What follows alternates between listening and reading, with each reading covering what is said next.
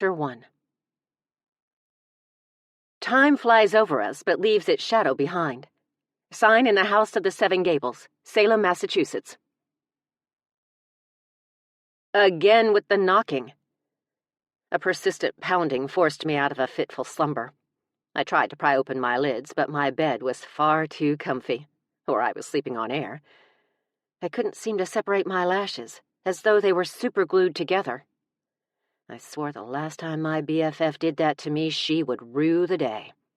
Clearly, Annette didn't rue it enough. After an eternity of struggles, I finally managed to create a narrow slit in one eye. I looked around, despite the lack of depth perception, only to find I really was sleeping on air. Hovering, actually, about a foot off a beautiful ebony four-poster bed. A soft white gown floated around me, along with a silky mass of long black hair. Thankfully, it was mine.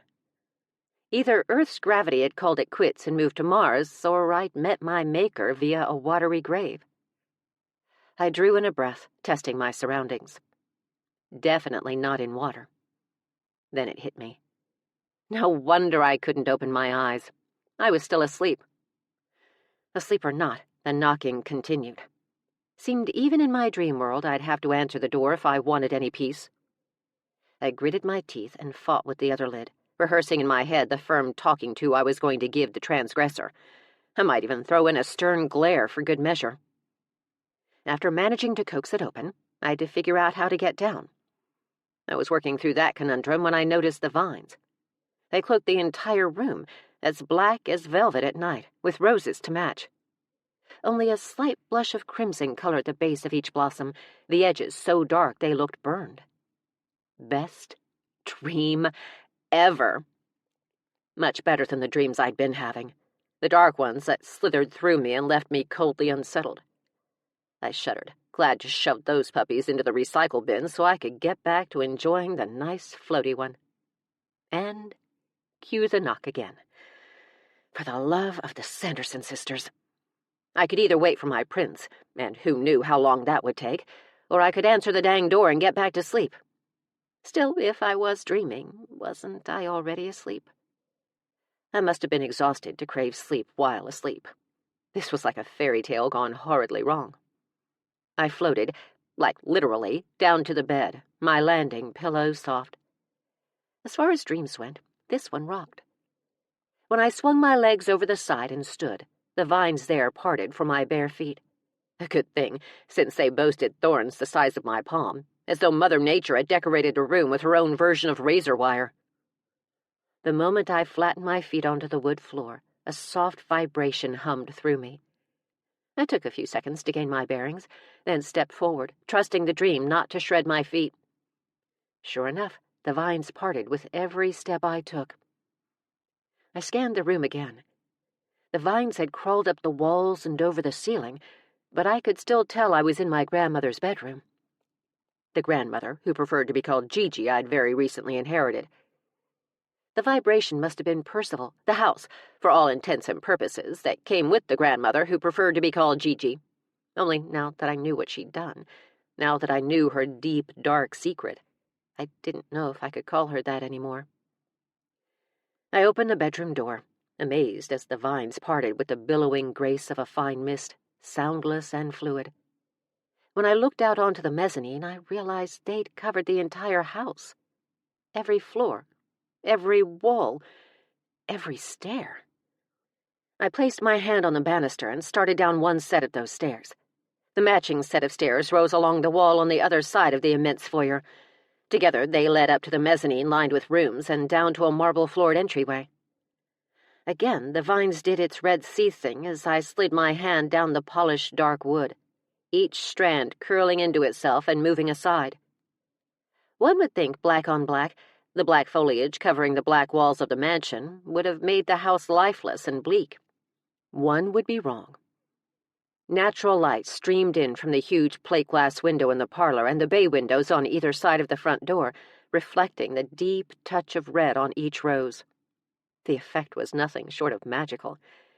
Then again, the house was named after the witch who had haunted it, my grandfather, Percival Good. It was a very magical place. I made it to the door just as the interloper intruding into my lush dream knocked for the umpteenth time. As I turned the knob and pulled, the vines withdrew from the door. I cracked open the heavy wooden portal.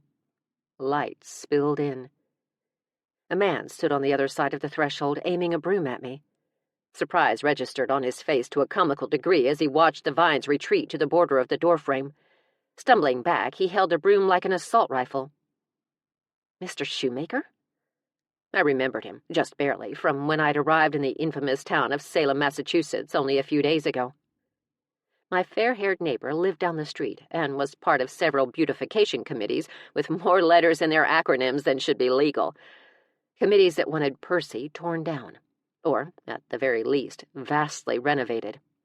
Miss Dayne? Mr. Shoemaker seemed shocked that I'd answered my own door. Had he been expecting a butler? 'Cause we didn't have one of those. And though I hadn't been in town long, I'd made it clear the last time he'd knocked on my door that I wasn't going anywhere. Call me Defiance. He straightened his shoulders, repositioned the broom at his side like an infantryman standing at attention with his rifle, and thrust out an envelope. I deflated. This again? For realsies? Defiance. He had to clear his throat like my name got stuck in it. This is a petition for you to vacate the premises immediately. On second thought, call me Miss Dayne. I took the envelope, but didn't bother opening it. I'd always had a sixth sense about people, and I didn't feel hatred for Mr. Shoemaker. I didn't feel dislike from him either. I felt concern, and definitely fear. The vines were a lot to take in, but at the moment I liked them, and I finally understood the broom. He'd been using it to get past the razor-tipped foliage so he could knock on the front door. Dreams were cray-cray. He pushed up his square-frame glasses with an index finger. Please, Miss Dayne, go back to Arizona. How did you know I was from Arizona? I'd only been here a few days, and it wasn't like we'd had tea and biscuits. What? He asked, stumped. That's not the point. It may not be the point, but it's definitely a point. I don't know what to tell you. He glanced around, his gaze landing on my vintage mint-green Volkswagen Beetle. My pride and joy. I looked at it like a loving parent. Your license plate. A proud grin widened across Mr. Shoemaker's boyish face. Yes, that's how. Arizona tags. Ah. He pointed to the papers in my hands. This is your final warning, Miss Dayne. Leave. Or else. Okay, then. I saluted with the envelope. Thanks for the heads up. No one wants else. It's so vague and open-ended. He jammed his free hand on his hip.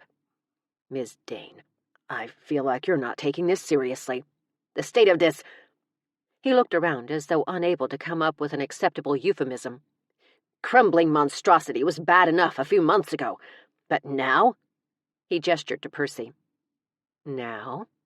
Well, look at it. I did. I leaned out and marveled at the black vines that had covered the entire house. It looked like a Victorian lover's paradise, which would explain my fascination. Wow. Wow, indeed. Something must be done. And that something is my eviction? Yes. He raised his chin a visible notch. I'm sorry, but if you aren't going to do anything about this eyesore, then the town of Salem will be forced to tear it down. Tear down Percy? I glared at him. Are you even human? Giggling like a maniacal serial killer, I slammed the door before he could answer, then glanced around at the subject of Mr. Shoemaker's worst nightmare. Don't you dare listen to him, Percy. You are stunning. He hummed beneath my feet again. Smiling, I turned to see 3 people standing behind me, all with mouths slightly open in shock, or awe. I preferred awe. Hey, guys. Annette, my spunky sidekick, blinked at me. Her mop of curly chestnut hair had seen better days, including the large lock that covered one teardrop of her turquoise cat-eye glasses. Next to her stood the tall glass of water known around these parts as Houston Metcalf, the city's chief of police, and the tasty love interest of my deceased grandmother. Not that she let her state of deadness interfere with their relationship. The fact that he was graying at the temples did nothing to distract from his sweltering good looks. But the piece de resistance was the stunning specimen of drop-dead male beauty next to the chief. Standing just as tall, Roane was lean, muscular, and right off the cover of Men's Health. His dark red hair, streaked with gold, brushed wide shoulders that tapered down to washboard abs. Not that I could see them now, but I had a fantastic memory when it came to all things Roane Wildes. A close-cropped beard, only a shade lighter than his hair, and tinted silvery gray framed his perfectly formed face. And then there was, of course, the kilt. As always, he wore a dark leather kilt and work boots like they'd been created just for him. I'd never been more grateful that this dream chose not to deviate from reality. Normally, my dreams would have had him wearing something ridiculous like polka-dot pajamas and bunny slippers. Not that he wouldn't still be spectacular, especially with all the ink. But I liked reality much, much better. I walked over to him and brushed my fingertips along his ribs, his thin t-shirt doing little to disguise the reflex of his stomach hardening under my touch. Now, this is my kind of dream. Dream. One corner of his seductively sculpted mouth rose. But I didn't know if he was questioning or confirming. Dream, I verified, just in case. Defiance, Annette said. She covered her mouth with both hands and said from behind them, "Oh my God, you're here. You're alive. You're awake." I am. I moved in for a quick hug, and she stiffened. Even in my dreams, she wasn't a hugger. I gave her a quickie, then pulled back and smiled up at the chief. "Hey, Chief." When I gave him a quick hug as well, he leaned into it, but didn't reciprocate. Odd. He was a total hugger. Daffodil. He seemed just as surprised as Annette to see me. Also odd. A warm smile softened his face. "Are you okay?" "Never better, Chief." Turning to Roane, I grabbed a handful of his t-shirt and pulled him toward the stairs. "Come with me, mister." Our hugging needed to be a little more private. Since I'm dreaming anyway, I may as well make it a wet one. The surprise on the chief's face was precious. The wicked grin on Roane's priceless. "Deaf?" Annette shifted her weight like she was suddenly uncomfortable. "We should probably talk." I turned to her. "Yeah, I don't think so." She wasn't about to ruin what came next. "See this man right here?" I leaned in and bopped Roane softly on his perfectly shaped nose. His grin widened and he shook his head. "This just happens to be the man of my dreams. And since I'm dreaming, there's simply no better time to have sex with him." I gave Roane a saucy once-over. We should hurry before I wake up. Talk about coitus interruptus. He disguised a laugh as a cough behind a very large closed fist. I almost drooled. I can't even imagine what those hands are capable of. He sobered and pulled his lower lip between teeth, eyes glistening with interest. "Defiance?" Annette stepped closer. "You don't understand. You're not dreaming." "No, you don't understand. Things like this don't happen in real life." I demonstrated by putting my hand on the banister. The vines parted soundlessly, their movements graceful and hypnotic. Therefore, this is a dream. I practically melted against Roane. Therefore, again, you and I are going all the way. Twice. I took his hand and led him up the stairs. Speaking over my shoulder, I elaborated, just in case he needed clarification. "We're getting it on." "Defiance?" That time Annette seemed more appalled than hesitant. The chief only chuckled. "We're taking a trip to Pound Town." "Stop," she begged. "We're burying the bone." "Oh my God, Def, please." "We're buttering the biscuit." "I'm not kidding. We're parking the Plymouth in the garage of love." I lifted his hand over my shoulder and led him up the thick wooden steps. I haven't had a cookie dipped in this cream in far too long. Then I turned and speared him with my best come hither. "Can you tie a knot in a cherry stem with your tongue?" "Wait!" Annette ran up the stairs. "Look." She pointed to the boots she wore, and, more specifically, to the vines crushed underneath them. "They don't move for anyone but you." "Because it's my dream, silly goose." I looked up at the landing above me. 2 gorgeous men stood there, insanely handsome despite the state of their unhinged jaws. "See? Even my dads are here. Now I know it's a dream. They wouldn't be caught dead in matching shirts." The eldest of my adoptive fathers frowned. "What's wrong with our shirts?" "Told you," Poppy said. I'd called him Poppy since I was a kid, even though, unlike the dad I called Dad, he didn't have an ounce of Latino in him. What could I say? I was a confused child. "It's a great color on me," Dad said, his soft accent soothing and welcome, "and I put mine on first." My dads were always perfectly groomed, and today was no exception.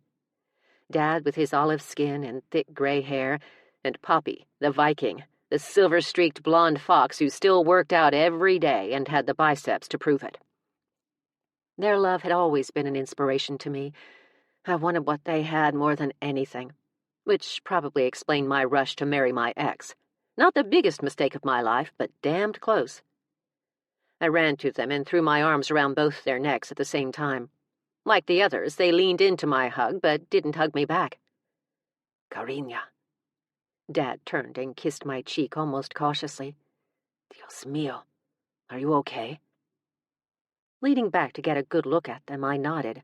"I'm so much more than okay." When did you wake up?" Poppy asked. "I haven't. Have you seen the vines?" He frowned. "I don't understand." "Exactly. This all feels so real." "Cariña." Dad's silver brows slid together. "I think we should talk." "Totally. But right now," I gestured to Roane, "I'm going to tear this man's clothes off. With my teeth. Then we'll do breakfast. How's that?" My younger and only slightly more fit Poppy cast a withering glare in Roane's direction. He held up his hands in surrender. "You know I wouldn't." "What?" I turned to him with a pout. "You won't dip your cookie in my cream?" Roane pinched the bridge of his nose, but there was a distinct smile behind his hand. Annette ran up to the landing, crunching the poor vines on her way. She started to put a hand on my arm, but stopped herself. "Dev, think about it. You live in a magic house haunted by your dead grandparents." A sickly kind of horror threatened to blossom in my chest. I tamped it down. "No way." "You don't get it. I was floating on air when I woke up. Floating. On air. My hair was swirling around me like a leviathan, and then there's the vine thing. They move when I move." I held out my hand and willed a vine into my palm. One rose off the banister and curled around my fingers, as soft as silk. "See?" Although I was starting to doubt the dream theory despite all the evidence supporting it. "Magic," she said, as though she was sorry she had to. But even she was impressed. I could tell. Her gaze held as much fascination as understanding. "Watch." She lifted a hand to my arm. A vine rose up and curled around it, tucking its tip underneath her hand. She jerked back and held her hand open for me to see. A line of blood plumped along her palm. I grabbed her hand. "What happened?" "He's protecting you. He's been protecting you this whole time."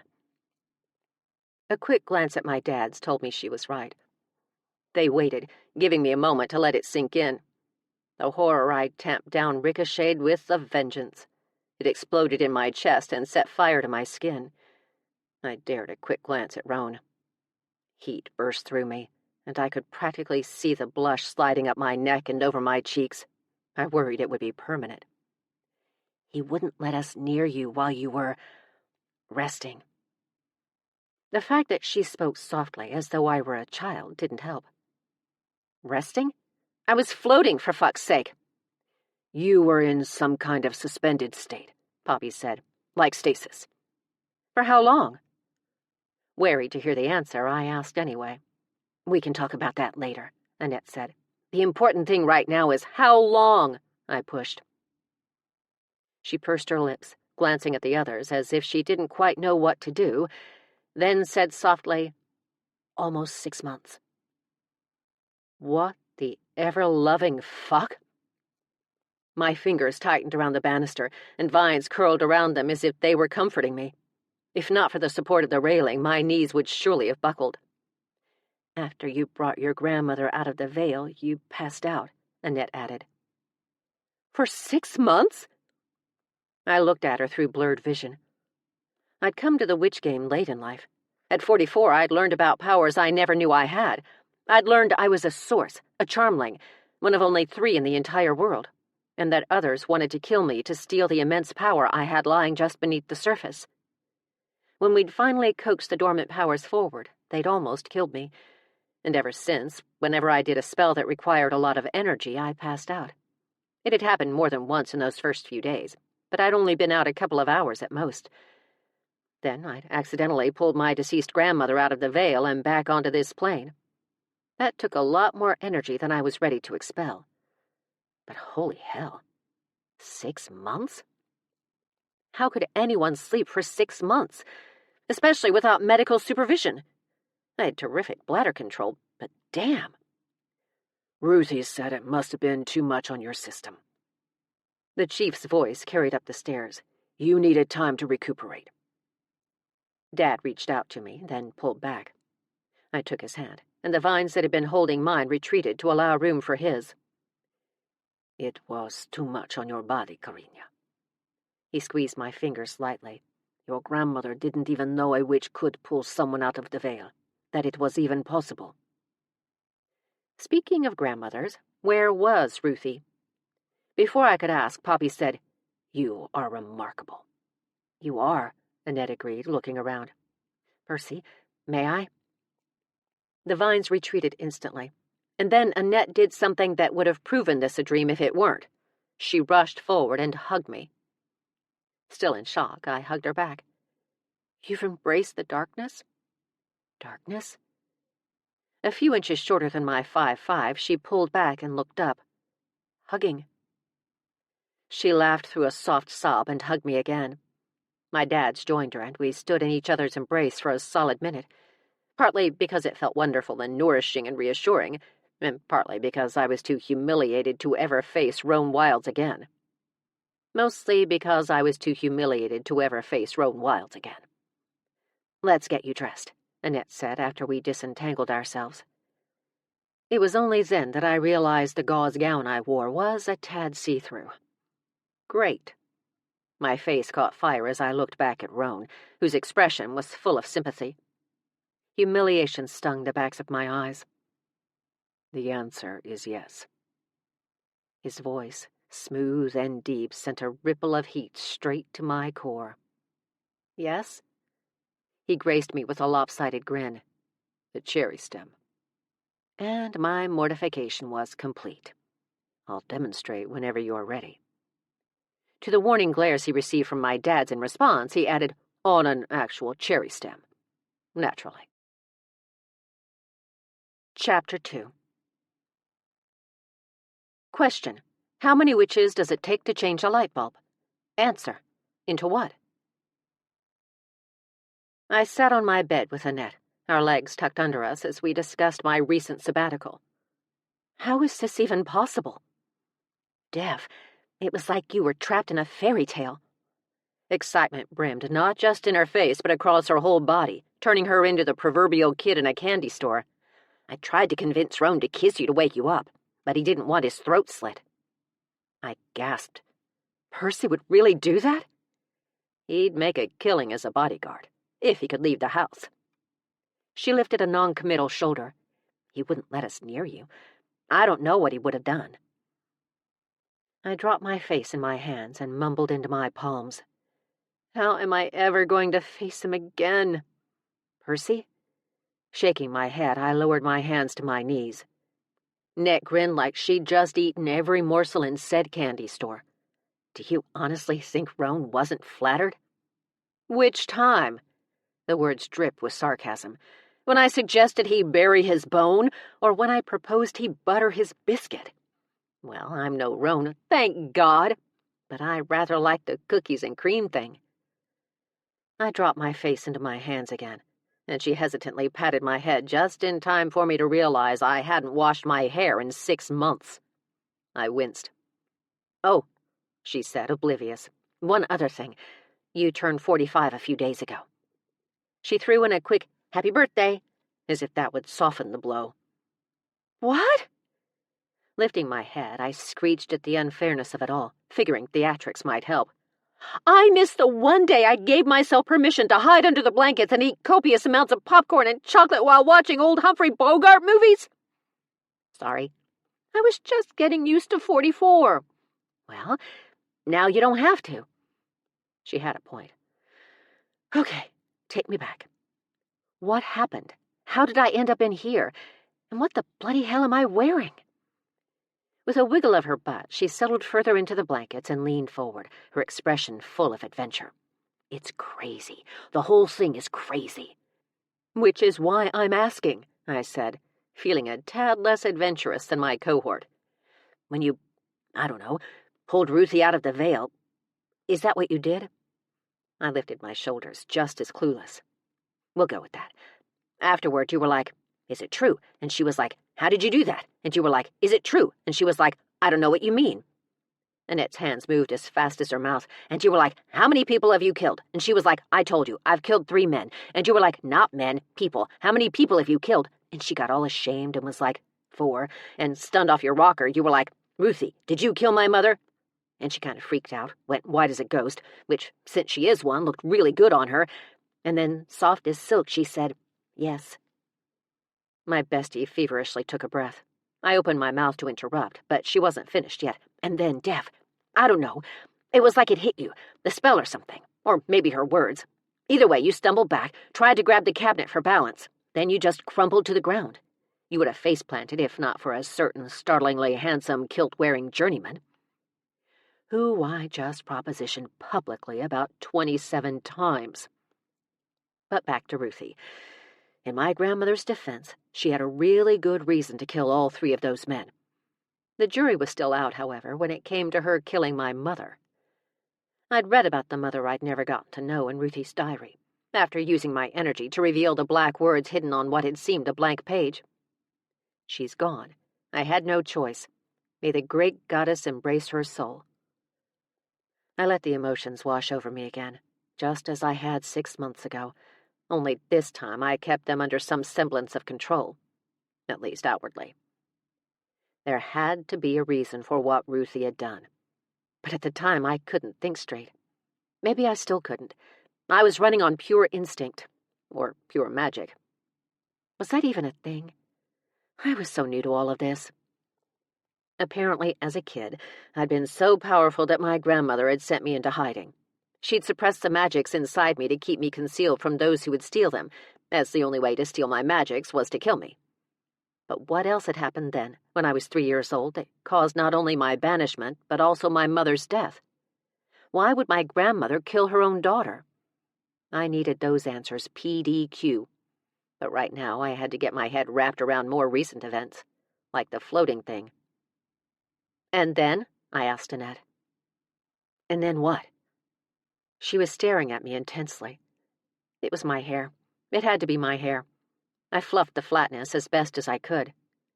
How did I get here? Into these clothes? Onto this bed in my room? Well, really, Ruthie's room. And where was she sleeping? "Oh, right." Annette snapped out of it. "At first we had Roane bring you upstairs." "Roane," I groaned. "Since the longest you'd been out up to that point was only a couple of hours, we just waited.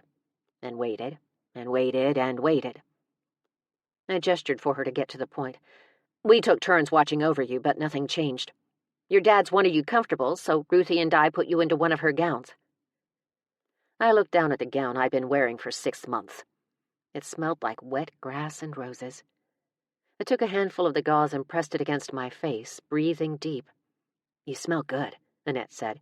"You do not want to know what I smell like when I haven't showered for 6 months." "And you'd know that how? Based purely on what I smell like when I don't shower for a day?" A smile tugged at my mouth, then gave up. "And the floating thing?" "Oh." She waved a dismissive hand. "That happened when your dads wanted to take you to the hospital. Ruthie argued that you weren't in a normal sleep, but a magical one, even though it was new for her, too. She reminded them that you were special, a Charmling, and that the rules simply didn't apply to you. But they were insistent. Did I know my dads, or did I know my dads? They were insistent. They came upstairs to gather you up, and there you were, floating a foot off the bed. And no one thought to summon a priest? Well, your head was on straight, and you weren't spewing pea soup. Small blessings. But that's not all. Of course not. It wasn't anything close to all. A sudden tightness gripped my chest. There were things I wanted to tell her, things I'd seen while I'd been sleeping, things that scared the shiitake right out of me. But I couldn't. I just couldn't. So I shoved them away. There were the vines. Percy wanted to protect you. I think he was mad at your dads for even considering taking you to a mundane hospital. Mundane? I asked. Et tu, Annette's? Hey, she lifted a shoulder. I embraced the life long before you did. I just don't have any magic in me like you do. I took her hand. That's where you're wrong. She squeezed. The roses were incredible. Every time someone tried to get near you, vines with thorns sprung up. She splayed her hands in the air to demonstrate.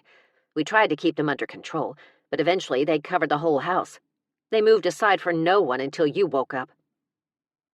I reached out, and a vine sprang from the side of the bed, curled over the bedspread, and wrapped around my fingers. Thanks for keeping me safe, Percy. The house hummed around us. That is the coolest thing I've ever seen.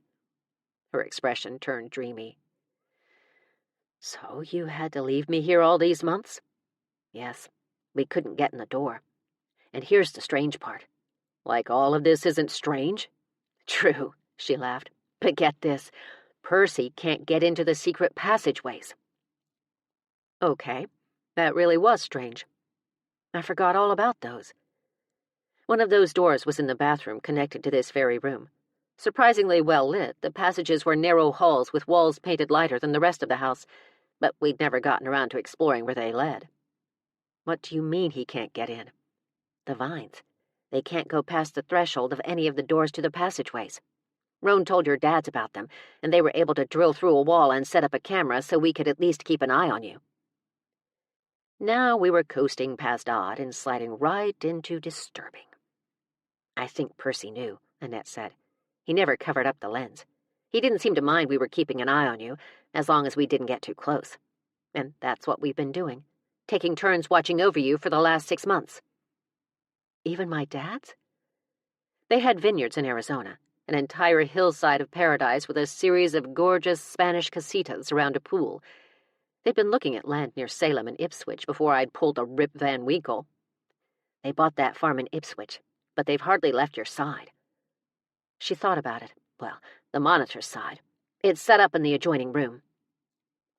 I left the bed and walked to one of the floor-to-ceiling windows that lined a wall of the massive bedroom. And here I thought my first few days in Salem were surreal. All of this is just so much. Too much. I couldn't seem to let go of the aftertaste those horrible dreams had left. It lingered like a foul breath that hung in stale air. Suspended animation? 1 star. Would not recommend. Annette came up behind me. I've had time to absorb it all. I've read a ton of stuff about the craft and the religion, and I've practiced every day. But I can't find a thing written about the Charmlings. They really are a well-kept secret, even in the witch world. Also, I don't mean to rush you, but we need to get this thing going. I turned to her. What thing? The biz. Our business. Our livelihood. Oh, and I've come up with the perfect name. Before I could stop her, because the biz wouldn't be happening, she grabbed a stack of index cards off the nightstand and resettled herself on the bed. After working to cross her legs like a pretzel, she shuffled like we were practicing for Vegas. Are you ready? Absolutely not. Wondering if she'd be able to unpretzel her legs when the time came, I set my hands on my hips. I'm not sure. How could I tell her about what was coming? What might be coming? Hell, who knew how real those dreams had been or what they'd meant? Certainly not me. Oblivious to the thoughts churning in my head, some psychic she was, she giggled. Imagine this on our business cards. She turned over a card. Bibbidi Bobbidi Sleuths was written in thick black Sharpie. No. I fought a grin because it did fit her to a T. Okay, no worries. There's more where that came from. I can hardly wait. She rummaged through the stack and held up another. Annette Investigations. Absolutely not. She pulled one from the middle. This is the one. I know it. She flipped it over. ESPI Investigations. I pinched the bridge of my nose. Get it? ESP and pi together? No? Okay, hold on. She searched the deck frantically, brought out another card and held it to her chest. Ready? I'm breathless with anticipation. She flipped it over. Charmed Investigations. No. No? Her grin fell away. No. But closer, I encouraged, fighting a grin. Wait, one more. Fanning out the deck across the bed, fingers dancing, she searched for just the right card. She plucked one up and held it to her chest again. Okay, I really like this one. But I'll understand if you don't, Annette. I was just warming you up with the others. She turned the card over and read slowly. Breadcrumbs, Inc. She waited. Let it sink in. What do you think? I thought it was perfect. A sad smile played across my lips as a garden of infinite possibilities blossomed inside me. Unfortunately, it would never happen. Yet I couldn't stop myself from admitting I kind of love it. I also couldn't stop disappointment from lacing my voice. But she didn't seem to pick up on it. I knew it! But why? Because it's catchy, and it's like we follow the trail of, no, why the business? Why now? Because, unlike you, I'm not a bazillionaire. I'd supposedly inherited a fortune from Ruthie. A lot of good it did me. Are you broke? Monetarily or emotionally? Annette asked. Alarmed, I walked back to the bed. I can give— No! She held up her hand. I would never just take money from you. I want to earn it. I want our business to work. And I don't want any handouts. Also, I wouldn't say no to a Brazilian. It's been like 6 months. Annette, you quit your job out of the blue and moved from Arizona to Massachusetts. You've done tons of research that will come in handy if we ever do open a business. If? You've helped watch over me for 6 months. My giving you money would be payment for services rendered, not charity. There can't be an if. There's nothing iffy about our futures. Annette, so when do we start? My pizzazz, your powers. My powers. The ones I wouldn't use. Not anymore. I turned back to the window. Outside, brilliant fall colors covered Salem in bright oranges and golds. Green was still the dominant hue, but it wouldn't be long before Salem looked afire. Daphne? Annette prompted. I had to be honest with her. Or make her believe I was being honest. She hadn't seen what I saw, felt the fear. She didn't know what was waiting for me in the dark, what could sense my powers every time I used them. Feeling bad, but not bad enough to share the truth, I sighed softly and turned to face her. There was only one way out of this. Annette, I don't know how to tell you this, but I lost my powers. Blinking at me in disbelief, she got off the bed. Well, tried anyway. For like 10 minutes. Groaning, she fought with her legs. When she finally uncrossed them, she glared at me. Why did you let me sit like that? Then she scooted across the mattress. But it was a really soft mattress and a really tall bed. In the end, she had to roll to the edge and throw her legs over the side. After a short adjustment period, she slid off the bed and straightened with another groan, using the bedpost for support. I could have showered by now. Defiance, are you serious? Taking on her best mom stance, she faced me down. Your powers are gone? I nodded. You just lost them? I nodded again. The guilt over the lie caused a tiny stabbing pain in my heart. No. She shook her head in denial. Nope, that can't be. You can't just lose your powers. You're a Charmling. In order for you to lose your powers, you'd have to die. That's what Ruthie said. So there's just no way. She started pacing. Percy matched her rhythm, parting the vines for her the way he had for me. I crossed my arms over my chest. Is there another reason you want to get this business going that you're not telling me about? No. Pausing halfway between the bed and the dresser, she lied through her teeth. Not at all. Other than trying to get you back in the saddle after your stake, hey? Or is it back on the horse?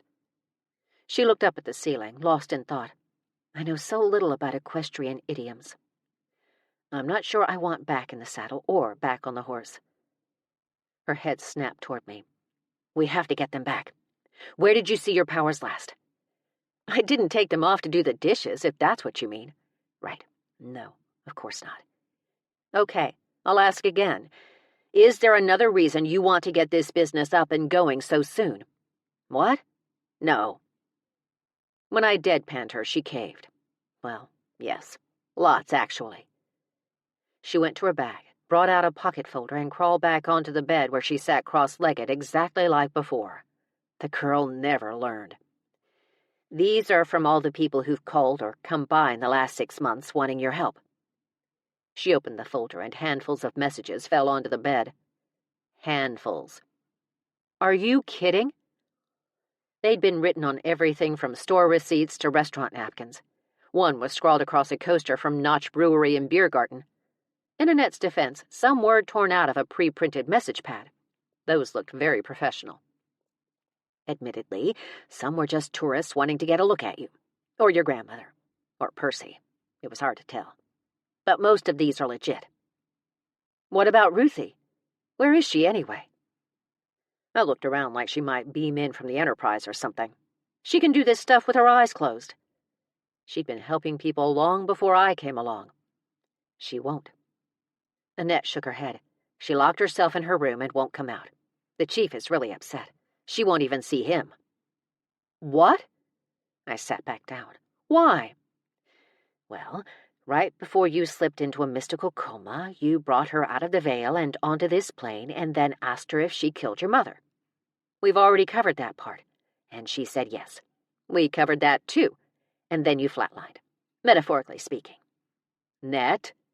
I think it took a toll on her. I think... She bit her bottom lip. I think she's heartbroken. She hedged a bit. She could use a friend.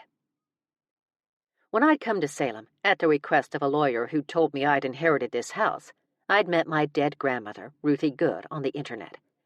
She'd somehow managed to communicate from beyond through Wi-Fi. She'd helped me get my powers up and running so I could use them to create a kind of shield around myself for protection.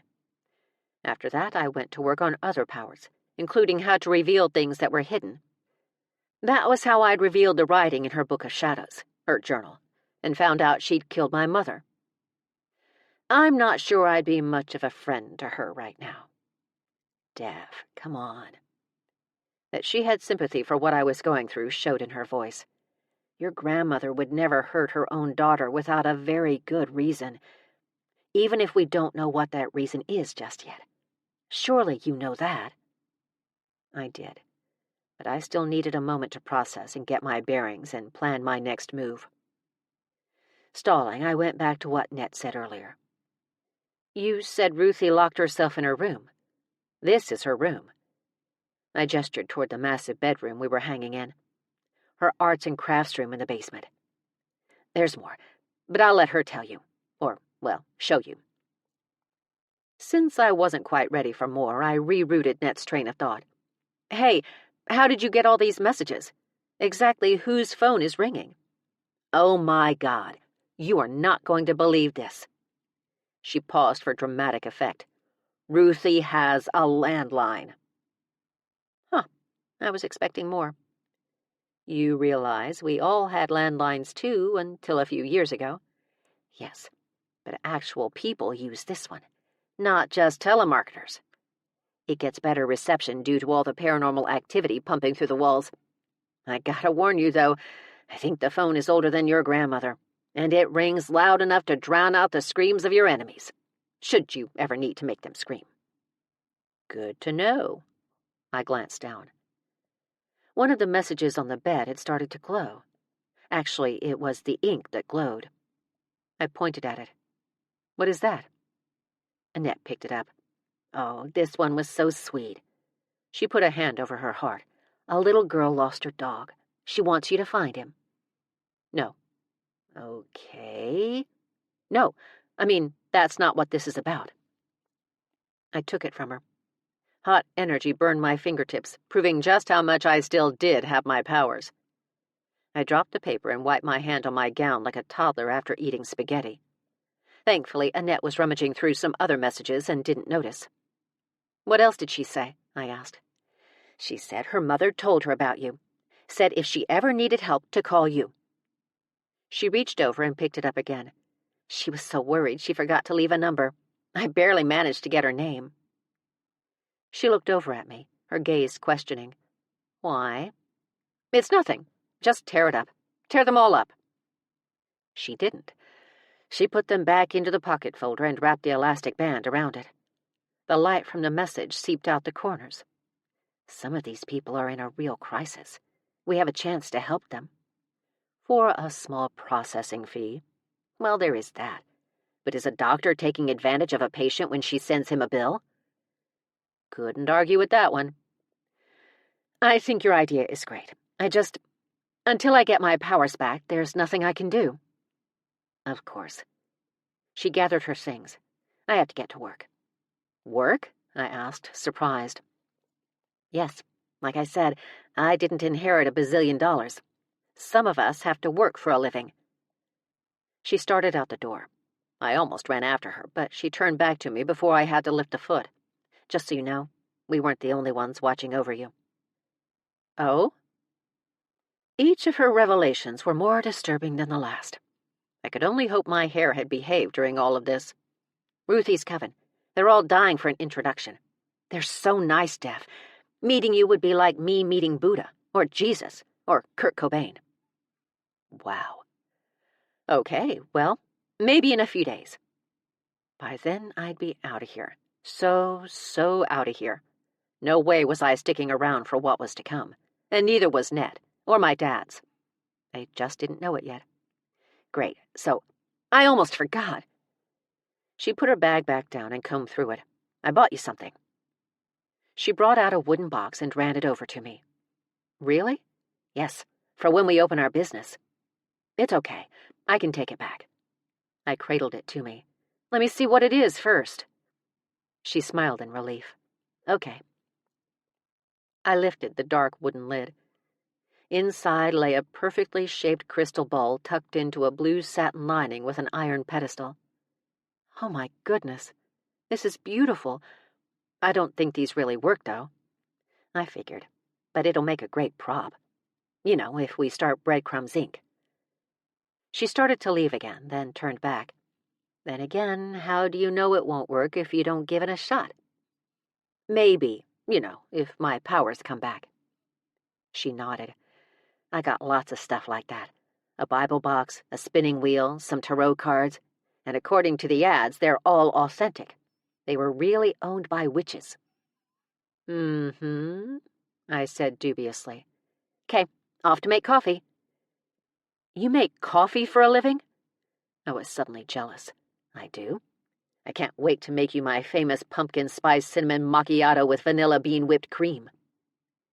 A dam burst in my mouth at the thought. Hey, before you go, what did you tell Kyle about me being unavailable for so long? My ex was a weasel. The marriage had lasted 5 years. The scars threatened to stay forever. No telling what he'd do if he found out I'd been a goner for 6 months. He and his mother had tried to snatch Percy from me after they'd already stolen everything else in the divorce. Stupid me for letting Kyle put everything, including my restaurant, in her name. Please. Annette wrinkled her nose. Why would I tell him anything? I was just worried he'd snoop around, maybe wonder where I was. Panic over losing Percy welled up and overflowed. I wouldn't stress about that. I think he and your monster-in-law, ex-monster-in-law, thank God, right. I think they got the message loud and clear when the chief ran them out of town the first time. Satisfied that she'd calmed my concern, or maybe she was just late for my dream job, she took off. On my way to the bathroom to clean up, I took the scenic route through the kitchen and did a drive-by past the coffee maker for a scalding cup of brew that definitely wasn't a pumpkin spice cinnamon macchiato with vanilla bean whipped cream. Then I ran upstairs before anyone, and by anyone I pretty much meant Roane, could see me. There was nothing like a hot shower and a cup of coffee after a 6-month nap. Feeling much refreshed with cleaner hair, I took the stairs to the basement and stopped in a small foyer-like area at the bottom. I had my choice of 3 closed doors, one on each wall. It was like the game Cups, except I knew what was underneath 2 of them already. The one on the right led to Roane's immaculate apartment. The one on the left led to Ruthie's arts and crafts room, though I hadn't known she'd called it that until now. And her kinds of arts and crafts involved anything but construction paper and glue sticks. Though the more I thought about it, witchcraft was more of an art than a science. The door in front of me had been locked the last time I'd visited the dungeons. I had no idea what lay in wait behind it. I tested the antique lever handle again. Still locked. I felt a presence behind the door. Though I recognized it, its scent and texture, I couldn't tell if it was friendly or malevolent, so I decided to leave it alone for now. While I did need to apologize to the hottie next door, facing my murderous grandmother seemed like the more appealing option. Turning left, I stood in front of the portal to her humble abode. Could she even answer the door, with her being dead and all? And more important, did I want her to? It took some heavy lifting, a little Lamaze breathing, and a lot of repressing, but I finally raised my hand and knocked. Chapter 3. Not to brag or anything, but I got the high score on my scale today. True fact. Ruthie did answer the door, and she stood there as beautiful and ethereal as ever. Judging by her expression, she was only a little surprised to see me. "Defiance," she said, her voice hesitant. "You woke up." "That's the story." "They told me, of course, but I wasn't sure you'd want to see me." She read me like a tabloid. Could this be any more awkward? What did one say to the woman who had killed her mother? "Hey, Gigi, how's it hanging? Want to grab a latte?" Although a latte sounded fab at the moment, with extra whip. Damn Annette and her new job. Ruthie touched her hair, a silver bob perfectly coiffed that didn't quite reach her shoulders. That and her general disposition were the same as when I'd pulled her from the veil. But her dress was different. It wasn't the cream-colored one she'd been wearing the whole time she'd been stuck in my laptop. This dress was more like the gown I'd woken up in. Layers of soft ivory gauze with lettuce edges gave her a shabby chic appearance any witch would be proud of. Even wrapped in faux tattered clothes, she had the bearing and grace of royalty. Then again, it could have been the soft luminescence that encompassed her. After opening the door farther, she waved me inside and stepped back almost nervously, as if she expected me to decline the invitation. Part of me wanted to. The other part walked in. A huge variety of dried flowers and herbs hung from a low ceiling. Vintage jars of every shape and size sat atop dozens of shelves that lined the walls. But the thing that drew me in the most, that had drawn me in the first time I'd seen the room, was the lighting. Gas lamps hung every few feet, burning with a soft hiss that was hardly audible unless you listened for it specifically. "I've been doing research." Ruthie walked over to a table scattered with books. She moved a cup of tea to the side and thumbed through one of the many ancient texts, contacting friends from all over. "We've held circles and cast spells of protection and summoned your sisters." Her hand shook. "I knew you'd be okay. I knew it." She drew in a deep breath and turned away, hiding her face. The cavity around my heart tightened. Not wanting to deal with that just yet, I stared at her for another reason. "You're solid," I said in confusion. She was definitely solid. Flesh and blood and those little capillary things. "But you kind of glow." The glow was soft, ethereal, almost angelic, but just barely there. Not enough so anyone would notice outright. She whirled back to me, her ivory dress floating around her. "I knew you'd be powerful, Defiance. but I had no idea you'd be capable of something like this." She looked down, gesturing to herself. "You brought me out of the veil." "Yes, but you're solid," I repeated. A sad smile spread across her face. "As the day I died." She held out her hand to show me. I pretended not to see it and stepped to her potter's bench to examine a bottle of seeds. An adorable brown mouse peeked out from behind it. Surprise wrenched a yelp from my throat. Retreating, I bumped into one of her shelves. Glass jars wobbled and clinked together in a crystalline chime before settling back down. Annoyed with myself, I clenched my teeth. I needed to get a grip, to focus. I was here for a reason, and it was not to kiss and make up with my formerly dead, and maybe still dead, but solid grandmother. A single vine slid up the shelves beside me and eased into my palm. The calm that followed was both welcome and reassuring. Ruthie's expression morphed from dejection to irritation. She entered a stare-down with the vine. "I'm only letting you stay for our granddaughter, Percy." Then she broke her glare and glanced up at me. "He's not normally allowed in my arts and crafts room." Her ire didn't last long. Wrapped in a silver glow that matched her hair, translucent and luminous, Ruthie smiled at me. "You did this, Defiance. Never in all of my years on this earth have I even heard of someone being lifted out of the afterlife. It's a miracle." She spun in a circle like a princess whirling around a dance floor. I smiled despite myself. She was delightful. For a mass murderer. "You did this," she repeated. "Yes, and then I fell asleep for 6 months. Some witch I turned out to be." "No." She started forward, but held herself back. "It's only because it's all so new, sweetheart." "I did stuff as a kid and was fine. Look at Roane." I'd been asked to find a missing boy, who turned out to be Roane. Kind of. The real boy had already been killed by his father and buried, so when I'd sent out my magics to find him, I'd accidentally transformed a trapped and injured wolf pup into the boy.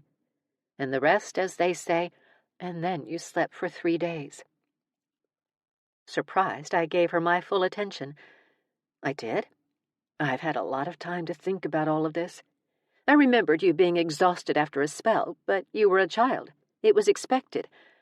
Then I remembered on 3 separate occasions, after particularly taxing spells, you fell asleep for days. Days is a lot shorter than months. How was I stronger as a kid than I am as an adult? That's not the case at all." She sat on a stool at the table and opened another book. "For one thing, your magics are even more powerful now. You should have grown with them, into them, not have them thrust upon you out of the blue.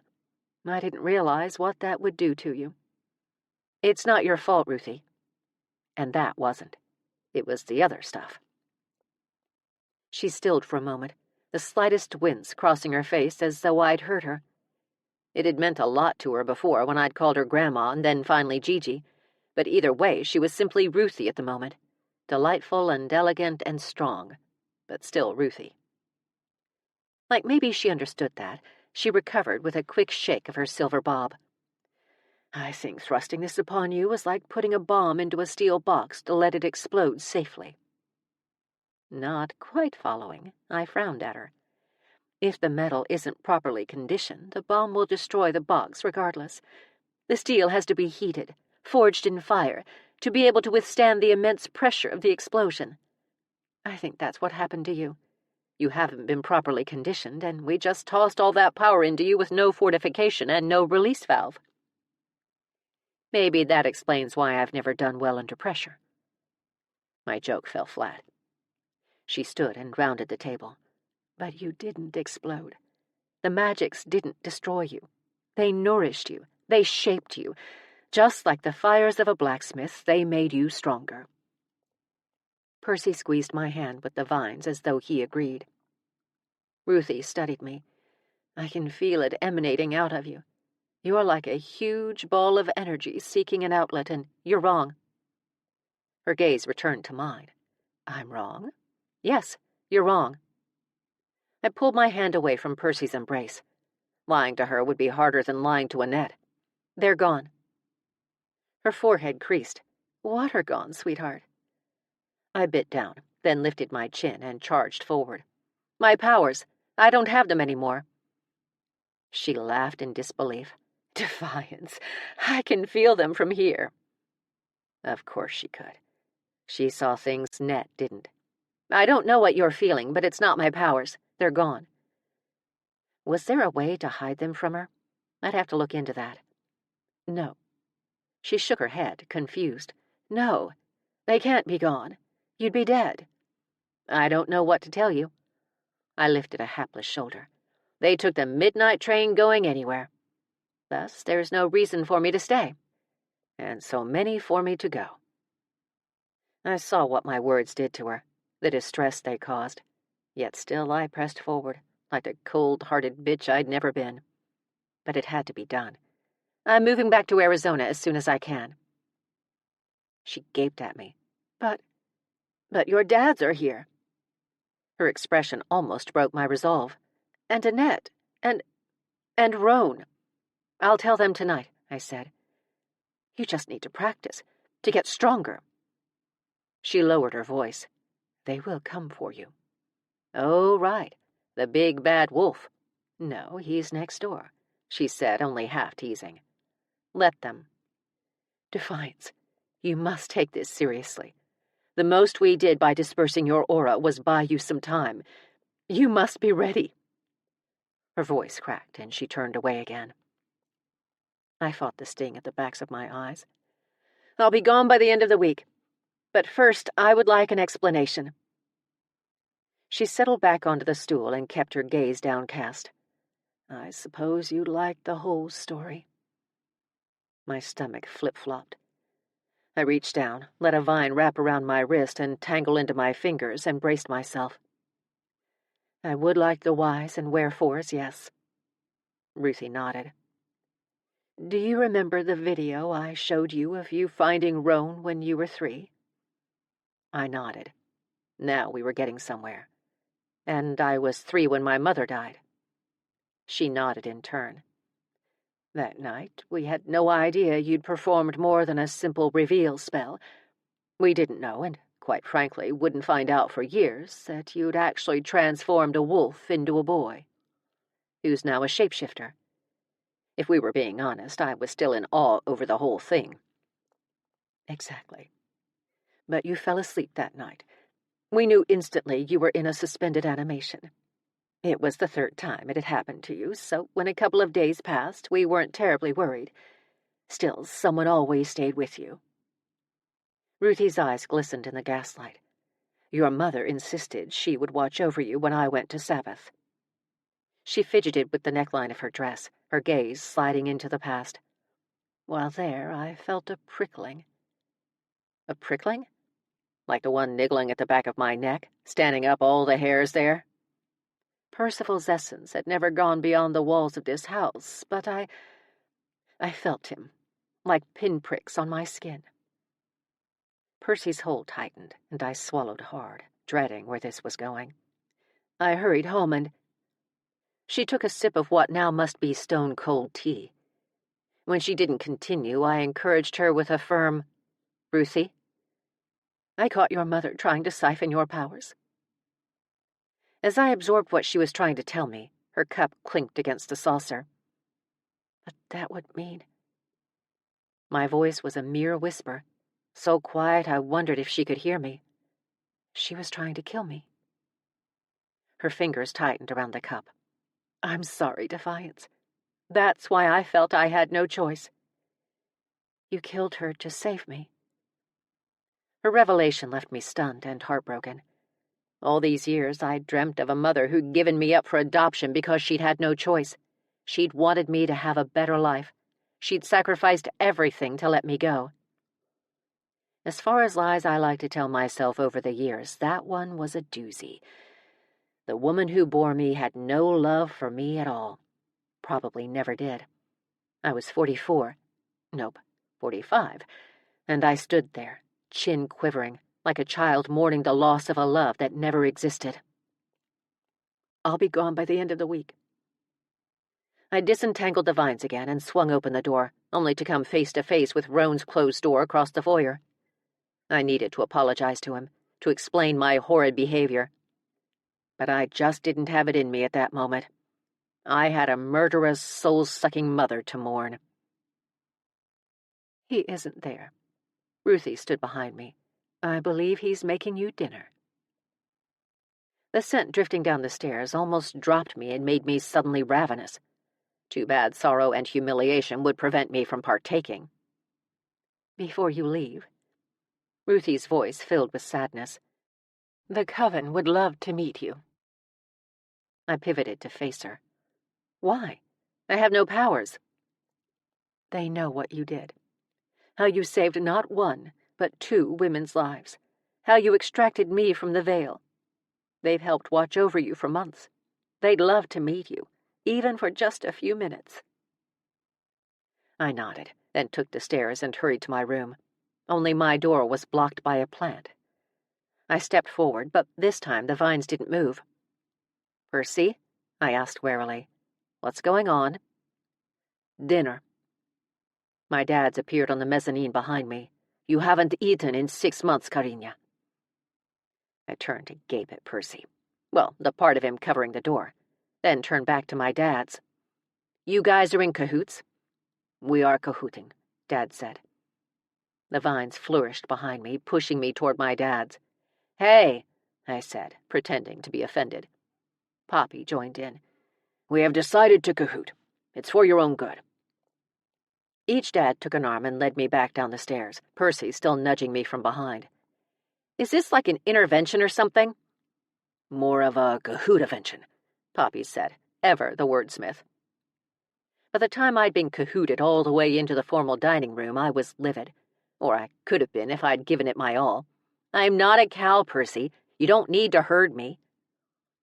He backed off at last while Dad pulled out a chair for me, waiting behind it, his expression insistent. I sat, and he smiled. The scent of whatever Roane had been cooking reminded me of every meal I'd missed over the last 6 months. I could only hope no one noticed the drool. I focused on the spread, recognizing Dad's handiwork in the carnitas, and Poppy's baking with the homemade Hawaiian rolls and the pineapple upside-down cake he knew I loved. Even Annette had pitched in with her turkey and green chili pinwheels. There was no order to the meal. It was a hodgepodge of all my favorite foods, including macaroni and cheese, lobster bisque, and shepherd's pie. This looks amazing. I grabbed a plate. Who made the shepherd's pie? I did. A smooth, deep voice drifted toward me. I didn't want to look, but his voice had the power of a giant magnet that picked up old cars, and it pulled me in like I was a wrecked Malibu in dire need of an oil change and some minor body repair. Holding a drink loosely in his hand, he took a seat at one end of the table, leaning back in his chair with an elbow on an elaborately carved arm. My insides melted. Then I remembered the accosting I'd given him, and my cheeks melted too. It looks delicious. I decided to feign amnesia. He decided to give me a simmering once-over with a side of hot flash. I sat at the opposite end of the table, facing the wolf head-on. Annette and the chief joined my dad's, sinking into chairs they'd obviously claimed a while ago. The only one missing was Ruthie. The world had changed so much while I was out. It was like they'd become a family, and I was the awkward cousin who'd come to visit. Platters of food were passed around, and I took a little of everything. Not to be nice, but because it all looked so good, and there was something voracious about breaking a 6-month fast. Halfway through the meal, my grandmother was still a no-show. What about Ruthie? The chief dropped his gaze. She won't come up. Because she doesn't eat? Maybe she didn't. Although she had been drinking tea. We really aren't sure, Annette answered. All we know for certain, Poppy chimed in, is that she can't leave the house. What do you mean? That was a tad alarming. She's stuck here too? Like Percy? He nodded. As far as we know. Well, that sucks. I pointed my fork at Annette. I thought you were supposed to be at work. I got fired. Again. Poppy wiped his face with a napkin and poured himself some water from the pitcher in the middle of the table. It's the tourists. They're rude. They get in my face, I'm getting in theirs. She added some flavor to that last part with a mediocre Godfather impersonation. Poppy laughed. You realize we're only one step up from being tourists ourselves. We are worse, Dad said. We've seized the land and taken up arms. We are interlopers, trespassers, invaders. Have you been studying that thesaurus again? I grinned at him. Quick, what's the opposite of a carpetbagger? Scalawag, he shot back. It was a good word. I'd have to remember to use it later. I took turns eating small bites of all the different food I'd crammed onto my plate while everyone else talked and laughed. Watching them interact warmed me to my toes. Roane, quiet as always, kept his gaze focused in my direction. It was both unsettling and exhilarating. Several things needed to be said, but I didn't dare apologize in front of everyone. I'd embarrassed him, and me, enough for one day. Maybe for tomorrow's daily dose of humiliation I could talk about the female reproductive system, or hunt down some pics of wolf pups and pass them around as Roane's baby pics. Do the job right. Under the table, something brushed my ankle, curling around it as soft as a cat's tail. It wasn't ink. He'd jumped into Roane's lap, and Roane was making him a small plate, holding it while the ragged beast joined us in the festivities. Smiling at the cat's loud purr, that I heard all the way across the table, I looked down at my ankle to see Percy's vines. Percy had scaled back the vines dramatically. For the most part, they were no longer on the floors or the walls. They'd latticed up the corners and along the black lacquered crown molding to create a gorgeous frame. The roses seemed a deeper red now, but they were still framed in a dusky black, every petal a work of art. A stunning Murano chandelier made from black hand-blown glass, that probably took a huge chunk of what would have become my inheritance, hung low over the table. It twirled and corkscrewed, forming the general shape of a spiky teardrop. The decor, all heavy wood, thick and black, finished the room with a morbid kind of elegance. Ruthie was nothing if not avant-garde. After swallowing yet another spoonful of a lobster bisque I wanted to get drunk on, I looked at the vine gliding across the table. Rather than dropping the bomb that I was leaving, I picked a safer subject. Why can't Percy go into the secret passageways? Since the only person in the room who might have an answer sat directly across from me, I glanced at him. You'd have to ask him. Evasive as ever, Roane stroked Ink's patchwork fur, but kept his gaze locked on me. The fact that he didn't mind an animal at the table made me worship him all the more. Then again, he was an animal. It would have been rather bigoted of him to banish the furball. Percy doesn't talk much, I countered, so I thought you might know. The vine brushed the back of my hand lovingly. The house was built in the early 1800s.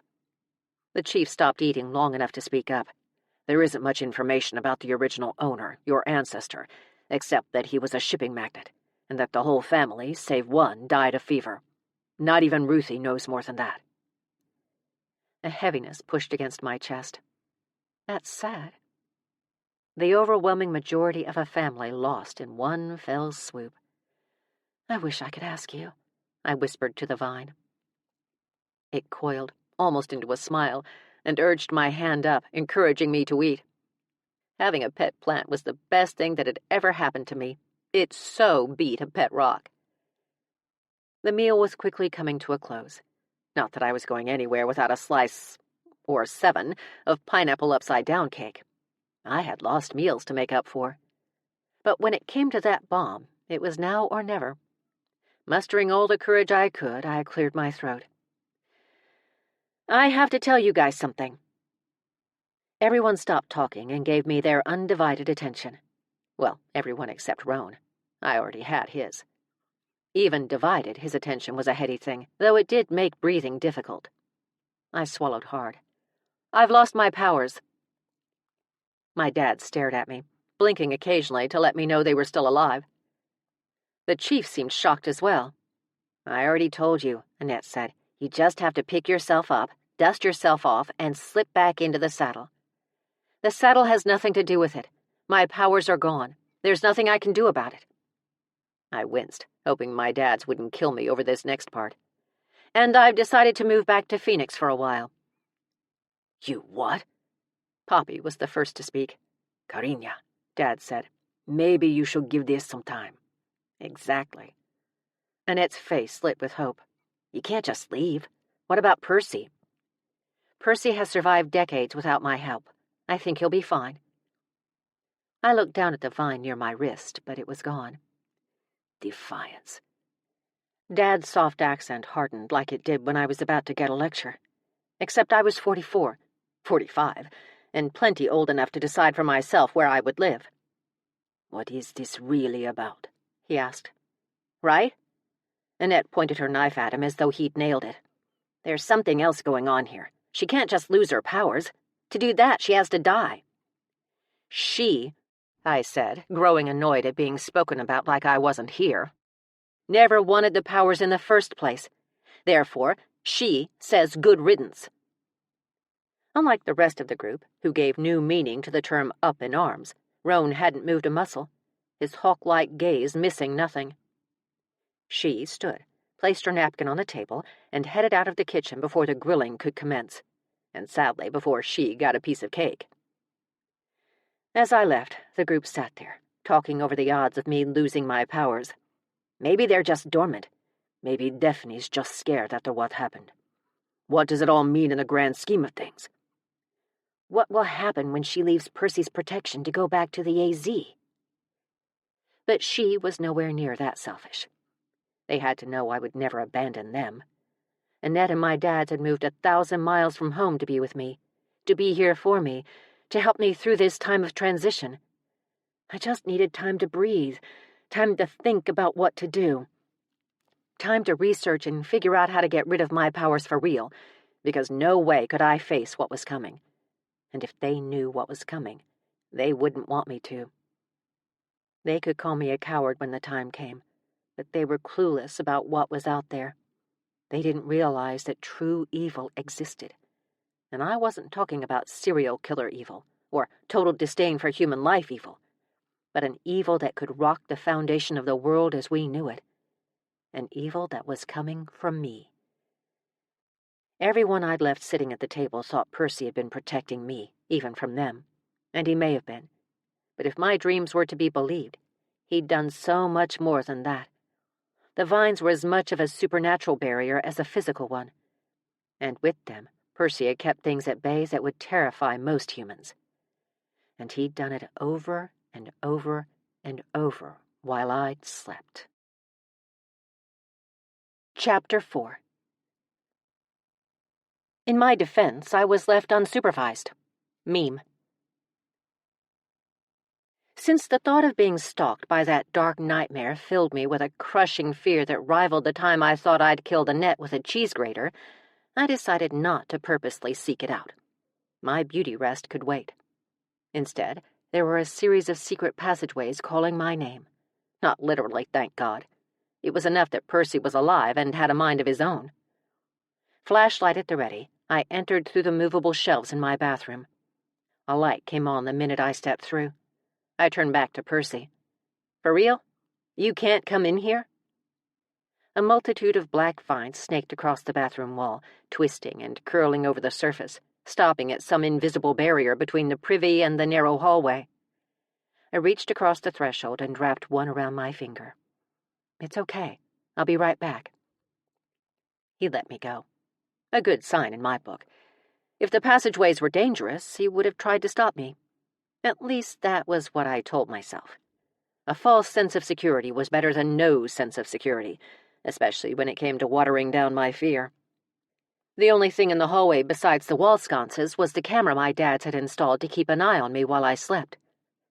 The walls were lined with whitewashed shiplap that smelled of sea and salt and brine, making me wonder if the wood really came from a boat. The maze behind the wall seemed to access every room in the house. One set of narrow stairs traveled over rooms and halls to get to the next. Trailing up and down throughout the entire manor, some walkways were no more than 4 feet high. One even took me all the way to the basement, or at least I thought I was in the basement.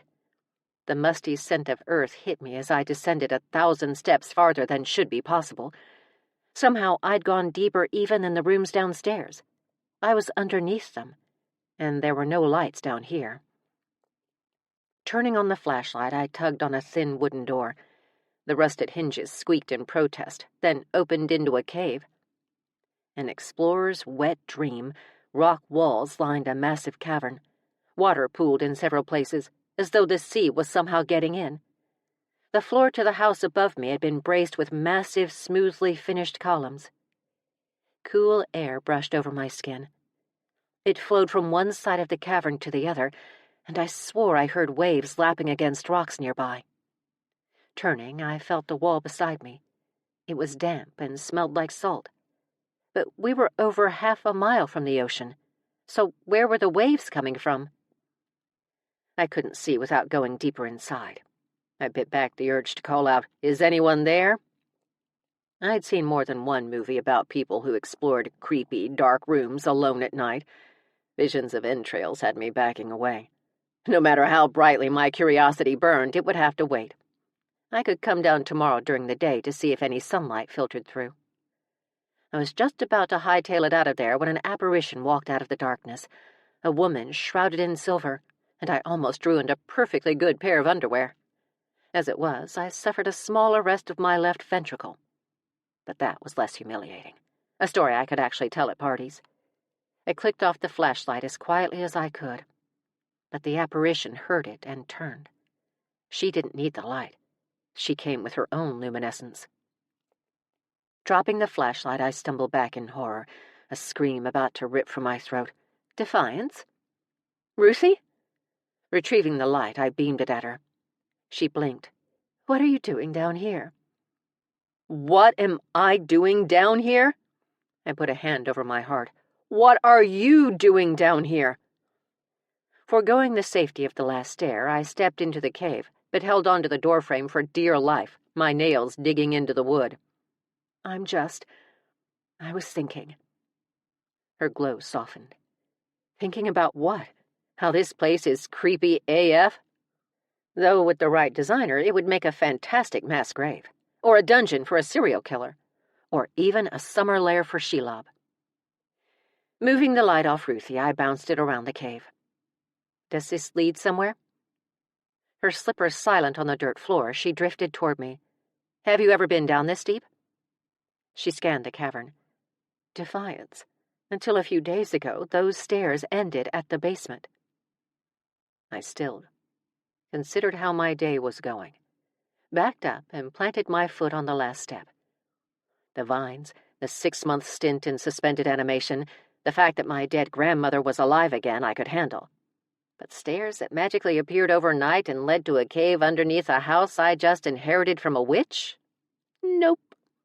"This was not here," she continued, oblivious to my mental breakdown that would be talked about for generations to come, at least not that I know of. I backed up another step. It creaked beneath my foot. "I think it leads all the way to the waterfront. Do you hear the waves?" And one more for good measure. Like Ruthie had suddenly caught some of the fear I'd been projecting, she turned toward me. "Defiance, yes. Go back upstairs. Hurry." She did not have to tell me twice. I turned and flew up the stairs, stumbling and scraping my shins more than once until I got to the very top. Only then did I realize I was lost. And dying. I hadn't done cardio in months, and that was before my sabbatical snooze. My breath wheezed in and out as I tried several of the doors, pushing as hard as I could to get in. None of them would open. Probably a good thing. Knowing someone could sneak into my room at night was disturbing as Dante's hell. At the end of a very long hall, I came to yet another set of stairs that led up, but I was already on the top floor. The second floor was as high as Percy went. So where did these stairs lead? I reconstructed Percy from memory. The main section was round, with 6 black gables that formed a circle. The front door and the bay windows on either side faced the street. Another section, square but just as stunning, was attached on the right, shorter when one considered the gables. Did Percy have an attic above to even out the dungeon below? I turned on my flashlight and took the stairs slowly, because of that cardio thing, as the steps shrunk and narrowed more than the rest. They groaned and squeaked under my weight, ripping up my self-esteem and handing it back in the form of one huge-ass complex. 20 stairs later, I emerged inside a round, windowless room with the same salty shiplap and wood floor. Gazing up, I turned full circle. A high, pointed ceiling topped the room, which coned down to meet 6 doors. They were evenly spaced, creating a perfect ring around the common area. The distressed wood had seen better days, and the floor creaked when I walked across it, but it was solid like the rest of Percy. The doors were rather small, as though meant for a child. I tried each one of the vintage doorknobs, all of them locked. The keyholes proved it would take a skeleton key to open them, which I did not have. "I feel like Alice in Wonderland," I said to absolutely no one. I tried again, this time using a different technique. After checking over my shoulder to make sure no one was looking, I lifted a hand and drew a symbol on the door closest to me. Light burst out of the lines I'd drawn, radiating bright and hot. Pressing my hand to the door, I pushed that light past it and into the room and scanned the area with a searching energy. At first, all it found was a vast nothingness, far too vast to simply be a room. Then something scratched my energy, scratched me. I pulled the energy back, but the thing's claws sank in. It buried its teeth and wouldn't let go. My eyes flew open as I tried to pry my hand off the door. It wouldn't let me. Keeping me glued to the spot, it catapulted toward me. A darkness, cold and angry. I felt it rocket through space like a cannon. I struggled to free my hand, and it let go without warning a microsecond before it slammed into the door. I stumbled back, tripping on my own feet, and covered my face with my arms, expecting to be blasted with shards of splintered wood. But the only thing that fell on me was dust from the rafters above.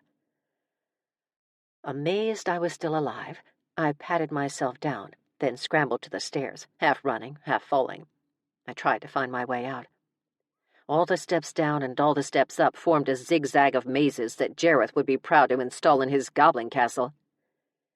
After a short eternity, where I got lost several more times — honestly, the house wasn't that big — I emerged from a panel strategically placed behind a potted plant on the mezzanine. My room was only a few doors down. But if my calculations were correct, this 2-story house, or 3 if one counted the attic, was actually 30 stories high and 1,000,000 feet deep. God, I was bad at math. Next time I'd bring Annette. Still, either this house sat directly on top of a hellmouth or my ancestors were into way more than just shipping. Chest heaving, mostly because of the cardio thing, I closed the panel and pressed against the wall. Having Percy around calmed my nerves. I drew in several deep breaths, wondering how no one was awake, how no one had heard the crash of the house almost falling down around us, how that small door stayed on its hinges. A clock clicking downstairs was the only sound coming from the belly of the beast, also known as the first floor. I crept down the stairs, careful not to awaken anything that might be lurking in the dark, and headed for the kitchen. A place of nourishment and respite. A place where both friends and memories were made. A place where pineapple upside-down cake lived, waiting in the shadows, beckoning me closer. I needed sustenance. And sugar. Mostly sugar. And I deserved it, damn it. I was living in some bizarre interdimensional hellhole. No offense to Percy. And cake would help. Cake always helped. With hands still shaking from the evening's events, I felt around until I found the light above the industrial stove and turned it on, ready to begin a new quest that did not involve hidden passageways or secret dungeons or creepy rooms that linked directly to the 7th circle of hell. If I were a pineapple upside-down cake, it's over here. I jumped 12.2 feet into the air and whirled around with a hand over my heart to find a Highlander sitting on the counter like he'd been raised in the wild. Then again, he had. He held a fork and a small plate and was taking bites out of a piece of the very cake that had been calling to me. In between said bites, a grin as sinful as my deepest desires lifted one corner of his exquisite mouth. Obviously, we'd had the same idea. With zero confirmation, he reached around, took another dessert plate out of the cabinet, and held it out to me. I walked forward and took it. He cut me a piece of cake, lifting it carefully onto my plate. "Maybe I'm here for the carnitas," I said. "The way you were making love to this cake with your eyes? I don't think so." Heat infused my face. Why was I constantly going red around him? Thankfully, the room was still dark enough to cover for me, even with the stove light on. Unless... Can you see in the dark? He could come in handy. He grinned, worried. No, maybe. A little. I put the plate down and hopped onto the counter, not an easy feat, putting the cake pan between us. Did you know this house lives on top of a cave? No, but that explains a lot. And there are 6 doors at the top of the stairs and the secret passageways. Yeah, I tried opening them. They won't budge. It's a good thing. I think they lead to hell or something. Or at the very least, one of its outer offices. This house is getting more disturbing by the minute. The countertop quaked beneath me. Sorry, Percy. I didn't mean it that way. I decided to shut up and eat my cake. It melted in my mouth. No matter how much I despised the word, moist was the best way to describe it. And rich and delicious. I may have moaned. Roane laughed softly and handed me a cup of coffee he poured from the pot sitting on his other side. I swallowed, the bitter taste blending with the sweetness from the cake, almost orgasmic. I took another drink, then said, "And you didn't answer my first question." "I can't be certain, but I do think I see better in the dark than humans." "Okay, that's the coolest thing I've heard all day." "The coolest thing I've heard was that you woke up." I thwarted an exhilarated grin by taking another bite. "I'm sorry," I said, my mouth half full. He stopped and looked over at me. "For what?" "Making everyone worry." "Yeah, because that was your fault." "You know what I mean." He hopped off the counter and put his plate in the sink. "Since we're both very aware you did not lose your powers, what's up with that?" "Are you calling me a liar?" I asked, pretending to be appalled, right before I shoveled in another bite. He put the plastic cover on the cake and turned to me. Big, fat, and bald-faced. Coming from any other man, I would have taken that as an insult. But Roane could have mistaken me for E.T., and I still would have ovulated. He studied me, his gaze full of challenge. And humor. Mostly humor. A warmth spread low in my abdomen. That last spell must have been too much for my system, I shrugged. The powers just vanished. In all honesty, I had no idea what lying about my powers was going to accomplish.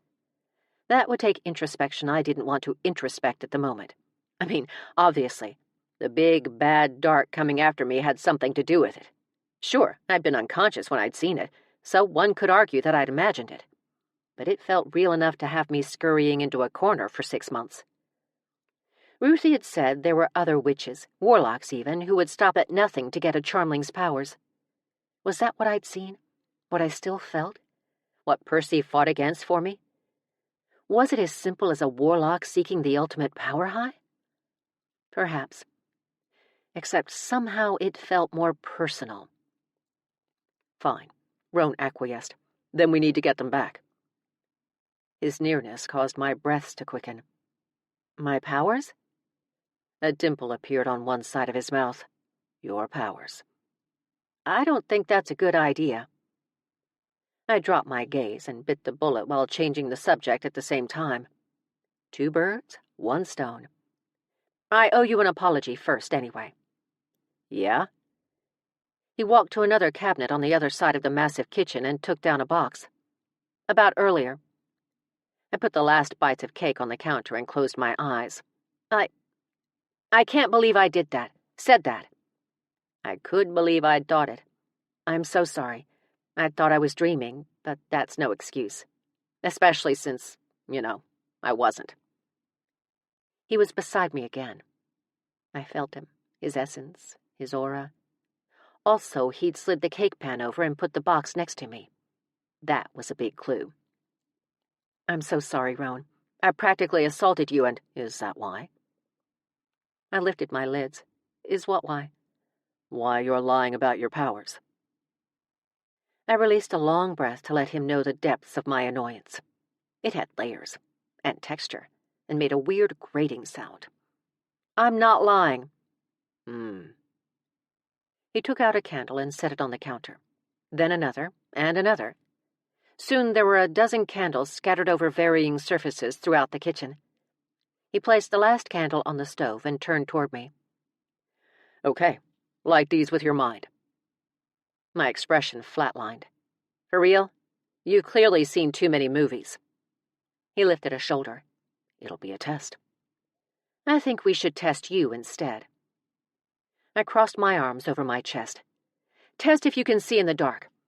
Do you have wolf vision when you're not a wolf?" He walked back and stood in front of me, nose to nose. Then he pressed his hands to the counter on either side of my hips. "How about we take turns?" His hair hung to his shoulders. He raked a hand through it, pulling it back from his face, then put his hand back on the counter, his sinuous arms trapping me.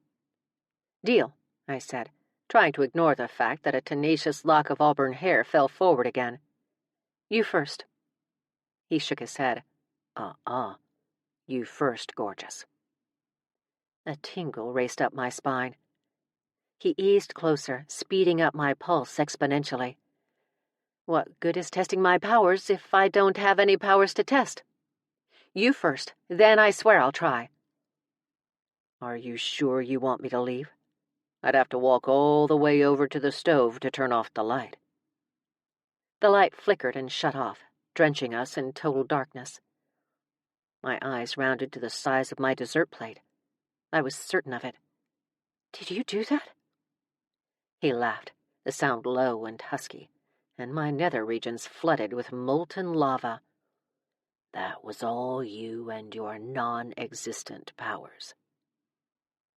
"Maybe it was Percy." "Right." Tilting his head, he moved closer. I parted my knees to make room for him, and his lean hips slid between my legs, the fit perfect. With me sitting on the counter, I was a couple of inches taller than him. I liked it. He leaned in, brushed his lips along my jaw, stopping at my ear. I marveled at the fact even the softest touch from him caused a trembling in my core, and that he smelled like soap and soft, earthy aftershave. "If you light one candle," his warm breath fanned across my cheek, "I'll make you breakfast in the morning. Anything you want." What if I wanted him for breakfast? "You got it. Do you have a match?" A humorous sigh escaped him. "With your gift." "Oh, it's a gift now." His face was a gift. "I'm not so sure I agree." He nibbled on my earlobe, and my girl parts clenched in reflex, which was odd considering they were nowhere near my ears. "You're 5 seconds away from losing out on French toast and a seafood omelet." It's sad how appealing that sentence is. 4. I closed my eyes and reveled in the feel of him. Wait, I'm concentrating. 3. Maybe if you did the ear thing again. 2, he said, then nipped. I sucked in a soft breath. 1. Can I call a timeout? He released a deep, throaty laugh that washed over me like cool water as he stood back and said, "I win." The lids I didn't remember closing fluttered open, and I wanted to cry when a cool rush of air hit me in his absence. Then his words sank in. I looked around, scrambled off the counter, and almost fell to the ground. Every candle was lit. Every single one. They bathed Roane in a soft glow, and as alluring as that was, I didn't do it. "That wasn't me," I said, backing away. "You're the only witch here." "No." I took another step back, shaking my head. "That wasn't me." He nodded, crossed his arms over his chest, and perched his lean frame against the counter I'd just deserted. "Whatever helps you sleep at night, gorgeous." I ran like the coward I was. I hurried up the stairs and hid under the covers, boots and all. Ruthie would kill me if she knew. "That wasn't me, right, Percy?" I put my hand outside the blanket I'd pulled up to my chin. A vine curled up the side of the bed and around my wrist and palm. I brought it to my cheek, closed my eyes, and fell asleep, wondering if I'd ever actually woken up at all. Chapter 5. 4 out of 5 dentists agree. Lying through your teeth does not count as flossing. Meme. What seemed like 5 seconds later, I jerked away to find a curly-haired, cat-eyed bibliophile reading on the bed beside me, and an actual cat, albeit a tattered one, curled up in her lap. Annette sat against my headboard in an old t-shirt and a pair of sweats so holy they could be nominated for sainthood. "Percy let me in," she said without looking up from her book. I tried to wiggle to a sitting position, but my butt still weighed too much, as it often did before coffee. Also, I was wearing boots. In bed. And the sheets had clearly fused with them. How long was I out this time? I don't know. What time did you go to bed? No clue. I reached over and gave Ink's ears a scrubbing. I thought you two didn't get along.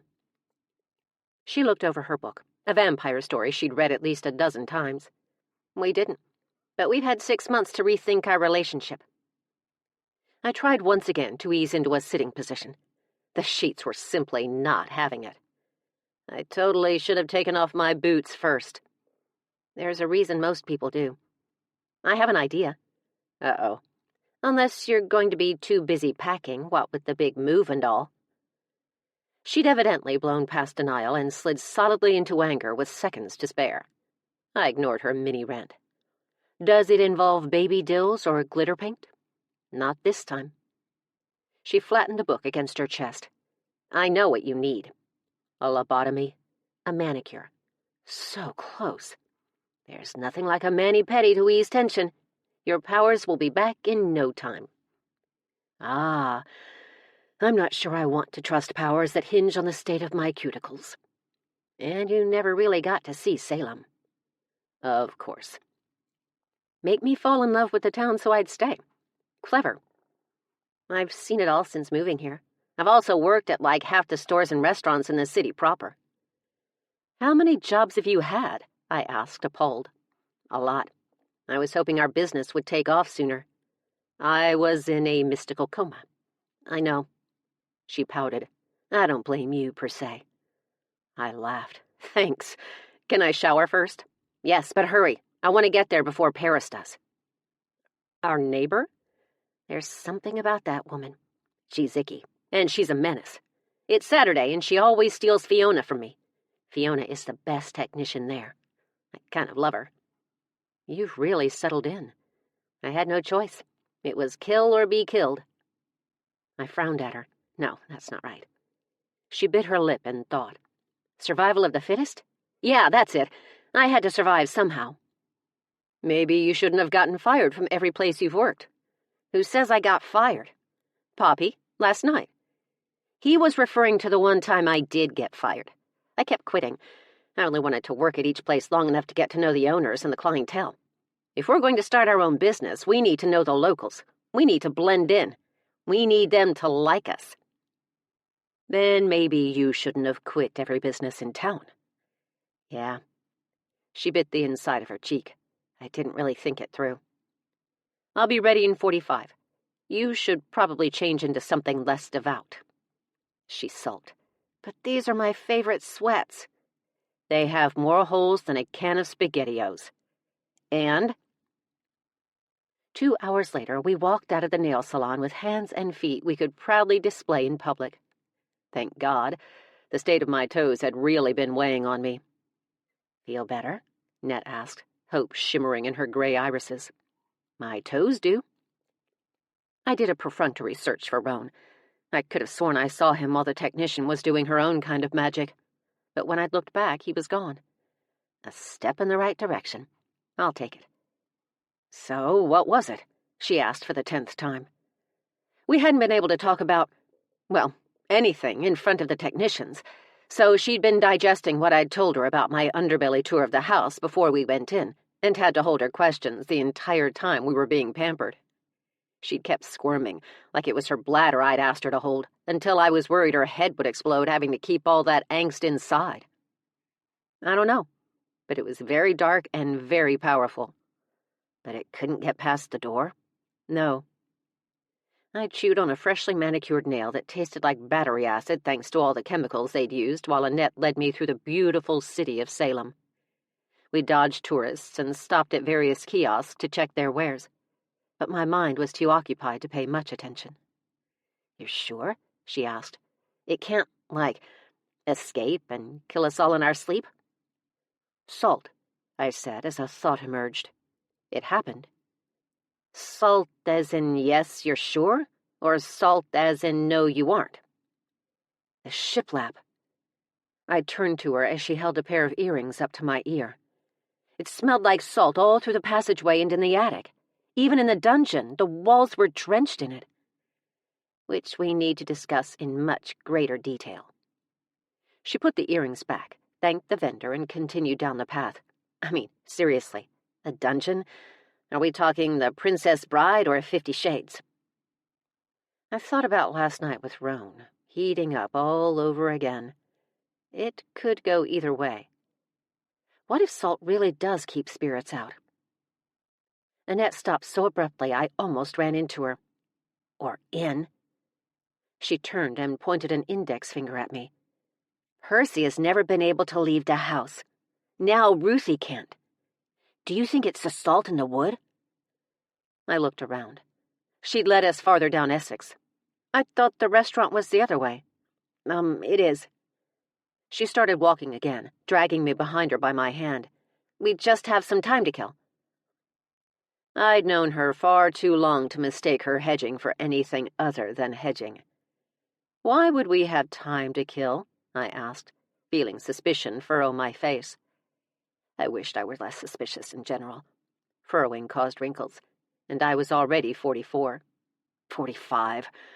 I forced my face to relax. "What?" she asked, hedging again. "Oh, because I made a reservation." We hurried past shops and cafes and an incredible statue of Elizabeth Montgomery in Bewitched. I wanted a picture, but apparently we couldn't kill that much time. "I thought they didn't take reservations. That was why you wanted to get there early." Tired of being dragged, I moved so we were walking side by side. "They do now. They've changed their policy since 10 this morning?" "Apparently." "Hey, your hair is longer." She picked up a heavy black lock, trying to change the subject. "I couldn't really get out to get it cut during my hiatus, now could I?" I said through gritted teeth.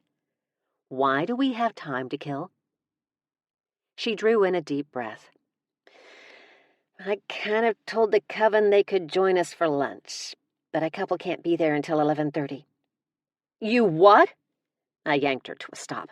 "Hey, you told Ruthie you'd meet them before you bolted." "I'm not bolting," I said, even though that was exactly what I was doing. "I'm taking a vacation." "You're absolutely bolting." I hadn't told Annette about Roane or the light or the candles. What if it had all been me? What if my powers were not only still here, which they were, but they were taking over? I hadn't drawn a symbol on the air. I hadn't used my magics. What if there was something else inside me? Something with a will of its own? I didn't want her to know any of that, though I did want to tell her about Roane's nibbling. I got goosebumps just thinking about it. I tugged at my earlobe absently. "Bolting, not bolting, either way," she said. "We need to check out the competition. You know, in case you unbolt and come back to us." She took my hand again and dragged me toward a psychic's lair, the exterior black with gold lettering that read, "The Witchery." "The competition?" I asked. "Ned, there's no competition. I'm not a psychic." "Her name is Liliana Lovett, but she goes by Love. She's a little off-center, but she's super nice, even though I'm certain she's hiding something." She speared me with an all-knowing glower and tapped a finger against her temple. I see a darkness in her past. "Like last night? It was pitch black. She's running away from something. I can feel it." "Are you sure you're not checking her out because she's your competition? You're the fake psychic, after all." "That hurt." She feigned being put out. "But you could be right. A little. I just want your impression because she's really good. Damn it, better than I am. She's also a witch, but she's not part of your grandmother's coven." Turning to me with the most damning evidence of all, she added, "And she's new in town." "She isn't," I said, disgusted. "She is. Where's a pillory when you need one? Am I right?" Nodding, she tugged me all the way inside the gorgeous little shop of horrors, decorated with witch-themed paraphernalia new and old, and I kind of fell in love. We'd walked in during a session. A girl was having her palm read in a small raised area with a 3-foot iron rail and a swing gate. She leaned forward, toward someone I assumed was Love, her attention rapt, eager to hear everything the psychic had to say. 2 other girls looked up at us from the waiting area, where they were browsing through a plethora of trinkets and baubles that were for sale. All 3 were in their early 20s and dressed in costumes, even though Halloween wasn't for weeks. Love looked only a little younger than me, with an elegant jaw and nose and long blonde hair that she'd low-lighted with black and purple streaks. Her profile painted her as a young Lauren Bacall. I kind of fell in love again. The last time I'd felt such an instant kinship with someone was when I'd first laid eyes on Annette in 9th grade. This was very similar. There was a pull, a gravitational force. "Oh," Annette whispered, leaning close, "I forgot to mention that Love doesn't like me." I snapped out of it. I'm sure that's not true. Who wouldn't like the adorable creature standing next to me? "Oh, no, trust me on this one." I pursed my lips. "How do you know?" she told me. "Oh." I glanced over my shoulder at the beauty. "Did she give you a reason?" "Not in so many words. She just kind of kicked me out and told me not to come back." And yet here we are. I took Annette by the shoulders and turned her toward the door. "And now we should go." "I'm so sorry," Love said, breaking off her reading. She scooted back from the table and looked around. Her gaze landed on me and Annette. Mostly Annette. "I'm getting interference from the peanut gallery." "Sorry." Annette waved an apologetic hand. "We'll shut up." Our talking had broken her concentration. How much concentration did it take to rob people blind? The other women in the store gaped at us. One brought out her phone, grasping for her 15 minutes of viral fame. Love's fiery gaze turned livid. "I thought I told you not to come back." "Yeah, but you didn't say for how long. And I needed—" Annette's gaze darted about wildly before landing on a refrigerator magnet in the shape of a cauldron. She grabbed it and held it up like a trophy. "Found one." "What in the fiery hell did you do to her?" I asked, my voice low. She pasted a smile on her face and spoke without moving her lips, like a ventriloquist. "I'll tell you later." Love walked from behind the rail and strode toward Annette. It was a small store, so it didn't take long. Only before she reached us, she stopped short, or something stopped her short. Her mouth formed an O. She looked at me and took a step back, as though astounded by what she saw. I wanted to be flattered, but I knew better. "Crap," I said under my breath. "Do I have a praying mantis in my hair again?" That was such a horrible experience. Annette seemed mesmerized by Love's reaction. She reached over and patted me absently, unable to take her eyes off the blonde. But she kept patting, her hand eventually finding its way to my face. I slapped it away and told Love, "We'll just be going." It was as though she couldn't catch her breath. Her face turned a soft pink, and her amazing eyes, a stormy emerald green, shimmered with wetness. I grabbed Annette's hand and hauled her out of the shop and through the mass of tourists, anywhere that was away. "Did you see that?" she asked. "Seriously?" "That was crazy." Her enthusiasm, like champagne, came with lots of bubbles. "I'm going to go out on a limb and say she's the real thing. You think? This proves it. You still have your powers." Crap on a cracker. This proves nothing of the kind.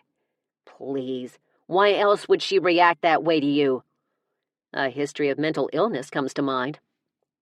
Clearly your powers are still there, like they were before Ruthie taught you how to access them. We just have to work on getting them back. She looked at her hands. "Also, I shoplifted, but it's kind of your fault." She showed me the stolen item in the shape of a cauldron as proof. I took it from her. "It's so cute. right? I flipped it over. $25. That was an expensive refrigerator magnet. We have to go back and pay for it. Not in this lifetime. I'll mail her a check. That works. We headed back toward the restaurant, Annette rambling about my powers and Love's reaction and how hard it was to be a psychic in a skeptic's world. It did make one question a few of life's certainties, like the fact that psychics were fake. That belief had been so firmly ingrained that even knowing what I knew now about witches and magics and the preternatural, it still made any evidence to the contrary seem trivial. Something in my periphery dragged me out of my thoughts. I turned to see Roane among a group of tourists. He was leaning against a house one minute, watching me with that dark gaze of his, but gone the next. Then I saw the house. Wait! I stopped before Annette could adjust. She ran into me from behind, then followed my gaze. I read the sign. "A witch house," I said, my voice full of awe. Like with Love, I felt a pull, a gravitational tug. But unlike with Love, the energy wasn't positive. Not totally. It was a mixture of light and darkness. I knew enough about the house to know that it had belonged to one of the judges in the Salem witch trials. "It's so cool," Annette said. "It belonged to Judge Jonathan Corwin. They believed that many cases were initially investigated here. You have to buy tickets in advance, but I know a guy." "You know a guy?" She grinned. "Wait here," she said before heading inside. I frowned and studied the ground around the house as a man tried to get me to sign a petition to stop the demolition of an old print factory. I signed it, because why not, then studied the manor. Made of thick black timber, it towered above the tourists posing for selfies. I looked for Roane again, but like before, he was gone. When Annette came back with 2 passes, I said, "It's been moved." Either that or my bearings were off. "Yes," she said, impressed. "They had to move it 35 feet to keep it from being torn down when they widened North Street. How did you know?" I lifted a shoulder. I must have read it somewhere. Annette studied the spot I'd been staring at. "I don't think so." "What did you see?" "Nothing. It's just, I don't know, off-center. Let's go in. You'll love it." Normally I would agree with her. I loved history. But the closer we got to the entrance, the more uncomfortable I became. Dark energies swirled around me. Light as well, but the dark was disorienting, dizzying, nauseating. I pulled up my bootstraps and soldiered on. We ducked inside and traveled 400 years into the past. Wood floors creaked beneath our feet as we perused the entryway. Glass cases displayed items from the era, including a woman's boot and a witch bottle. I found the bottle particularly interesting. "This is the only structure still standing with direct ties to the witch trials of 1692, Annette said. I wiped all expression from my face. "You just read that in the brochure." She brought a brochure out of her back pocket and waved it. "True. Doesn't make it any less cool. Or sad, depending." She tapped it on my arm and led the way into the parlor. "Many would say Judge Corwin paid dearly for his part in the trials." "How so?" "The Corwin curse. 8 Corwins died in this house." "That's awful." The former magistrate's parlor was appointed with primitive furnishings and household items like candles and quills and some gorgeous silver platters. A huge brick fireplace took up an entire wall. A table, where the judge had likely heard the accusations of the residents, sat along another. The kitchen was no less impressive, only the fireplace was even bigger, with a beehive oven on the back wall and a cast-iron pot hanging inside. An ornate carpet lay across a thick wooden dining table, and a butter churn sat in one corner along with thick milk bottles and tin cups. We took a set of narrow wooden stairs up to the second floor to the master bedroom. The energy hit me hardest there. A wave of dizziness washed over me as we examined the contents of the room. A cradle sat near another huge fireplace with a bedpan hanging from it. A silk dress was on display in one corner, and a Bible box sat on a nightstand beside a canopy bed. Inside it, the Corwins would have kept their Bible and important documents. But the most interesting thing about the bedroom, had to be the little blonde boy dressed in period clothing dangling his feet over the side of a small writing desk. "He's adorable," I whispered, not wanting him to break from his role. "A little boy in period clothes. He's dressed so authentically." He looked up at me and waved. I put a hand over my heart. "I want to take him home." Annette turned to me. "Okay, but don't get us arrested again like last time. Most children are accompanied by at least one parent." Several other people were perusing the room at the same time, but none of them paid the least bit of attention to the boy. "Where do you think they are?" "Who?" she asked, checking out a picture of a woman. "The boy's parents." He smiled again, hopped down from the desk, and darted out of the room. Only he didn't go through a door. He went through a wall. I froze as a wave of terror gripped me like nothing I'd ever felt before. No idea why. It wasn't like he was scary. I'd thought I'd seen a ghost once as a kid. Turned out to be Poppy wearing an avocado mask. "What boy?" Annette asked, looking around. I felt a tug on my jacket, but didn't move. I knew it was him. It had to be. No one else in the room was that short. "Deaf?" Annette snapped her fingers in front of my face. It was super helpful. "You in there?" I snuck my left hand up and pointed nonchalantly to my right side. She looked and shrugged. I gritted my teeth and tilted my head. She looked again and tilted her head back. I had no choice but to risk a quick glance to clue her in. Blonde boy, big blue eyes, period clothing. After offering her my best deer-in-the-headlights look, she shook her head. "I don't get it." He tugged again, and my lungs seized. Why? He was just a boy. A gorgeous, playful little boy who couldn't have been more than 2 or 3. The gravity of what was happening began to sink in. Annette froze too, but only for a moment before she whirled around, her gaze darting about wildly.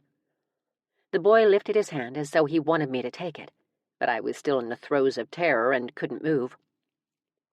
Annette whirled around again like a drunk ballerina, gaining the attention of everyone in the room.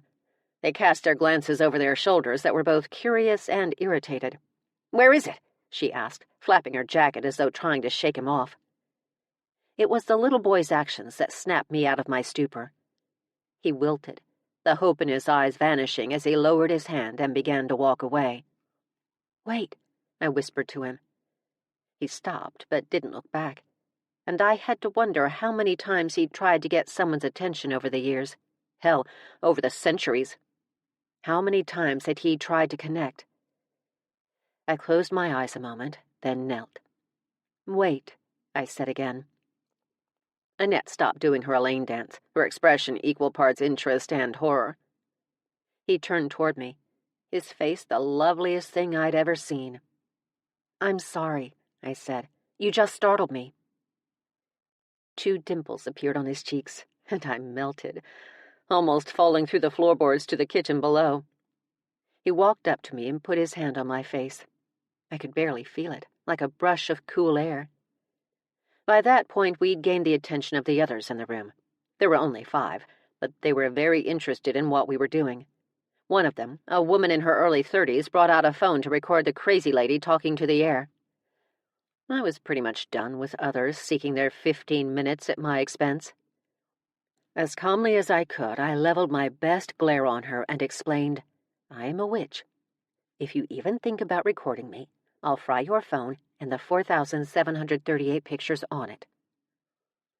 Slowly, as though I were a snake about to strike, she lowered the device and tucked it into her pocket.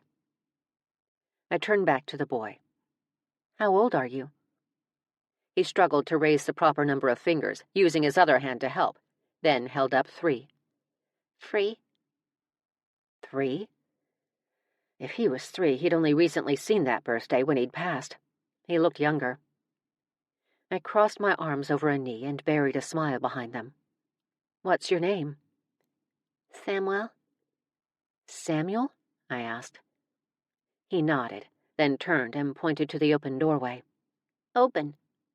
"Deaf?" Annette asked. "I need some verbal cues here."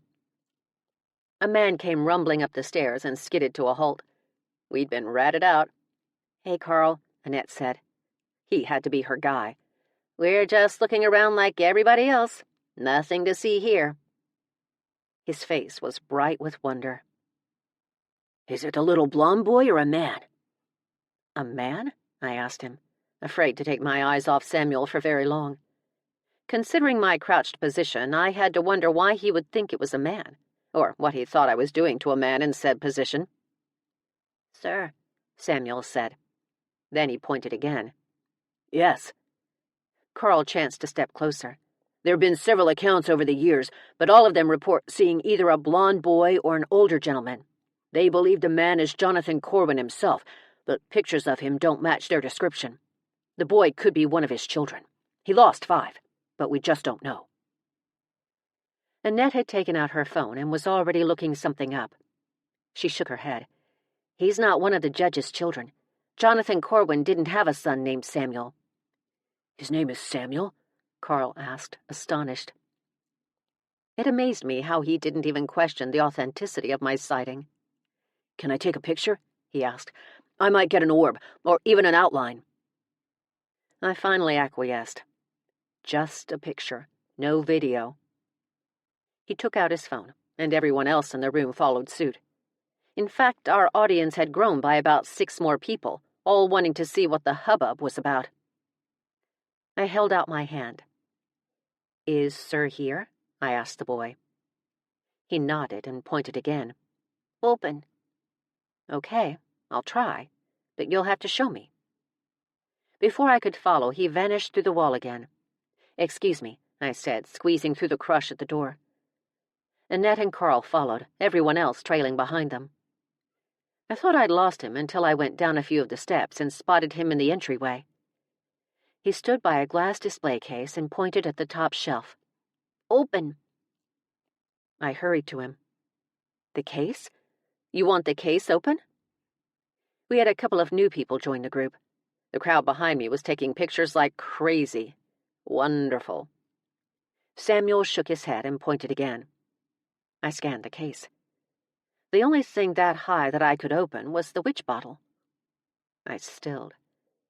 Witch bottles were historically filled with urine or hair or fingernails, and they always had pins or nails in them, supposedly to trap a witch inside. Fine, whatever. But this sweet boy was no more a witch than I was a warlock. Had the bottles somehow trapped him? Anchored him to the house? I turned to Carl. He was good-looking and rather nerdy, a dark-haired college-aged kid with a clear affinity for all things supernatural. Could a witch bottle somehow trap a small boy?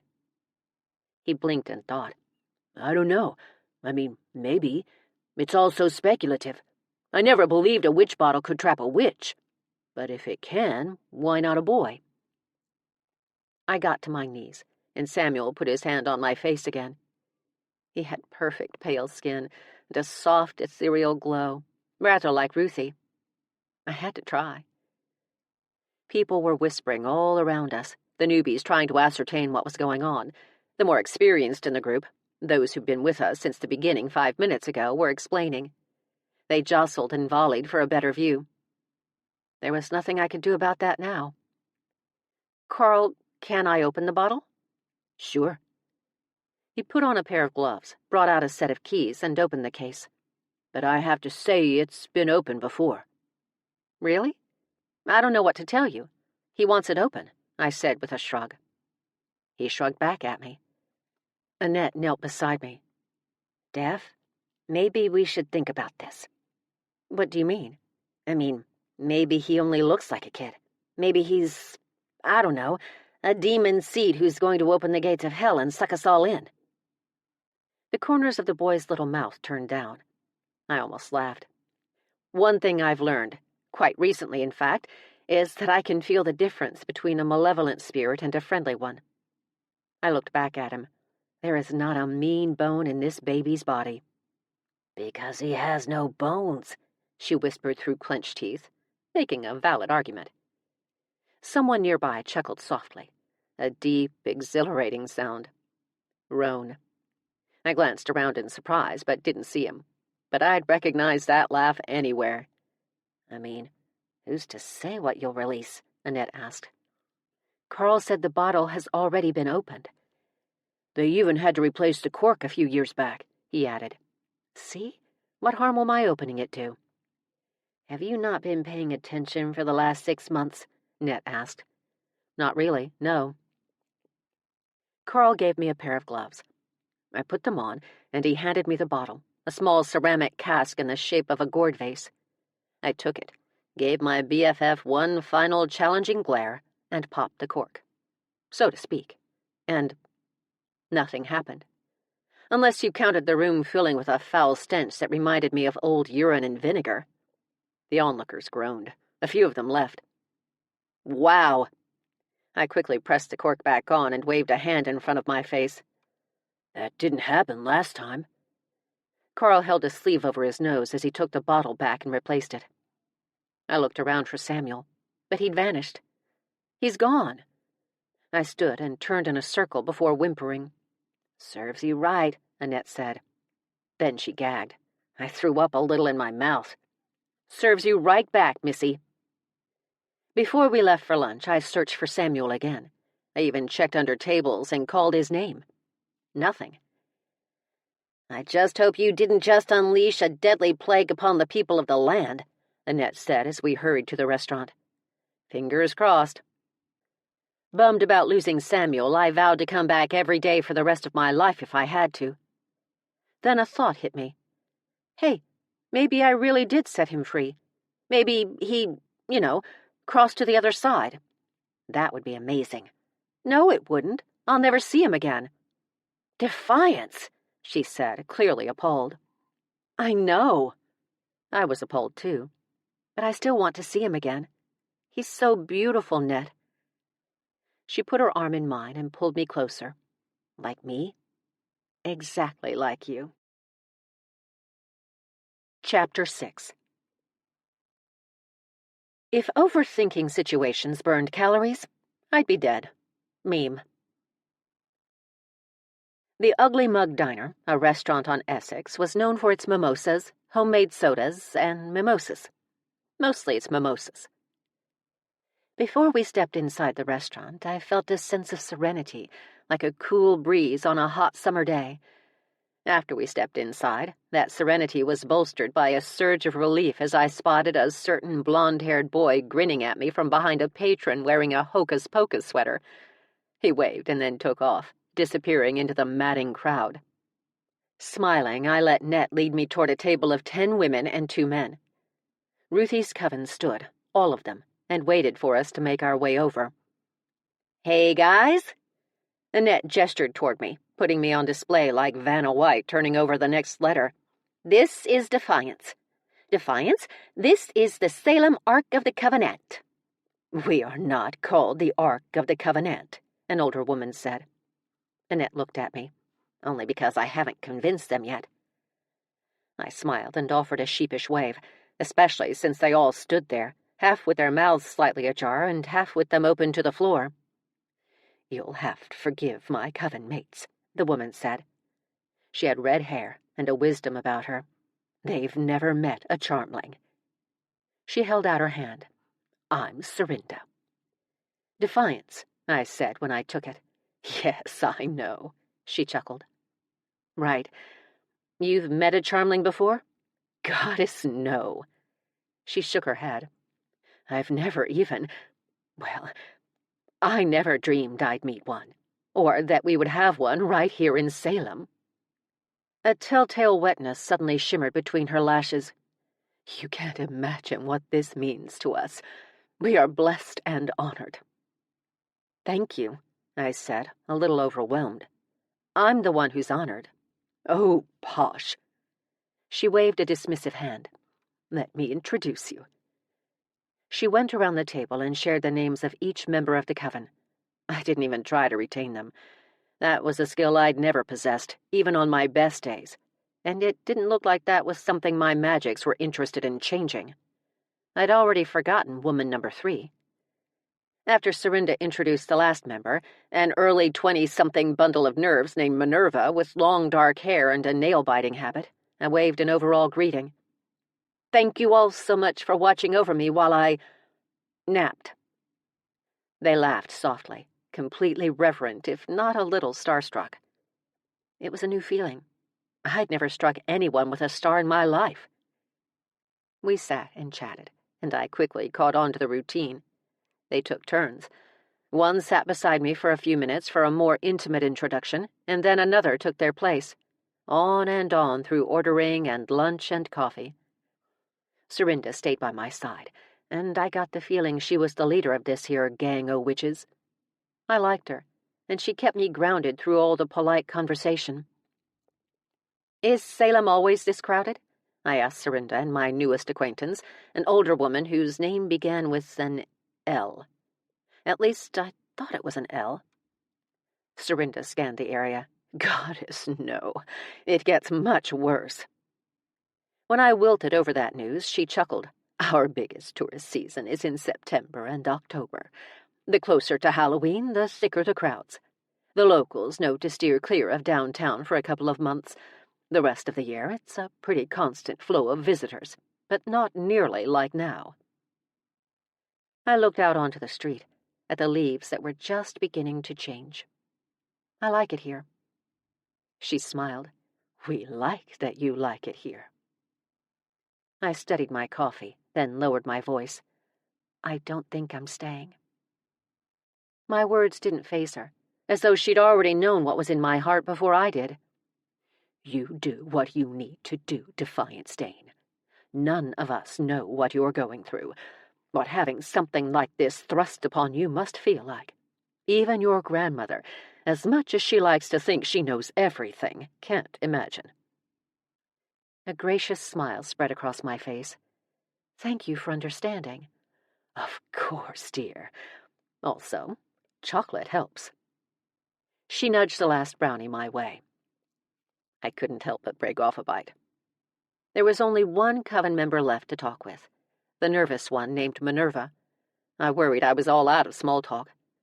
Annette, however, was doing more than her fair share with one of the male witches, a handsome kid in his very early 20s, if that, with thick, muddy curls and shimmering eyes that made him look like he was about to cry all the time. The effect was rather mesmerizing. About 3 seconds before I was going to suggest we head back to the house, I had an escape to plan, Annette turned to me with a curious frown and asked from halfway across the table, "You went to bed with your boots on?" I blinked at her. "This is just hitting you?" "Why would you go to bed with your boots on?" I opened my mouth to answer, but nothing came out. Instead, I scrambled for a plausible explanation that did not involve nibbling, or, more importantly, the fact that I may have lit all those candles with my non-existent powers. I saw a mouse. It wasn't a total lie. I had seen one in Ruthie's chamber. Annette's mouth flattened across her pretty face. "Please. Last time you saw a mouse, you named it Howard and tried to catch it so the two of you could be together forever." God, did she forget anything? She narrowed her eyes to accusatory blades of silver. "There is only one thing on earth that would have you running and jumping under the covers like a kindergartner afraid of the monster under the bed." The rest of the table paid rapt attention to our conversation, as though hanging on our every word. Thank God this one was fairly innocuous, compared to most. Maybe I am afraid of the monster under the bed. After what happened in the attic, you're not afraid of anything. You're like a superhero, only braver. You didn't see my exit. Either way, that's not it. She pointed a finger at me in suspicion. "Fine, then. What is it?" I asked, the challenge in my voice blatant. She leaned toward me. I leaned toward her. She glowered. I glowered. She studied me for a few suspenseful seconds, trying to summon her non-existent psychic powers, before her bow-shaped mouth formed a perfect circle. She reared back with a gasp. "You hooked up with Roane!" Every pair of peepers at our table, and a few not at our table, landed on me. Some in shock, some in curiosity, their grins reflecting their desire to hear more, and some in a poorly disguised fit of jealousy. Well, one, actually. The skittish one biting her nails, Minerva. I most certainly did not. You totally did. If you hadn't, you would have denied it with regret, not indignation. Holy hell, she was good. Maybe she really was psychic. Define hookup. Defiance Dayne, she said, her voice edged with a warning. Not that she could do a freaking thing, but it was adorable just the same. Okay, I caved. Maybe just a little. How little? Cupping her chin, she rested an elbow on the table, her expression turning dreamy. The fact that we were discussing my love life in front of the entire Coven after only just meeting them would not fully sink in until later. I hedged. A lot. And I wasn't a hedger. You don't understand. He set up this test, and there were candles everywhere, but I told him I wanted to test him first. And he was like, bring it. And then he gave me cake. She grinned. I bet he did. No, not like that. There was some nibbling, but that's as far as it went. Nibbling? She clasped her hands together. You guys are at the nibbling stage? Is that a real stage? A male voice intruded into our heart-to-heart just when it was getting good. A male voice edged with impatience and derision, and a hint of disgust. Are you Defiance Dayne? We turned to a large man with thinning brown hair standing beside our table. He wore tan coveralls, a ruddy complexion, and a toxic frown. I am, I said, not offering any more than that. I've left you 3 messages. His voice reminded me of the edge of a dull knife. Annette bolted to attention. Sorry, Defiance has been under the weather. Yes, he interrupted. Until yesterday. How could he possibly know that? I called 7 times. Oh, I'm so sorry, she said. The phone was ringing off the hook, and it's so loud. I unplugged it for a couple of days to allow Defiance a chance to rest. I reached over the table and set my hand on top of hers. She had zero reason to apologize or explain anything to this man. His demeanor spoke volumes. He stopped and scanned the table as though just realizing we weren't alone. I have a situation I'd like your help with. He changed his attitude, though not by much. We aren't taking on clients just yet. Annette squeezed my hand. I thought you took over for the witch, he said to me, his earlier frown marching back. I haven't done anything of the kind. I could practically hear his teeth grinding when he bit down. It won't take long. I have money, since that's all you people seem to care about. I was just about to launch into a tirade, one I had no hope of nailing, since I had no clue who this man was or what he wanted, when a calmness came over me. I looked past the giant and saw Roane walking toward our table, his stride full of purpose. He didn't stop when he walked up behind the man. He strode past him, leaned down, and pressed his lips to mine.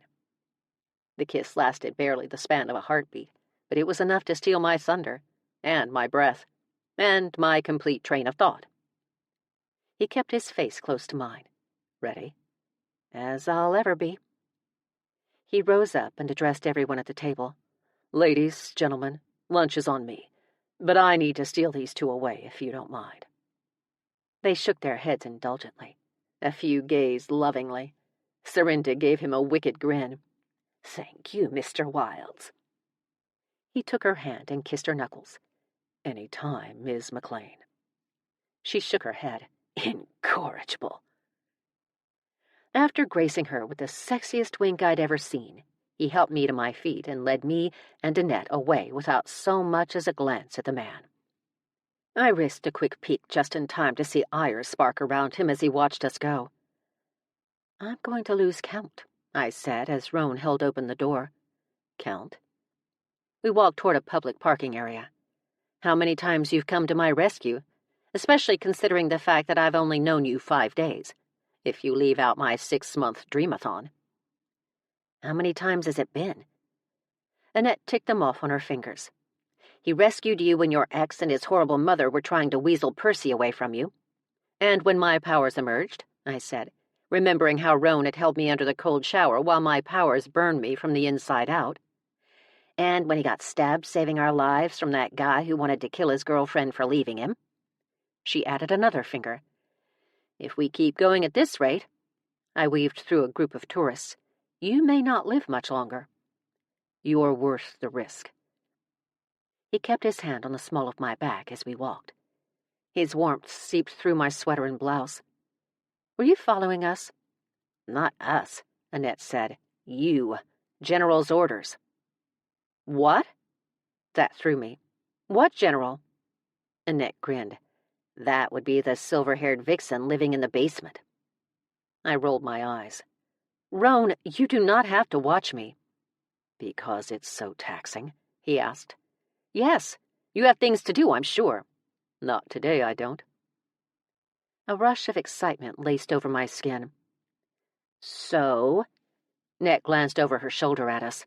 About the nibbling. Leave it to Annette to douse that excitement with a hefty dose of humiliation.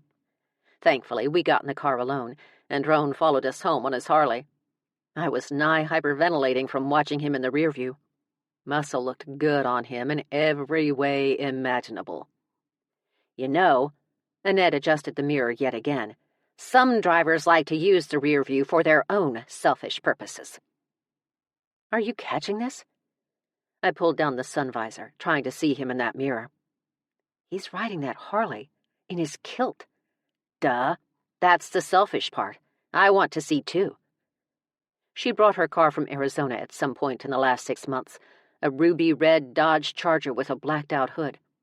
We'd had a lot of good times in that car, and a lot of tickets. We pulled up to Percy and parked next to my vintage mint green Volkswagen Beetle, a.k.a. the Bug. Annette didn't trust me to drive, as though I'd lost the ability in 6 months of abstinence.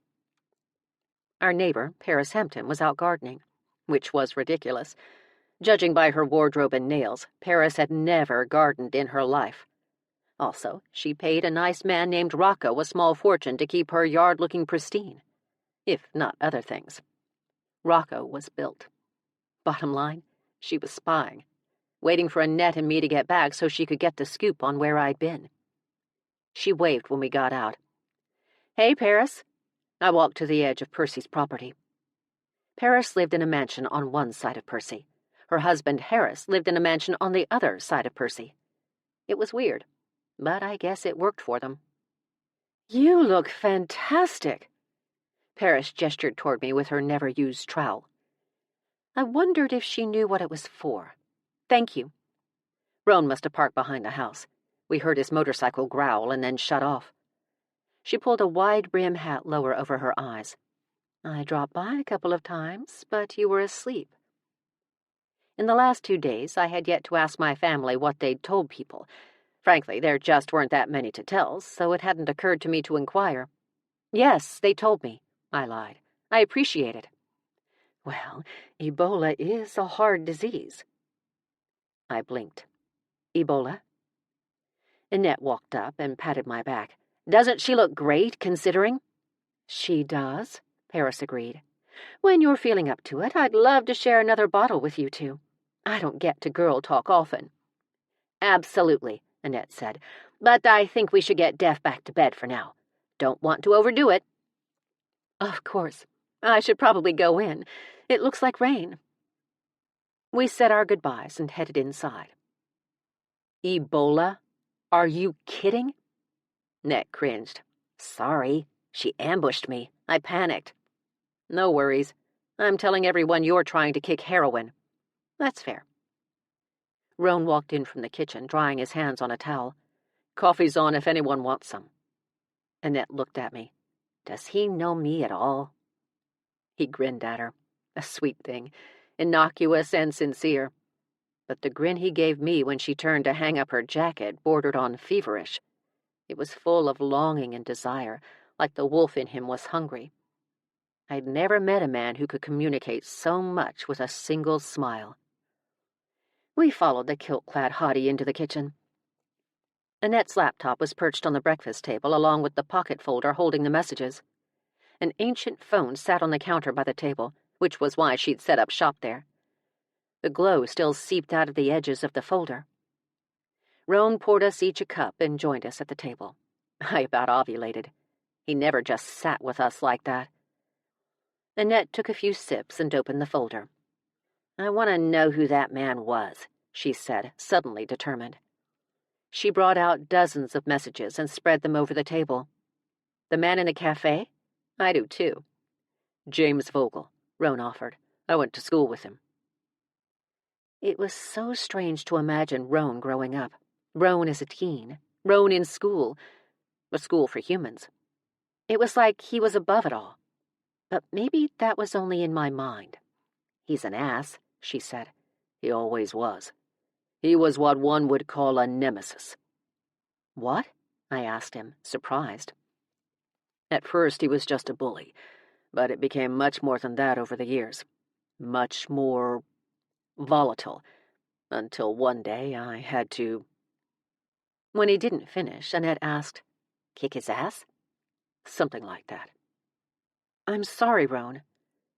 No idea why, but I somehow felt responsible. He'd been made human from a wolf. I had done that to him. He didn't know the language or the customs or how to behave. Statistically, children with social challenges were bullied much more often, though I couldn't imagine he'd been bullied long. Still, how would I know? Maybe he went through hell. So many kids did. The unfairness broke my heart. The thought of Roane going through something like that threatened to swallow me whole. The look he gave me hovered somewhere between gratitude and curiosity, as though he was trying to read my thoughts. That would be so bad. I dropped my gaze to the messages. "Here they are," Annette said. "James Vogel. He did call. I remember him now. He said he had a situation he would only discuss with you." "When was this?" She fanned through them again. "Okay, 3 messages. The first one was about a week ago. Then he called again the next day and again the day after that. That was a couple of days before you woke up. He was very determined, but never would give a reason." "Why would he stop calling after I woke up?" "His niece," Roane said. "His niece?" Annette and I asked simultaneously. "The squirrely one, Minerva." "From the Coven?" Annette asked, appalled. "Only the Coven knew about you. She was keeping tabs and told him you'd woken up?" I tilted my head in doubt. If that's so, why was he calling in the first place? He would have known I was asleep.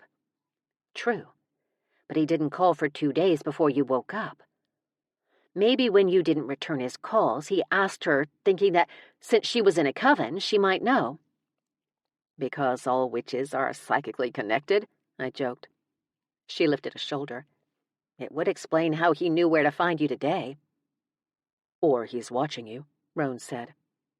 I gaped at him. "Is he?" He paused and took a moment to scrutinize me. "He wouldn't still be alive if that were the case." "Please let him be kidding." "Kind of." "I'm just saying. You are very powerful. You need to pay closer attention to the vibes you're getting." "Vibes?" "Whatever you call it. The energies you feel. They could save your life." I nodded. He had a point. "So are we thinking this Minerva told him where to find us today?" "She did seem really nervous," Annette said. "She's always been skittish," Roane said. "But she doesn't usually chew her nails to the quick like that." "You seem to know an awful lot about her," I said, ignoring the fact that it made me sound stupid and jealous. She was just a kid. At least James Vogel's messages didn't glow. The one from before still did. Almost brighter now, more urgently. And another message glowed as well. I knew it had to mean something, yet a part of me didn't want to know what. I couldn't get involved. I was leaving soon. I should be packing. Then again, where would I go? I didn't really want to drive all the way back to Arizona. Maybe I'd stay with my dad's in Ipswich for a while. It was only a half-hour away. As Annette scooped up the messages again, one of the 2 that glowed fell from her grasp. Slowly, the letters started to glow too, like when I made a symbol in the air. "What is that one?" I asked, pointing without touching it. She picked it up and flipped it over. "Oh, yeah, it's from a man who wants a remedy for male pattern baldness." "Seriously?" I leaned forward. "Leonard Quinn." She held it out. "For the record, do we do that sort of thing?" I shrugged. Roane watched us way too nonchalantly, probably taking notes for Ruthie. The traitor. "Wait, why that one?" she asked, eyeing me carefully. "No reason." Why would a message about male pattern baldness be glowing? My powers made no sense sometimes. "Yeah, right. We need to talk about Love's reaction to you in her shop." "Who says?" I asked. "Who says what? We need to talk about her reaction." A knock sounded at the door just in time. I lifted a shoulder. "It'll have to wait either way." "Fine, but we still need to talk about it." I stood and started for the door just as something brushed past me. I looked down and smiled. "Samuel!"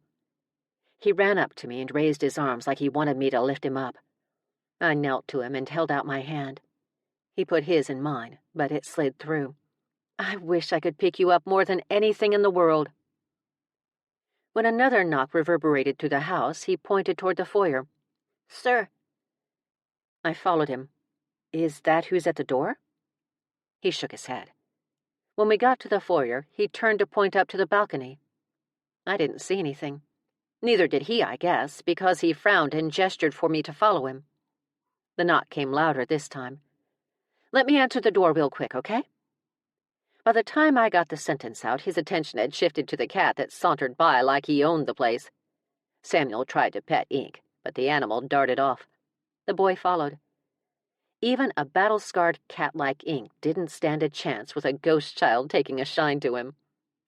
Laughing, I opened the door to a familiar face, clenched in a gruesome mess of anger and derision. "Your phone is still unplugged," said James Vogel as he wedged his way inside. Chapter 7.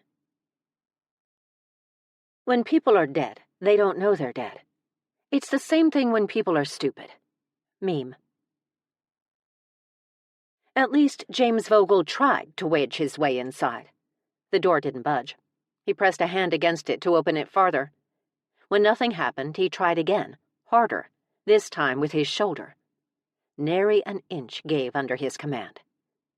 I peeked behind the door to find Percy had barricaded it. I gave him a quick thumbs up behind my back. When James Vogel stepped closer, trying to barrel through me, I held my ground as well. "Mr. Vogel, if you'll just tell me what it is that you need." "Minerva said you're different." If his reddening complexion was any indication, his anger was well on its way to a reprisal. Seriously, how could anyone live with such volatile emotions 24/7? Maybe it was a hormonal imbalance. "She told me you could do things the rest of them can't." Or an alcohol imbalance. "You can do anything." He reeked of cheap whiskey. "You can bring people back from the dead." And the cologne he wore. Wait, what did he just say? "I lost someone." Did he just say I could bring people back from the dead? "There was an accident." Like, literally? "I want her back." His glare made it clear that saying no wasn't an option. After a moment of speechlessness, I asked, "Your niece told you I could bring people back from the dead?" "Yes. She said you did it with Ruthie." What the hell? Weren't Covens supposed to be like Vegas? What happened at the crossroads stayed at the crossroads? I just figured it was an unwritten rule. Minerva made my decision not to help him that much easier. I'd make sure the girl would never join another coven as well, and I would tell Ruthie that as soon as I could. But first I had to get rid of Jason Voorhees lurking on my front porch. For reals, he just needed a hockey mask. I did the only thing I could think of on such short notice. I laughed. "And you believed her?" Laughing was, apparently, the wrong approach when dealing with the self-absorbed. He shoved on the door. When it still didn't give, his face morphed into an angry version of the Jason Voorhees mask. With a glower that could stop traffic, he reached for me. Whether to push me back or to pull me out, I didn't know. I stepped back and speared him with a glare. "Mr. Voorhees!" "Vogel." Oops. "You need to come with me." His voice sharpened into a scalpel. Even if I were practicing right now, which I'm not, and such a thing were possible, which it's not, I certainly couldn't do it. His beefy hands curled into fists, but before he could do anything with them, something on the ground caught his attention. He glanced down and watched as vines slithered across the porch like snakes. They curled up the walls and up my legs. To the regular Joe, they had to be like a bad acid trip, but James Vogel seemed a little more knowledgeable than most. He stumbled back with a scowl. My cue to close the door. I slammed it shut, then peeked around the bay window. He backed off the porch and studied Percy like he was trying to figure out a way around him. Definitely the creepiest Jason Voorhees I'd ever met. "Thank you, Percy." I turned around. Roane was behind me in the foyer. He'd knelt to pet Ink, but I could sense the tension from where I stood, as though his muscles were coiled, ready for a fight. He smiled at Samuel. "You can see him?" I asked. He nodded. "Of course." Thank goodness. I knelt with him, partly to pet Ink, but mostly to get closer to the blonde-haired, blue-eyed angel I wished desperately to hold. I was worried he was a figment of my imagination. I left out the part where I'd wondered that very thing when I'd first met Roane. For about half a second, anyway. "He's not going to give up." Roane tipped his head toward the door. I released an annoyed sigh. He thinks I can bring someone back from the dead. "You can, but that's not the point." Ruthie was different. I didn't do that on purpose. I wouldn't even know where to start. "Still not the point." "Okay, Mr. Know-It-All. What is the point?" I tore my gaze off the kid and repositioned it on the deity stroking the cat. If not for Roane, Ink would have bolted. He wanted nothing to do with the kid. In all fairness, Samuel's touch was a little cool, but the poor kid just wanted to pet the creature. I understood the desire. Sometimes I just wanted to pet Roane. "He's not going to take no for an answer." He stared at the door, which was now vine-free. I could see the wheels in his brain spinning. He'll get the message eventually. But like Roane, I didn't really believe that. Something brushed past me, and Samuel disappeared. I glanced up to see Ruthie waiting quietly near the staircase, elegantly draped in a new dress that was no less magical than the first. She didn't look a second past 60, if that, though I knew her to be closer to 80. I jumped to my feet. "You're out." Roane stood too. "Did you feel that?" She gazed up at the balcony. "Did you just brush past me?" I asked her. Confused, she turned toward me. "Where were you just now?" "Here. We went into town, but what did you do there?" Annette wandered out. "We met with your coven." "You brought something back with you." But Ruthie wasn't looking at Annette. She was looking at me. Something very dark. "Oh, well, Jason Voorhees came to the door. He was very angry." "No, not that," she said absently, missing the reference entirely. "Did ghosts even watch horror movies? Where else did you go in town?" Roane was eerily silent. "We went to the witch house," Annette said. "That's it." Ruthie's expression turned grave. "Did you open the witch bottle?" "Yes." Ned's warning came back to me in the form of pins and needles pricking the back of my neck, but I brushed it off. "Why?" "Defiance, you never open a witch bottle." "Ruthie, I can't imagine I'm the first person in 400 years to open that bottle." And I hadn't been. Carl told me so. "No, but you're the first witch. Certainly the first Charmling. You set them free." "Them? Them who?" "If you mean the men and women persecuted during the Salem witch trials, they were hardly real witches." "A witch bottle captures all sorts of malevolent spirits, not just witches, and they are bound for all eternity to any witch who sets them free." Ned gave me an I-told-you-so look, which I ignored. "What does that mean?" "It means," Ruthie said, "that any spirit you set free is now attached to you." Great. Like I didn't already have a behemoth of baggage to drag around. "If there were any malevolent spirits in the bottle, they'll come after you. You're the only thing anchoring them to this plane." "See?" Fed up, I stalked past her, taking the other set of stairs. "And you wonder why I'm done with all of this." Somehow, ink beat me to my room and lay sprawled out on the bed. I took out my suitcase and started packing while he watched. I'd come to Salem with exactly 5 outfits, but while I'd been KO'd, my dad's had the rest of my belongings shipped here, so at least I had a few outfits to choose from. Defiance. Ruthie stood at the threshold to what was essentially her room. What's going on? Nothing. I just need to get away for a few days to a place that's not filled with magical powers or malevolent beings that want me dead. Sweetheart, if nothing else, I'll stay at a hotel for a few days. I just need to get my bearings. I tossed underwear and a couple of t-shirts into my suitcase. I'll decide what to do from there. Sweetheart. She was beside me, her hand on my arm. First, you can't go anywhere that doesn't have a magical presence. Of course I can. Most places on the planet don't have magic hanging in the air like string lights. No, I mean you can't, personally. Because just your being there will change everything. You are the magical presence. You change every place you visit. I sank onto the bed next to Ink, holding my 2 bras in one hand and a sock in the other. I told you I lost my powers. Annette knocked on my open door. Can I join you? I waved her inside with the bras.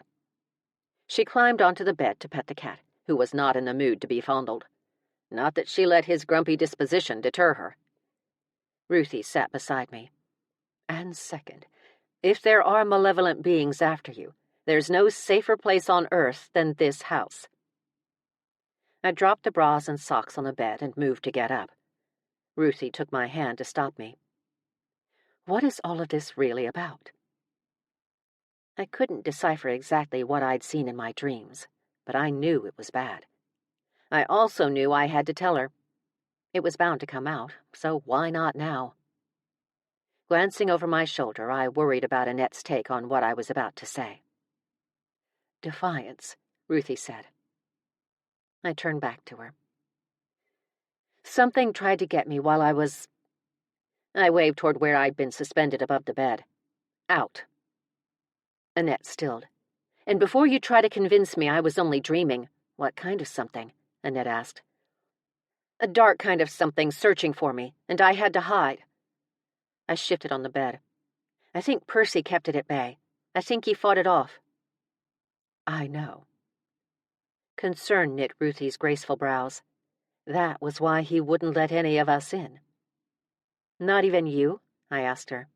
No. She dropped her gaze and shook her head, and I had the strangest feeling she wasn't being completely honest. He was probably focusing all of his energies on keeping you safe, on keeping the warlock out. A cold dread crept across my skin. It was a warlock? It had to be. She stood and paced, her jaw jutting out in anger. Those sons of bitches! I'd never heard her curse, but I liked it. Based on Annette's struggle to keep a grin in check, she did too. Did they find me? I wilted at the thought. The spell we did? It didn't work? It worked. It worked like a charm, for lack of a better phrase. They did, however, find you in the dream world and tried to glean information as to your physical location, but they obviously have no idea who you are or where you are, or they'd already be here. They don't know you're my granddaughter. They don't know to look here. So clearly they didn't get much. She looked up at the vines. Thank you, Percival. Then she turned back to me. And you. Clever girl. Damn straight she is, Annette said. I shook my head, adamant they were wrong. I didn't do anything but hide. That was all you could have done. Finished pacing, she sat beside me again. I don't know how you managed to keep them away for so long, Defiance, but... She tucked my hair behind my ear. Is that why? I bristled, not at the hair tucking. That was sort of nice. Is what why? Is that why you're insisting you've lost your powers? I'm insisting I've lost my powers because I've lost my powers. And why you're leaving, she continued, completely ignoring what I'd said. I decided to study my boots, in great detail. The curve over the toes, the stitching, the buckle at the ankle. After a long moment, I said aloud what I'd been afraid to even contemplate. "They're coming for me." She squeezed my arm. "I know, sweetheart. I also know that if you leave, you'll be 1,000 times more vulnerable." Samuel came in and sat on the bed, right beside an oblivious psychic, and tried to pet Ink again. Ruthie melted and put a hand over her heart. "He is adorable." He struggled to get a good grip on Ink, who twisted and turned right out of his hold. It was like watching a wrestling match where the underdog never even had a chance. Poor kid. "Samuel, when you asked me to open the witch bottle, was it because someone was inside?" "Because along with the warlock, or 7, after me, I had a malevolent being, or 7, from the witch bottle attached to me, for all eternity, and I was feeling a little overcommitted." Samuel nodded. It was interesting that while he seemed to understand everything I said to him, he didn't talk much, his verbal communication skills clearly still emerging. "Samuel, who was inside?" "Sir," he said, before scrambling after Ink, who'd gotten fed up and raced off. "Hold up there, mister." I rushed around the bed before the boy vanished again. "There was only one man inside the bottle?" Giggling at my audacity, he stopped short. "Mm-hmm, sir." How bad could one malevolent being be, even if his name was Sir? "Did Sir tell you to have me open it? The bottle?" Samuel nodded, feigned to the left, then rushed around to my right. I tried to grab him, genius that I was, but he disappeared through the wall, genius that he was. Holy cow, he's fast. "A little boy?" Annette asked, looking on longingly. "I want to see him." "Well, as soon as I get that supernatural camera I ordered off Amazon, I'll set up a photo shoot pronto." Annette shot me a fake glare. "At least you haven't lost your powers of smartassery." I laughed and sat on the bed again. "Okay, so let's do inventory." Ruthie sat on a chair that had my robe and a pair of leggings thrown over the back. "If nothing else," I said, "I have at least one warlock after me, at least one malevolent being attached to me, and at least one unstable human wanting me to raise the dead. Oh, and let's not forget the creepy dungeon. We need to figure out where it came from. I mean, is Percy in danger of caving in?" "I don't think so," Ruthie said. "It had to have been there when they built the house." "Then why are we just now finding it?" "Because of you." She graced me with a patient smile. "You're the finder of lost things." "No." I held up an index finger. "You are the finder of lost things. That's what you did for the people of Salem for decades. And now it's passed to you. I never even knew that cavern existed. You're the finder of lost things on steroids." Annette laughed at Ruthie's choice of hip words. "Okay." I threw my hands up. "Let's table that for now. What do we do about the other 2? "If you had your powers." Her emphasis on "if" couldn't have been heavier.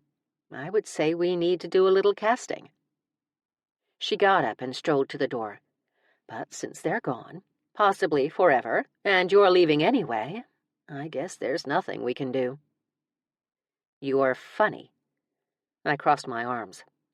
"By the way, what in the ever-loving hell is in the attic?" She whirled around, her lids rounding for a brief second before she recovered. "What do you mean?" I pursed my lips. "There's a darkness in one of those rooms, and I'm willing to bet you know what it is." "Is it a warlock?" "A darkness?" "Yes, a very angry, very aggressive darkness. It almost knocked down one of the doors. I didn't check the other rooms, but it can't get through. There's no reason to worry about it." "Why can't it get through?" Annette asked at the same time I said, "What can't get through?" I mean, it was the more pertinent question. "I don't know," Ruthie said. "I never knew there was anything in those rooms. I can feel malevolence like you can, but I've never felt anything from the attic. We've tried opening those doors several times over the years." "Did you try a locksmith?" Annette asked, trying to be helpful. Revisiting her place on the chair, Ruthie looked at both of us. We've tried everything. Locksmiths, plasma cutters, sledgehammers. We even tried small charge demolitions. The doors are magically sealed. Nothing can get in or out. And I rather think there is a good reason for it. So we stopped trying. Holy crap, Ruthie. Who lived here before you did? Were they witches too? This house has been in our family for generations, so yes. Okay, let me rephrase. Who was powerful enough to cast a spell like that? To be honest, no one. None of our ancestors ever possessed the power or skill to create a spell that would remain absolutely impenetrable for decades. Then who could have done it? Someone who lived here before our family took possession? You know, in a non-ghostly way? This house was built in the early 1800s, and it's always belonged to us. We're one of only a handful of families in the entire state to have kept control of a property for over 200 years, and we've owned the land even longer. Then who? I asked. She bowed her head. You. I frowned at her. I don't understand. She came over to the bed and sat on the edge with me. Annette scooted closer, caught up in the intrigue. You're a Charmling, and your lineage goes all the way back to Mesopotamia, Ruthie said, as if that cleared it right up. Still not processing. I think that you somehow went into the past and sealed those rooms. The hairs on the back of my neck perked right up. And I think you've seriously overestimated the scope of the abilities I no longer have. Annette inched closer, until she was practically sitting on my lap. You may think I'm crazy, Defiance, but I just know it was you, Ruthie said. I think I know how, but I don't know why. How? Annette's eyes widened. My theory is that Defiance has access to all of the witches in her direct line going back thousands of years. Access? I tugged absently at my earlobe. Yes. You can, how should I say it, summon them to help you out when you need it. How do you know? Research. There being so little known about Charmlings, I've had to dig. But I found a few accounts from eyewitnesses. It's the only way to explain how you were able to pull something like that off. In all honesty, we didn't know for certain I'd pulled off anything. And when would I have done this? She lightly tapped her lips in thought. If my calculations are correct, you did it when you were 3. 3, I said, even more doubtful than I'd already been. Yes. As in years old? Exactly. And I did this because, like I said, I never figured that part out. But the presence you felt could explain a lot. Ruthie, Annette said, clearly having some trouble with this as well. What makes you think she did it? It's all in the book. Ruthie looked at me like I was the crazy one. I felt very attacked. There were levels of crazy, layers. It wasn't like I was the absolute worst. And hey, hadn't she just claimed crazy for herself a few seconds ago for even bringing all this up? I mean, and it's in the video, she added. You never finished either of them, did you? My hackles rose. I've been a little asleep. You woke up days ago. Yesterday, I reminded her. Evening. Literally 24 hours ago. And we needed mani-pedis, Annette added, ever so helpful. What video? I asked. When her only answer was to purse her lips, I turned and slid my laptop off the nightstand. I was just finishing them. Honestly, it was like high school all over again with all the homework she assigned. That's why Annette came in here, to finish watching them with me. Yep. She backed me up, then ruined it by whispering, What videos? The videos, I said from between clenched teeth, as though Ruthie couldn't hear me. When Ruthie died, she had left me a series of videos to watch. Then I pulled her out of the veil. I just figured I didn't have to watch them anymore with her being back and all. I was wrong. Apparently in Fraulein Good's class you watched all the videos, whether Fraulein Good was dead or not. I opened the laptop and clicked the folder I'd colored pink. It opened to 4 files. One was the link to Ruthie's message, which basically was her chatting with us from the great beyond, because apparently they have Wi-Fi there. Okay, we watched that one, I said, pretending to check it off. And that one. I checked off the one titled Missing Child. It was the one of me finding a boy, finding Roane, for his grieving mother. It was an amazing video. I'd learned how to use my power to find things by watching it. There were 2 more videos, Goodbye and Licked. Pick Licked, Annette begged. Please pick Licked. Out of the 2, it did sound the most promising. I moved the cursor. Watch Goodbye, the Fraulein said, and double-clicked on Goodbye. Fine, but it doesn't sound nearly as fun. I scooted against the headboard, and Annette snuggled close.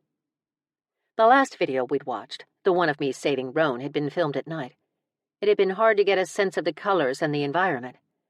This one had been filmed during the day, early morning if I had to guess. Sun shone brightly through the huge plate glass in Percy's front parlor, where 2 men stood. My dad's, and their handsome faces. 40 years younger, with horrible haircuts, but still they were the same. A younger version of Ruthie, probably in her early 40s, walked into the parlor carrying a sleeping little girl, a.k.a. me. I recognized myself from the earlier video. She handed me over to them along with a duffel bag. This has her favorite stuffed animal, a cat named Clam Chowder, her pajamas, and her favorite sippy cup. Her voice broke. Tears burned the backs of my eyes. This was the big day. The day she had given me up. Gigi? I woke up in the video, though sleep still clung to my face. I had to lock the doors for a long time ago so Beta couldn't get out. Laying my head against Dad's shoulder, I fell back asleep. Okay, sweet girl, Ruthie said. I remembered none of this. I've got you, Carina, Dad said. Poppy rubbed my back and lifted a blanket to cover me all the way over my head. These are all the documents. Ruthie handed them a folder. You adopted her through Sacred Heart Adoption Services. Her voice cracked again. Dad gave her a minute before asking, You did this spell? In the same soft accent he still had now. I did. She dabbed her nose with a handkerchief. They won't find her as long as I'm alive. Ruthie, Poppy said, you can't imagine what this means to us. I can, actually. Her shoulders shook as Poppy drew her into a deep hug. We will protect her with our lives, Dad said. As they walked to the front door, Percy shook beneath their feet, clearly not wanting me to go. Tiny me poked my head out from under the blanket and waved sleepily at him. I wanted to curl into a ball right then and there. Did they realize just what they'd promised my grandmother? Did they understand the dangers that awaited them had I been found? I didn't know. But I did know that they probably had no idea what happened after Ruthie closed Percy's door. She sank to the floor, her heart clearly broken, and cried. Trying to get control of my own emotions, the ones cinching my throat closed, I glanced over the screen at Ruthie. Who's filming? The shy smile that spread over her face told me everything. It was Chief Houston Metcalf. They'd been seeing each other for decades, and she clearly still had feelings for him, which was why it made less than 0 sense why she'd banished him from her life now. Something else was up with that. In the video, the chief laid down the camera and went to her. The only thing in the frame was a shot through the front window out to the driveway. I watched Dad strap me into a car seat before car seats were mandatory, while I listened to Ruthie cry in the background. The current Ruthie made a similar sound near the end of the bed. I handed the laptop to Annette.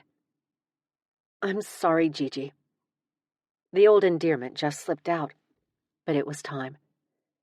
Ruthie pressed a hand to her mouth as she took in what I'd said, then threw her arms around my shoulders, and I fell into her hug. "None of this was your fault, sweetheart. You were born to greatness. It wasn't a choice. But you did everything to keep me safe. I'm so grateful for you." I looked up, over her shoulder. "And for you, Percy." Ruthie pulled me in tight for a long moment, then leaned back to look at me. She brushed a strand of hair off my face. I swiped at a stray tear and struggled to stay focused. "In the video, when I said I locked the doors, you think that meant I went back in time and did it with a supernatural spell to keep Beta inside?" Whoever Beta was. The mysteries wouldn't stop piling up. At this rate, I'd need a pair of supernatural waiters. She nodded. "I do." "Why? I mean, how could you possibly come to that conclusion?" She lifted her head. "Because, before that day, sweetheart, there was no attic. There were no doors. There were no gables." I stilled. "And then there were 6? Just out of the blue?" "Yes. If you look at pictures of when the house was first built, there are 6 gables. Even the original plans show them. Yet I couldn't remember them being there until that day. And neither could Percy." "What about the chief?" "He remembers them. He even had a memory of the first time he saw the house. He was riding his bike past it when he was a kid, and he fell in love with the gables." "Wow. Maybe you just, overlooked them." She laughed, not even bothering to entertain the idea. "You realize that doesn't actually prove anything." "It does to me. And it did to Percival, too. Oh, and just in case you needed one more witness, do you remember meeting Serinda today?" "Yes, she's amazing. Fiery and funny and elegant like you." Ruthie's expression shimmered with surprise. "She remembers as well. That's how we met. She stomped up to the house and demanded to know what magics I was doing to put 6 gables on a house of witches where anyone could see them." "Sounds like her. Did she think the muggles would suspect?" "Oh, no." Ruthie waved a dismissive hand. "She didn't care about that. She was upset that I'd used 6 gables instead of 5. That I'd created a Star of David instead of a proper pentagram. Said it was an embarrassment to the witch community." She grinned as she thought back. "We've been best friends ever since." "Did you tell her what you think really happened?" "Oh, goodness, no. Not for years. Remember, I had you in hiding. I wasn't about to tell anyone about you." "But after a couple of decades—" "Decades?" Annette asked. "I knew I could trust her completely." "And she remembers the house without the gables even now?" "Yes, exactly like me." "It must be a witch thing," Annette said. Ruthie agreed. Whatever, or whoever, Beta was, it was bad enough that a Charmling summoned a witch from her past to cast a spell on the house just to lock it up. And, Defiance, you did all of that while in a state of suspended animation. "After I changed Roane?" "Yes." "Okay," Annette said, obviously unsettled. "I think we should change the subject, being as Beta lives right above us. Let's watch Licked now, as a palate cleanser." Ruthie dove, a dive worthy of the Olympic swim team, toward the laptop. She slammed the lid closed. Annette barely had time to save her fingers from being crushed alive. "You know what?" Ruthie said, taking the laptop from her. "How about we save that one for later?" I looked at Annette. "Oh, hell no," we said simultaneously. Giggling like schoolgirls, we wrestled an old lady for a laptop that may or may not have porn on it. "Okay," Ruthie said through our giggles. "But you have to promise me something." "Anything," Annette shouted, refusing to release her death grip on the laptop corner she'd claimed. I had a corner too, but Ruthie had managed to retain control of 2 of the coveted triangles, making her the victor thus far. But the battle wasn't over. "Defiance?" she asked. "I promise. Anything." "What am I promising?"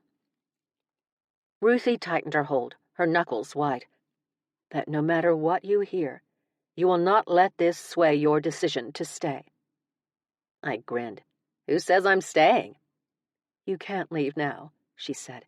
"You have a gorgeous little boy to take care of." I almost gasped aloud. I did. Then again, "Samuel followed me here. Who's to say he won't follow me wherever I go?" She sobered, wiped her eyes, and sat up, relinquishing controlling interest of the laptop to smooth her hair and dress. Vanity had struck again. "Because," she said, a sadness coming over her, "because of what this house is made of." I bolted upright. "I knew it! It's the salt, isn't it?" She nodded. "This house was built with wood from several retired ships that spent years at sea, soaking in the salt and brine. Your ancestors repurposed them before it was a thing." "Is that why they did it? The salt? The spirits?" "It is. They used every kind of ship they could get their hands on. Wrecked merchant ships, a few fishing vessels, even a pirate ship confiscated by the government. But my favorite was an ancient Viking ship your ancestor bought from a tobacco farmer in Virginia." I leaned back against the headboard. "Percy, I knew you were cool, but dang." He hummed happily beneath us. "Ruthie?" Another thought hit. Could there have been spirits already attached to the ships before they became part of the house? It made sense, especially if the wood had come from shipwrecks. I would bet my life on it. Only I already lost it once, and I don't want to tempt fate. "Is that why you can't leave?" Percy hummed again. "Most likely," Ruthie said. "And when a spirit somehow finds its way in, which is almost impossible without a host, it can't get back out." "I'm the host. I brought Samuel in." "That's my best guess, sweetheart." "Okay." I thought about it for a bit, but eventually promised. "I won't let this video sway me either way." "Then I give you my permission to watch it. Just know, you may find it a little disturbing." Pfft! I blew out of breath, reclaimed my precious from Annette, and opened it again. "Try not washing your hair for 6 months. I'm a rock. Nothing phases me now." I exchanged excited glances with Annette. "Ready?" "Ready," she said with a naughty gleam in her eyes. God, we were such pervs. I clicked on the video. "This happened right before we said goodbye that day," Ruthie said. "That's the only reason Houston got it on video." On screen, Ruthie was bundling tiny me up. I was still groggy from being in what I assumed was suspended animation after performing the spell that changed Roane into, well, Roane. That meant it was soon after my mother had tried to take my powers, and Gigi had taken her life instead. Ruthie's movements were hurried as she tried to button my pajama top and slide on my bunny slippers. She was an emotional mess. How could she not be? Losing both her daughter and her granddaughter in a matter of days, possibly hours. I would have been a wreck as well. "He's not a real boy anymore," the me in the video said, half asleep. "He only thinks he is." Was I talking about Roane? "Who, baby?" Ruthie asked. "The boy who died. He keeps licking me." Ruthie stilled on the video. I stilled in real life. "Sweetheart, what do you mean? Who keeps licking you?" she asked. "The boy who thinks he's a boy, but he's not." Ruthie looked back at the chief, who wasn't a chief quite yet, as he filmed, her face full of concern. "And he licks you?" I nodded. "He licks my fingers when I'm asleep because he's not a boy anymore. He doesn't remember he's dead. I keep telling him, but he keeps forgetting." Ruthie looked up again. "I'll have Mark and Carrie keep an eye on her," she said, referring to my dads. "We can't put this off. I've already cast the spell." Houston agreed, and the screen went blank. "That's it. I am so out of here." Pushing the laptop toward Annette, I jumped off the bed and sprinted back to my suitcase. Chapter 8. If I'm ever known as the one who got away, it will be from an asylum. Meme. 5 minutes later, the suitcase temporarily forgotten, I stood in front of the bathroom mirror, my lungs still stuck in overdrive. "You're a rock, remember? Nothing phases you." Not a lie when I'd said it to Ruthie earlier. Definitely a lie now. Dead children licking my fingers? No, thank you. No, nuh-uh, no siree, Bob. Annette stood beside me, lamassing me through my panic attack. I didn't understand what you meant at first. Ruthie stood on my other side. Not until I met a certain young man who could shapeshift into a wolf, who'd once been a wolf. Roane. I said his name, calming just a little. The man had two polarizing effects on me. He either soothed my nerves or spiked my adrenaline. Most often it was the latter. Think about it, Ruthie said. I was thinking about it. A 2-ton truck couldn't stop me from thinking about it. Yes, I turned a wolf into a boy. But he'd been alive. In the video, I said the little boy was dead. True. But I have a theory. She always had a theory, and more often than not, it was right. I have a theory, too, Annette said. I looked at her expectantly. She immediately backtracked. Oh, no, I want to hear Ruthie's first. See if mine holds water. Then I shall proceed, Ruthie said. From what I've been able to gather, to create a living being from something no longer living, you need spirit and flesh. Like when I brought you back from the Vale. Yes. I drew in a deep breath. Okay. You did save that boy that night. Something I didn't even consider until you saved me. I squinted. I'm kind of following you. Me too, Annette said. Kind of. I think you unknowingly pulled his soul out of the Vale. But that was only half the equation. You needed flesh. You needed a physical mass. The wolf cub? Exactly. Her gaze held a hint of astonishment, like I was some amazing being she was just getting a glimpse of, just beginning to understand. You extracted the boy's spirit from the Vale and used the wolf cub to recreate him. But why didn't Roane remember who he was? He only remembered being a wolf. She crossed her arms. Trauma. Of course, Annette said. Think about what happened to him just before you changed him, Def. It was a horrible story. Roane's parents were in a violent custody battle. His father, in an unforgivable act of depravity to make his mother pay, to make her regret ever leaving him, killed his own son.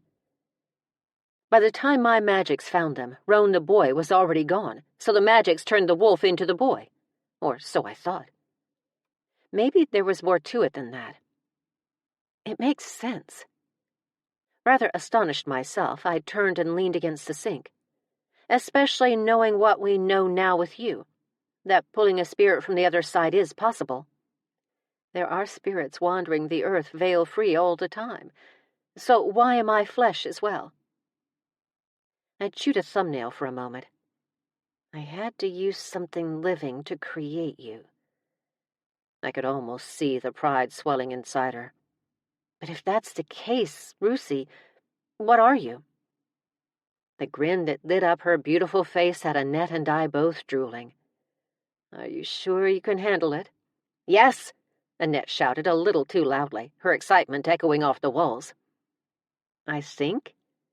I was a little more wary. Live and learn, right? You use the closest living creature near us. And that would be? I braced myself, literally, against the sink. A mouse. I blinked. There must have been one under the stove or under the floorboards. Annette almost squealed. It had happened in the kitchen, so that made sense. I made you from a mouse?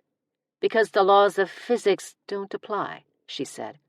Good thing ink wasn't around, Annette snickered. Oh, can you shapeshift into a mouse like Roane can a wolf? I've had a couple of very long conversations with Roane about that. It took him years, and I think something triggered it. Probably puberty, I teased. I think that's it exactly. He told you that? Not in so many words. He just said he was 13 the first time he shifted. Poor guy. To go through all of that alone, not knowing what happened to him. I think we're all forgetting something very important here, Annette said. Ruthie and I looked at her. What does any of this have to do with a dead boy licking Def's fingers?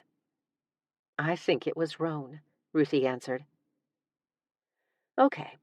There was some potential here for the whole dead boy thing becoming less disturbing. What makes you say that? After you brought me back, I was connected to you in your dreams as well. I still am. I turned toward her. You were the light. You helped Percy keep the warlock from finding me. I did. Only a little. Your grandfather did most of the heavy lifting. So you think Roane came into my dreams and licked my fingers? Of course, Annette said in an aha moment. He thought he was still a wolf cub. He would absolutely lick you to show affection. We all stopped and let that sink in. Is it just me, or is this room a little warm? I asked. And a little crowded? They both fanned themselves, feeling the heat as well. Ruthie led me out of the bathroom and back to the bed, and we both sat. Annette tagged along. Did you think like a mouse when you materialized, Ruthie? Because that would be crazy. No, but a part of me knew, if that makes sense.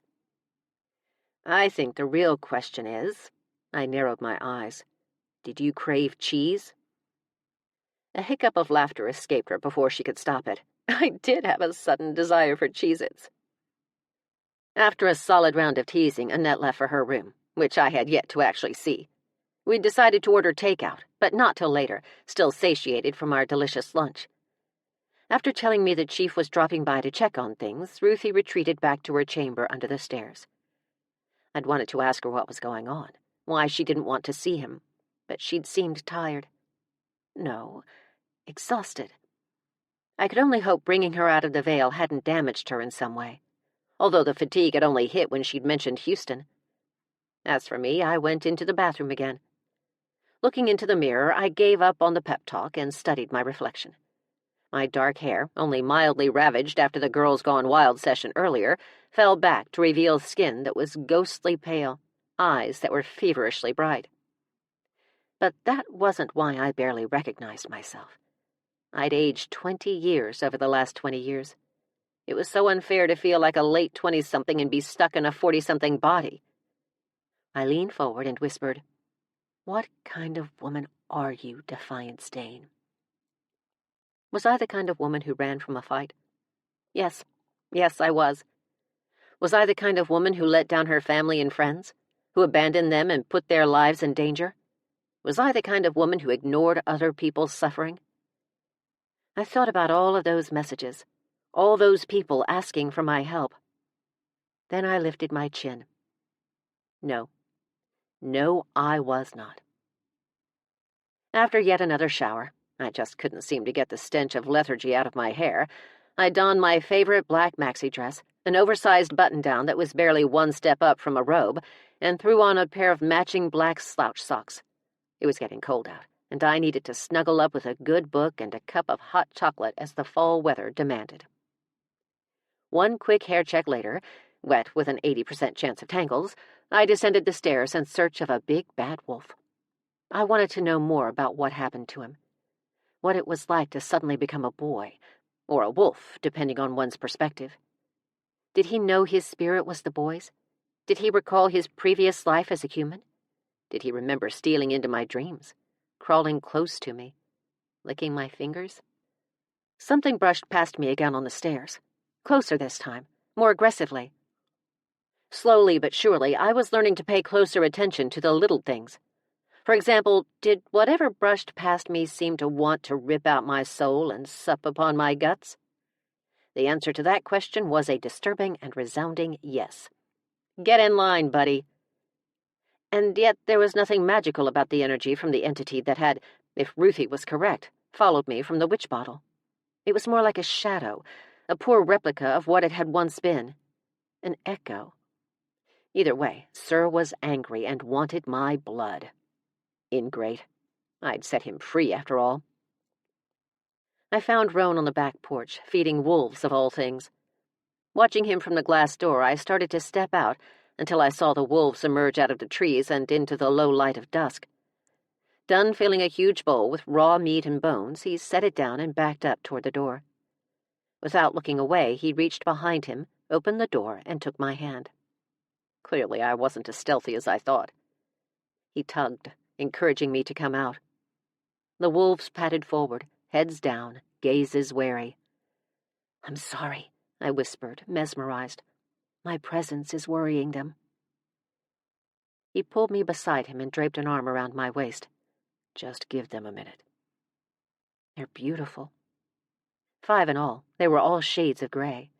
A couple had patches of black. I didn't think there were any wolves left in the state. There weren't, not in the wild. These are escaped wolves. Escaped? That wasn't suspicious at all. Escaped from where? He lifted a muscular shoulder. Here and there. Mostly zoos. Possibly from people who obtained them illegally. And are you one of those people who obtained them illegally? I slid him a sideways glance. He, in turn, gave me a once-over. You wearing a wire? An underwire. It gets horrible reception, though, so you have nothing to worry about. Maybe I should frisk you. Maybe he should. An exhilarating heat pooled in my abdomen. I looked back at the wolves. What if someone tries to trap them? I've told them what to watch out for, when to come out, when to stay hidden. You told them? Yes, he said, his voice whiskey smooth. You speak their language? Only when I'm in wolf form, and it's more like a system than a language. Warning growls and such. I've simply trained them on what to watch out for. Not that they didn't already know most of it before I came along. They're smart. A couple of the wolves hung back while others came into the circle of light coming from the porch to eat. I should go. I'm making them skittish. Just give them a minute to get used to your scent. I resisted the urge to lift my wet hair and sniff. According to the bottle, I was supposed to smell like a Brazilian rainforest. Not sure if that was a good thing or a bad one. It'll mix with mine. They'll be okay. Sure enough, the last 2 came forward after a couple of false starts. They would ease closer, then jump back and study us until, slowly, they inched toward the bowl, took out a meat-laden bone, and tore off into the dark. I'm still worried someone will hurt them. Humans can be such dicks. Me too. Your grandmother protected them for me. But when she died, I'm assuming the protection spell she had over them evaporated the way the one she had over you did. Has she re-upped it since her reawakening? Nah, she's got a lot on her plate right now. I made a mental note to talk to her. Then I made another mental note to pay attention to my mental notes. I so often ignored them. Has she told you her theory about the boy? About you? After a long pause, he answered, Yes. Do you think she's right? Yes. I turned to him. Really? So, in a way, the boy did survive? Somehow that made the whole incident slightly less soul-crushing. I think so. I had instances growing up where I remembered things I couldn't have known. It had to be him. I have to be him. You didn't talk until you were 7. He seemed to bristle. I squeezed his hand. Roane, I wasn't judging. I would never. He dropped his gaze. I know. No, you don't. I needed him to understand. I can't imagine how hard that must have been for you. I only meant that perhaps the reason your speech was delayed was not because you were a wolf, but because your father, well, killed you. The muscles in his forearms flexed as he curled and uncurled his hands into fists. Maybe that's why the boy withdrew, and the wolf emerged as the dominant personality, the ruling psyche. From trauma? Yes. I stepped closer. Roane, you were literally killed by your father. That had to leave a mark. He nodded.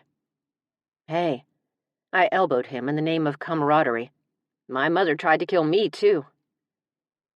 His gaze traveled back to me at last. I'm sorry. Don't be. I ignored the pang in my chest. I don't remember it. We watched as the last wolf ran into the dark, his jaws full of a late-night snack. Now that I think about it, how did the boy's father trap you? Wolves haven't inhabited this area in decades. He trapped me on the outskirts of a wolf sanctuary near Ipswich. For real? For real. See? Dicks.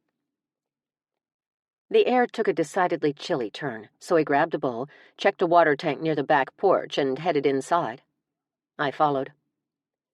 Without looking at me, he set the bowl in the sink. Does it make me more palatable?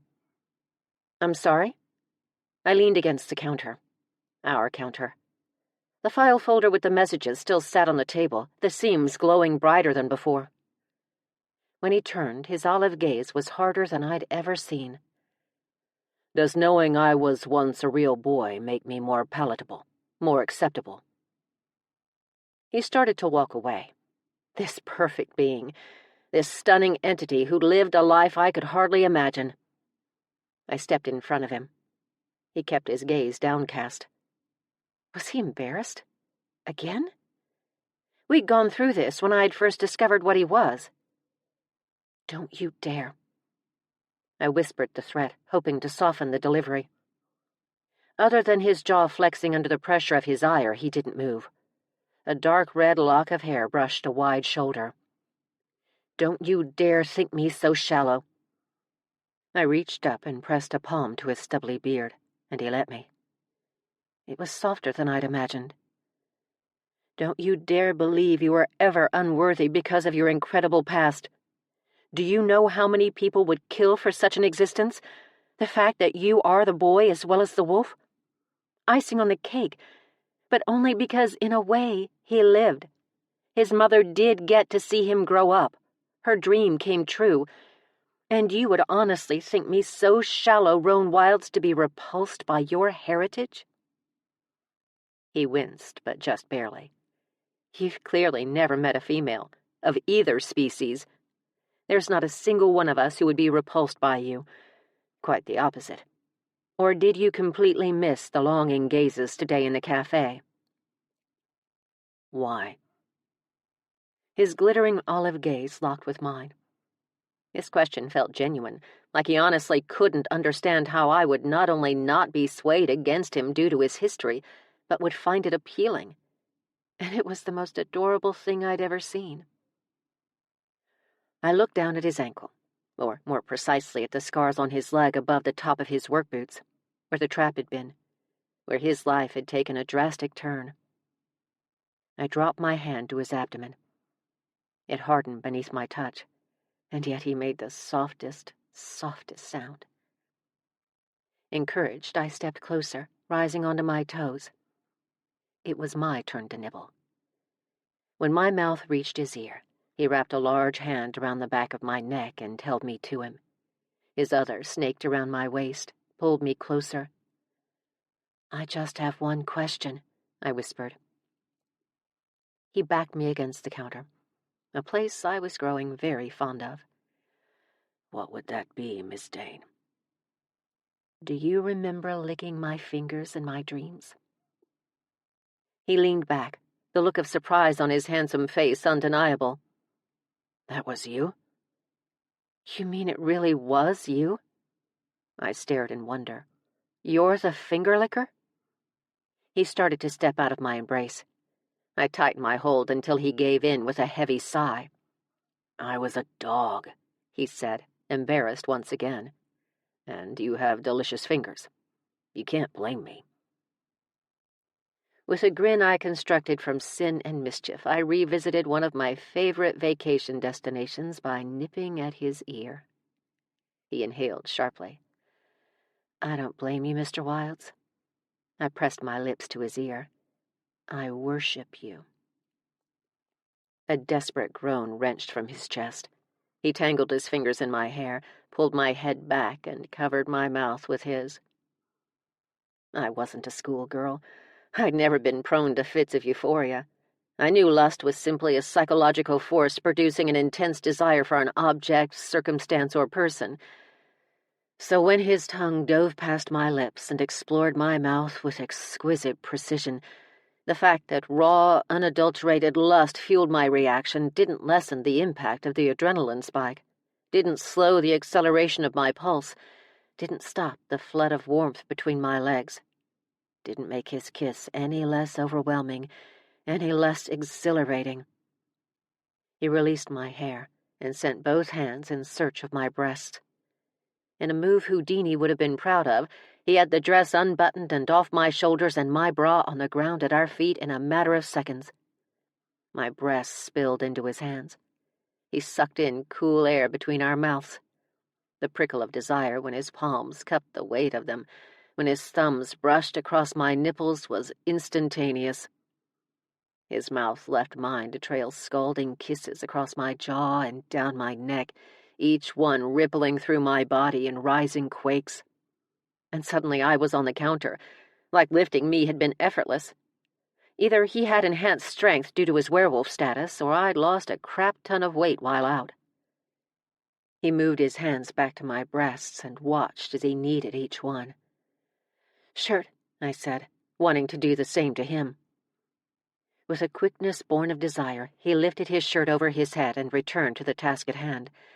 And there was nothing on earth, above or below, as sexy as a shirtless man covered in ink, wearing a leather kilt, and gazing at me like I was a bottle of bourbon and he was a connoisseur. The art on his body was nothing short of haunting. A giant skull spanned the entire length of his torso, its eyes penetrating and surreal. The work that blanketed the rest of him was a combination of symbols and sayings and the edges of a map of old Salem. The full map took up his entire back, along with one giant symbol. A spell, actually. The spell I'd used to create the magic that transformed him into what he was today. Somehow he'd remembered it, and drew it for his incredibly talented artist. He licked his lips and pulled the lower one in through his teeth as he studied me. But he didn't reach for my breasts again, to their great disappointment. Instead, he went for my knees. He spread them, slowly, giving me time to think about the gravity of the situation, the significance of what we were doing, the reality of what more he wanted to do. Anticipation thickened the air around me. His hands slid up my thighs, and I clutched his sinuous forearms, but he didn't stop until he got to my hips. Taking a firm grip, he wrenched me closer, molding me around him until I could feel the evidence of exactly how interested he was through the thin leather of his kilt. When he leaned in, I wrapped my arms around his wide shoulders, pressed my breasts against his chest, covered his mouth with mine. Curiously, I heard drawers being pulled out on either side of me. Just when I was about to break the kiss and demand he put his hands back where they belonged, he lifted my legs. Taking an ankle in each hand, he gently placed each of my feet inside a drawer. One was filled with dish towels and the other with utensils. I couldn't have cared less, because his hands traded their places at my feet for the space between my legs. Pulling aside my panties, he slid 2 long fingers inside me in one smooth thrust. Gasping, I broke off the kiss, buried my face against his neck and my hands in his hair. I grabbed fistfuls of auburn locks and pulled, wanting more, willing to beg for it. How long had it been since I'd felt this way? Never. Honestly, before him, never. He put his mouth to my ear and said, "Spread your legs, Miss Dayne." Wetting his fingers, he pulled out to circle my clit, the process painfully slow and deliciously precise, sending out vibrations that rocked me to the core. He dipped his fingers again. I bucked, my knees squeezing him in response. "Wider," he said more forcefully, sending an arrow of molten lava straight to my girl parts. And I tried, but a pressure was building between my legs, like a dam about to burst in a storm. His thumb brushed my clit, so softly it throbbed with need. I wanted his cock inside me. He leaned close again. "More," he demanded in a husky voice. "I can't," I said between pants. "You can," he insisted. It took enlisting the help of the gods, but I spread my knees, forcing them apart, tightening my fists in his hair. "I'm going to kiss you here," he said, massaging my clit, thrusting his fingers inside me. They were still deep inside when he knelt and found my clit with his tongue. I whimpered. Soft and hot and wet, his tongue feathered over me before he pressed his lips there and suckled, almost lifting me off the counter in ecstasy as he milked me to climax. I couldn't hold back the flood tides any longer. I forced myself to relax, and the dam burst, the orgasm rocketing through me so fast, so unexpectedly, I cried out and screamed a few choice words as well. I rocked forward, drawing his fingers deeper, squeezing them, kneading as the pulsing slowly ebbed into the sound of my heavy breaths, my soft sighs, my generous use of the F-bomb, because nothing said "fuck yes" like the words "fuck" and "yes." He kissed me there again, then stood and took my mouth, the taste of salt and sugar fresh on his tongue. "Fuck," he mumbled against my lips and broke off the kiss. "What?" I asked, more than a little dazed. His face held utter disappointment. "Did I mention that I also have very good hearing?" "What?" I asked again. He had my dress over my shoulders a microsecond before my dads entered the kitchen, their faces shock incarnate. Chapter 9. If you get a link called Free Porn, don't open it. It is a virus which deactivates your spell check and fucks up your writing.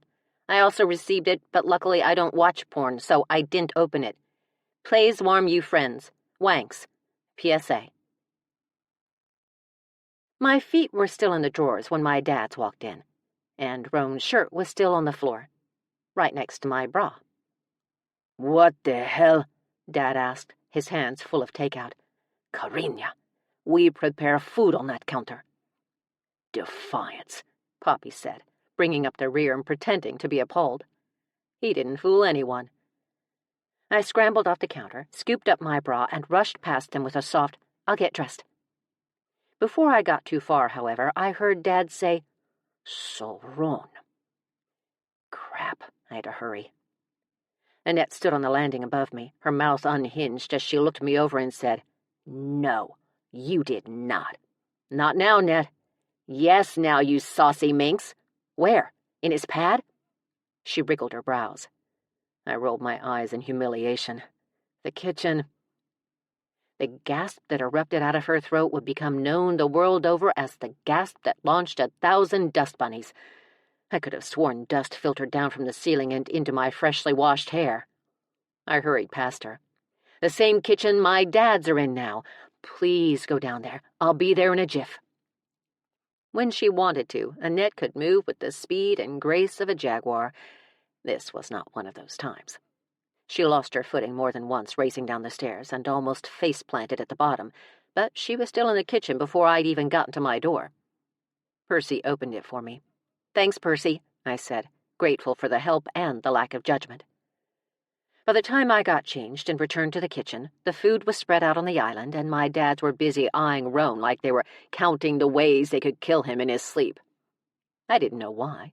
It wasn't like I was in high school and the local bad boy had taken my virginity. Though, thinking about it now, I wished he had. My first time had been the disaster of disasters. I'd never looked at a penis the same way again. Not that I'd looked at any before that point. Maybe that had been the problem. Maybe if I'd had Roane's penis filling my— "I see the gang's all here," the chief said as he walked in, scanning the room, trying to cover up the fact that he was crestfallen when he didn't see Ruthie. He also sensed the tension instantly with a quick perusal of the dinner guests. "Hey, Chief," I said. He gave me a quick hug. "Hey, Daffodil. Feeling better?" "Much." "I wonder why," Dad said, and my face heated. "Probably the shower," Poppy said, joining in. "Or the mani-pedi," Annette offered. Even at 45, the thought of my dad's catching me in the act was mortifying. "Oh, Chief," Annette said, "we might have a problem with a Mr. James Vogel." "A lot of people have a problem with a Mr. James Vogel." The chief filled a plate with pasta from Bella Verona. "What's he done now?" Annette and I exchanged tapless glances before she said, "Does being rude and obnoxious count? Legally?" "We aren't really sure he's done anything," I said. "But," Annette added, "he wants Daphne to bring someone back from the dead." That got the handsome man's attention. He sat down and waited for us to bring our food to the table. "Tell me everything." We explained what was going on with Mr. Vogel, whom I'd almost called Mr. Voorhees not once, not twice, but 3 times throughout the conversation before it was all said and done. Scraping the last of the pasta from his plate, the chief said, "I'll look into it." "Thanks, Chief," I said, avoiding yet another near miss with Roane's burning gaze. From there, the evening devolved into small talk, which included Annette's version of what happened at the psychic's and with the witch bottle. I ignored the pocket folder that had been moved onto the toaster oven and the fact that it glowed now. Not just the seams, but the entire folder, clearly calling to me, insisting I pay attention. "I just want to see him," Annette said, talking about the curtain climber we'd apparently adopted. The chief asked if I had my powers back, and Annette had to explain in great detail how, in her humble opinion, they were still there, buried deep inside me, rather like I wanted Roane to be. Not that I said that out loud. But the hungry glances he kept casting my way were making me squirm in my chair. He was a talented, talented man. Part of me wanted to know where he'd learned his powers of seduction, and if I could send off for the correspondence course so I could pull a reversal on him. One thing I hadn't considered during our little tete-a-tete was Samuel. Thank God he hadn't come into the kitchen. He was still a tad young for sex ed. The boy Annette was so desperate to see tore through the kitchen, searching for a certain battle-scarred cat named Incognito. Ink wanted spaghetti. Samuel wanted ink. Giggling, he laughed and chased the poor animal off the table before Roane could get him off. I giggled as he dashed by. "That poor cat. Samuel's going to kill him." Roane chuckled softly. "It's good for ink. He's become entirely too complacent. Have you seen how many mice we have?" "We have mice?" Annette asked, suddenly wary. Dinner was lovely. My dads listened with rapt attention to all of Annette's tales and even a couple of the chief's. Ruthie definitely had some skeletons in her closet, and not just actual ones, but metaphorical ones as well.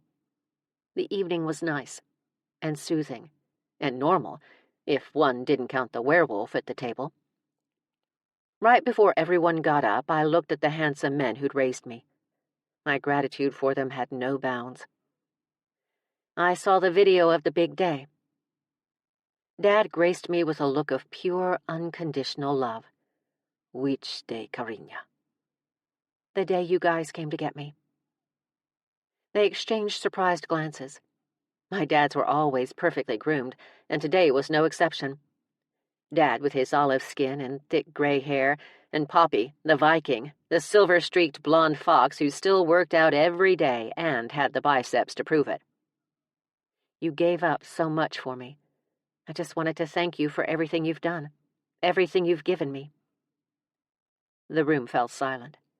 Mostly your time and attention when you didn't have to. Poppy took my hand and mimicked Dad's soft accent when he said, "Always, Cariña." Dad laughed softly. "It has been an honor, mi corazón." We stood, and they pulled me into a deep hug that lasted longer than it should have, but was shorter than I'd hoped. Dad joined the others as they cleared the table and wrapped up leftovers, and Poppy scooted closer to me. "You saw the video?" he asked. I nodded, knowing this was going nowhere good. He leaned closer. "How was my hair?" I laughed and gave him another hug. "Your hair smells good," he said, burying his face in the top of my head. "Really?" I asked, far too desperately. It doesn't smell like lethargy or failure or 6 months of indolence." It was his turn to laugh when Dad walked up. "So," he began. "Here it comes, the wolf." "Sorry about that." "Please," Poppy said with a scoff. "It's about time you found someone decent. We just want to make sure his intentions are honorable." My gaze darted to the subject at hand, who was at the sink, rinsing off dishes, his wide shoulders and lean waist so visually stunning it mesmerized me. But triangles had been my favorite shape since kindergarten, and now I knew why. I wondered if he could hear us talking about him, figured he could, and decided I didn't care when I said, "I don't know about his intentions, but his tongue makes up for any discrepancies." "Cariña," Dad said, fighting a grin tooth and nail while Poppy high-fived me.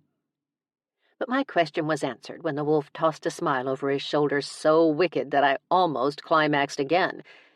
In my defense, it had been months. We said our goodbyes under the light of a bug zapper. Then I went inside to help finish cleaning up.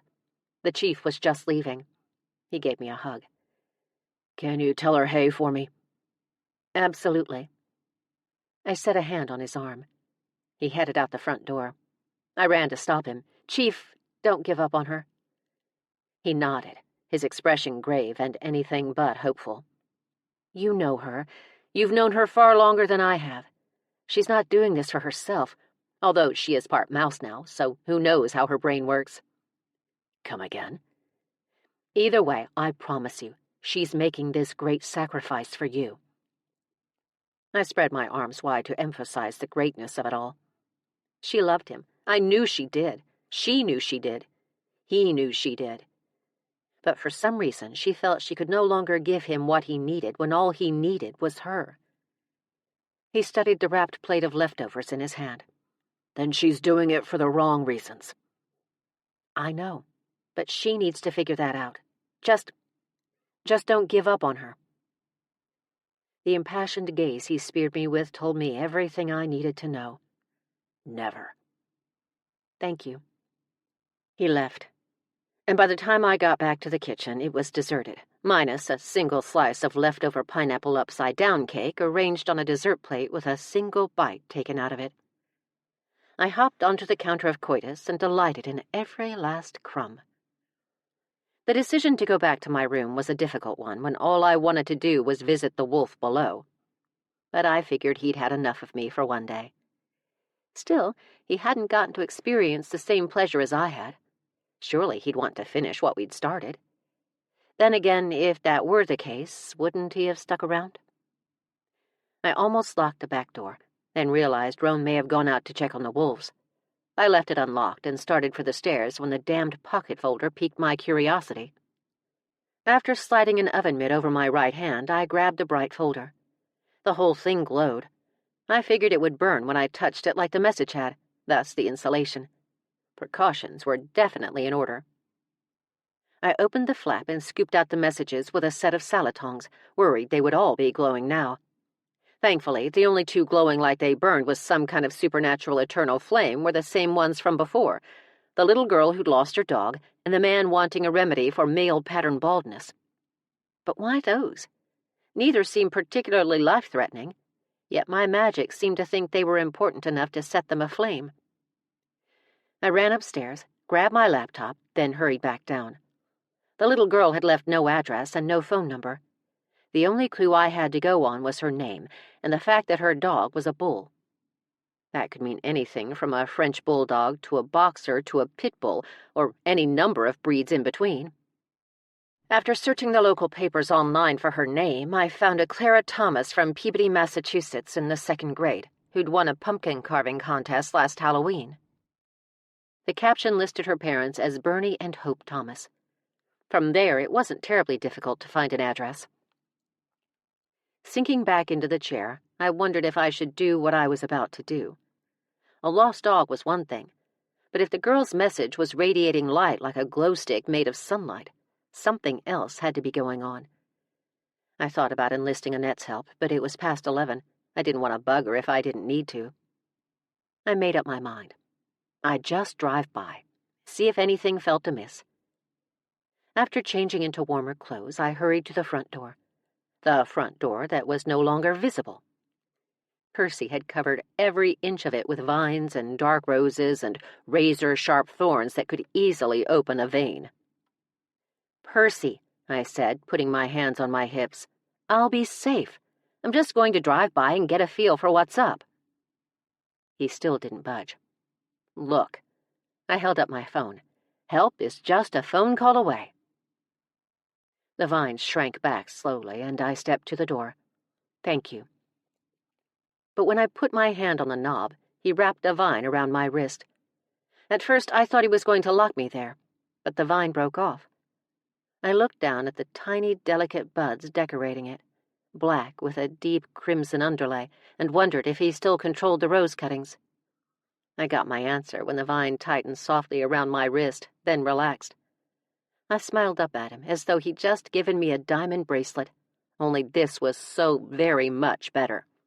Diamonds had nothing on enchanted roses. I ducked out before he changed his mind and hurried to the bug. She started up on the first try, goddess bless her. Thanks to the wonders of the modern smartphone, I found the address easily. It sat on a quaint side street with close neighbors on either side. An old blue Taurus sat in the driveway, along with a yellow panel van. Apparently, Mr. Thomas owned a janitorial service. The house had white siding with dark trim, a color I couldn't quite make out, both cracked and peeling and in bad need of a fresh coat. But that wasn't what captured my attention. It was a feeling, a niggling at the back of my neck that kept me from stopping in front of the house. I cruised down the block and parked in front of a small colonial. "Ready?" I asked the vine on my wrist. It tightened again, and I wondered just how much of the vine was Percy. Like, could he be in two places at once? Could a part of his ghostliness, his essence, break off and still be conscious? And how was even a part of him able to leave the house? I thought the salt kept him locked inside. Not that any of that mattered at the moment. I had a glowing message to investigate. I stayed down when I exited the bug and crept toward the house until I realized how creepy and suspicious I must look. So I straightened and walked like a normal human being. But something told me not to knock on the front door. It was probably the sign that read, "Do not knock on this fucking door." Okay, then. At least I knew what kind of person, or people, I was dealing with. I couldn't imagine Clara's mother putting the sign there, but who knew? I would totally put that sign on Percy's door if I thought it wouldn't get me kicked out of the neighborhood. Faster. I used the flashlight on my phone and walked around the house, curious if I would feel anything or see anything or hear anything. Who the hell knew how these magics worked? Not me, that's who. The scent of rain and fireplaces filled the air, and wet leaves insulated my footsteps, but the sound still seemed too loud no matter how softly I tried to walk. Sure enough, when I got to the back of the house, I felt something. Two somethings, actually. A darkness and a pull.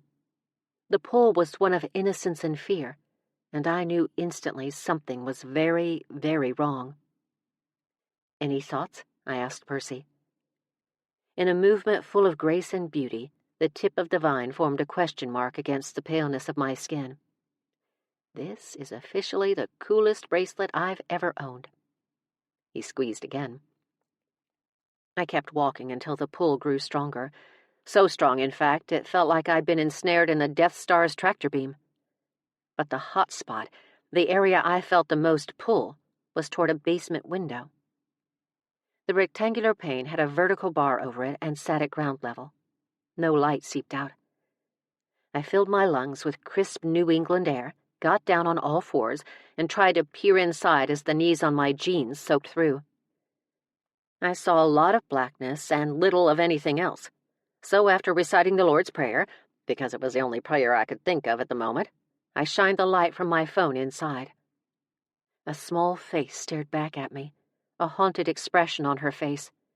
I yelped and fell back onto the wet ground. The window opened out, though just barely. The bar kept it from opening far. I crawled back to a mop of brown hair that looked like it hadn't been washed in days. I knew the feeling, and huge brown eyes that gazed up at me. We took each other in for a long moment. Then I asked, my voice low. "Are you Clara?" She glanced back over her shoulder, then nodded. She reeked of fear, and my heart broke for her. "I'm Defiance Dayne. You left a message for me about a lost dog?" She nodded again. "This isn't about a lost dog, is it?" Her grip tightened around a stuffed turtle, and she shook her head. I tried to see inside, but it was too dark. My light simply didn't reach that far, and trying seemed to distress the girl. "Sweetheart, what's going on?" "My dad," she whispered. "He's mad at my mom and won't let us leave the house. He has her in his room and—" Tears pooled between her thick lashes. "He's so mad." "I'm sorry, sweetheart. Did you call the police?"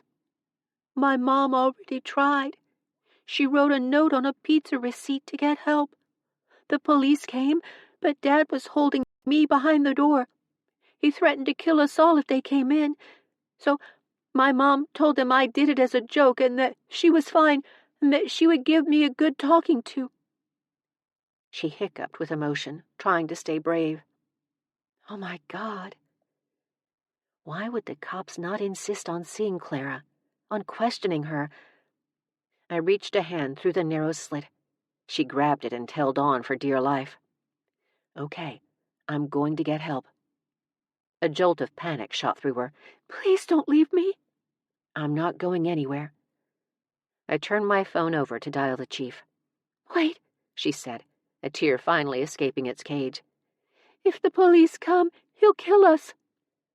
I pocketed my phone, got onto my stomach, and reached through with my other hand to wipe away her tears. "I have a friend who is very good at this stuff. He's a policeman, but it's okay. He'll know what to do. Can I call him?" She thought about it, her tiny brows knitting before she finally nodded her consent. "But you won't leave me?" "Never," I promised, hoping I hadn't just lied to her. The chief might need me to move away from the house. I took back my hand and called him. "Daffodil," he said, his voice thick and groggy. "What's wrong?" I explained the situation as quietly and succinctly as I could. "No sirens," I warned. "No lights." "Got it. I'll call the police chief in Peabody. He's good people, and I'll be there in 30. "Thanks, Chief." "Don't thank me yet. I want you away from that house right now." "I can't do that, Chief. I promised Clara." "I don't care. I want you away from there or I'll have Ruthie put a hex on you." "You wouldn't." "I would." A grin fought its way to the surface. "I'm not scared of my grandmother." "Then you don't know her as well as I do." "Please, Daffodil." "I'm in the back, Chief. I'll be the blue one, soaked head to toe and shivering from hypothermia if you don't hurry." "I'll arrest you," he said, lobbing his last Hail Mary. "Chief," I tissed him, "you know I have a thing for handcuffs." "Damn it." He hung up, but I'd watched enough TV to know what happened next. If the cops came in with guns blazing despite what the chief advised the Peabody Department to do, this would turn into a hostage situation. I had to get Clara out. I studied the bar. Hinged at the top, it was bolted to the wood frame above and below the window to keep someone from opening it as it swung out. Unfortunately, I didn't have a wrench, or a hacksaw, or a plasma cutter. But I might have a tire iron. Didn't most cars have those? Then again, if I tried to pry the bars off, it would be too loud. Clara's small hand kept a death grip on mine. We heard footsteps overhead, and she stilled, her gaze snapping up, her lungs seizing. "Hey," I whispered to take her mind off of the imminent danger. "How did you know to call me? Did you really lose your dog?" She blinked back to me, and it took her a moment to process what I'd asked. "No," she whispered. "My dog ran away when I was little. My dad said it was my fault, so he never let me have another one." "I'm sorry." "It's okay. My mom told me if I ever needed anything, ever, to call you." "Me? Do you mean my grandmother?" "I don't know. She made me memorize your phone number and said if I was ever in trouble, the person at that number would help. She said you're magic." As I lay shivering in the wet leaves, I was once again struck by how many people Ruthie had helped over the years. How many people knew they could count on her, that they could trust her. Another round of footsteps, and Clara gasped. "What are you standing on?" I asked, trying to take her mind off the monster upstairs. My jaw ached from biting down to keep from chattering. I really was soaked, and shivering, and probably blue. "My bed." She looked down and bounced for me. "Can you come get me?" "Help is coming, sweetheart." I examined the bar again and realized something. She was right. I was magic. I could do this. "Step to the side, hon." She did, but didn't dare let go of my hand. What to use? I only knew a couple of symbols. They just seemed to pop into my head as I needed them, but nothing was coming to me. Then I remembered one that might work. I lifted 2 fingers and drew it on the air. It was like a Charmling version of Open Sesame. Normally, when I drew a symbol, the lines glowed, much like the messages had, as though the sun was bleeding through them. But nothing happened. I racked my brain. That was it. That was the right symbol. Did I really lose my powers? I whispered aloud. Panic shot through me like an arrow. Then I remembered the attic. I'd drawn a symbol then. Maybe I was shivering too much. Maybe I didn't draw the symbol right. Wait. I'd felt a resistance. I looked up, but could only see the eaves and the storm drain. Was the house enchanted? Then it hit me. I looked at the vine around my wrist. "Percival Good," I said, talking to my wrist like a secret agent. "Are you blocking me?" Clara simply watched, possibly afraid to interfere with the crazy lady. I couldn't try to get him off without releasing her hand, and I was worried she'd panic, too. Best if only one of us was as useless as a flounder in a gunfight. Headlights from a car slid along the trees behind the house as it turned into the drive. "That might be them," I said to her, relief flooding every cell in my body. I looked at the vine and said through clenched teeth, "You and I are going to talk later." He squeezed my wrist gently. "No, it's too late. If this goes south, it's on—" Before I could finish my tirade, the back door swung open, flooding the area with light. A thin man in a dirty tank top stepped onto the back porch and turned toward me. I shrank back and held my breath, mostly because it was creating huge clouds of vapor. I'd been too loud. I put Clara's life in danger so I could threaten a plant, not to mention her mother's. But instead of coming after me, the man walked down the 3 steps to the ground and carried a garbage bag to a bin on the other side of the house without a care in the world. This was my chance.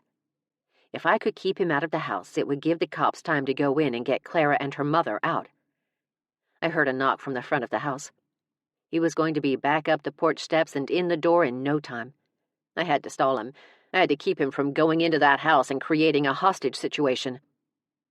When he cornered the side of the house, I had no choice. I ripped my hand away from Clara's, stood, and hurried over to him, trying to wedge myself between him and the porch steps. I couldn't tell if I was shaking from the cold or the massive adrenaline dump. He stopped and frowned at me. "Who are you?"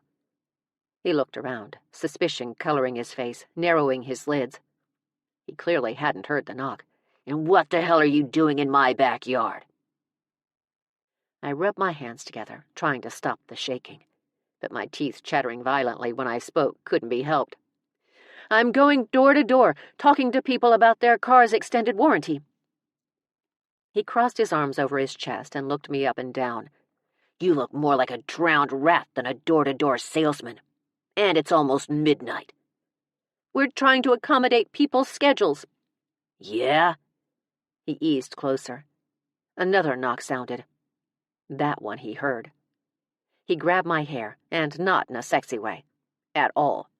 He jerked me toward him until we were nose to nose. "What the fuck is going on?" Just then, a male voice shouted, "Police! Open up!" Great timing. He jerked my head to the side, throwing me to the ground face first. I slid across the freezing earth a total of 2 feet as he took the stairs in one jump. Without thought, I threw out my hand and drew the symbol that was the exact opposite of the one I'd tried earlier. It happened faster than my eyes could see. The spell blinded me, and by the time his hand was on the knob, the door was locked up tight. He couldn't have gotten through that door with a wrecking ball. Not until I released it. He tried it again, shook the handle, kicked the bottom, threw his shoulder against the door. "What the fuck?" he said, pounding on it. "Clara! Clara, let me in!" "Isn't she locked in the basement?" I said sweetly. He whipped around, his face the picture of rage. I heard the men in the front breaking down the door. At the same time, someone was running around the side of the house toward us. Either the chief had told the police I was back here, or it was the man himself. Clara's dad heard him too, and stalked forward until he towered over me, and the man really liked my hair. He grabbed a handful and ripped me off the ground. "Bernard Thomas!" the chief shouted. We turned. The chief had a gun pointed at Clara's father, except that there was one little problem. The man was using me as a shield. He pulled a knife from his pocket and held it to the back of my neck while keeping his head ducked down.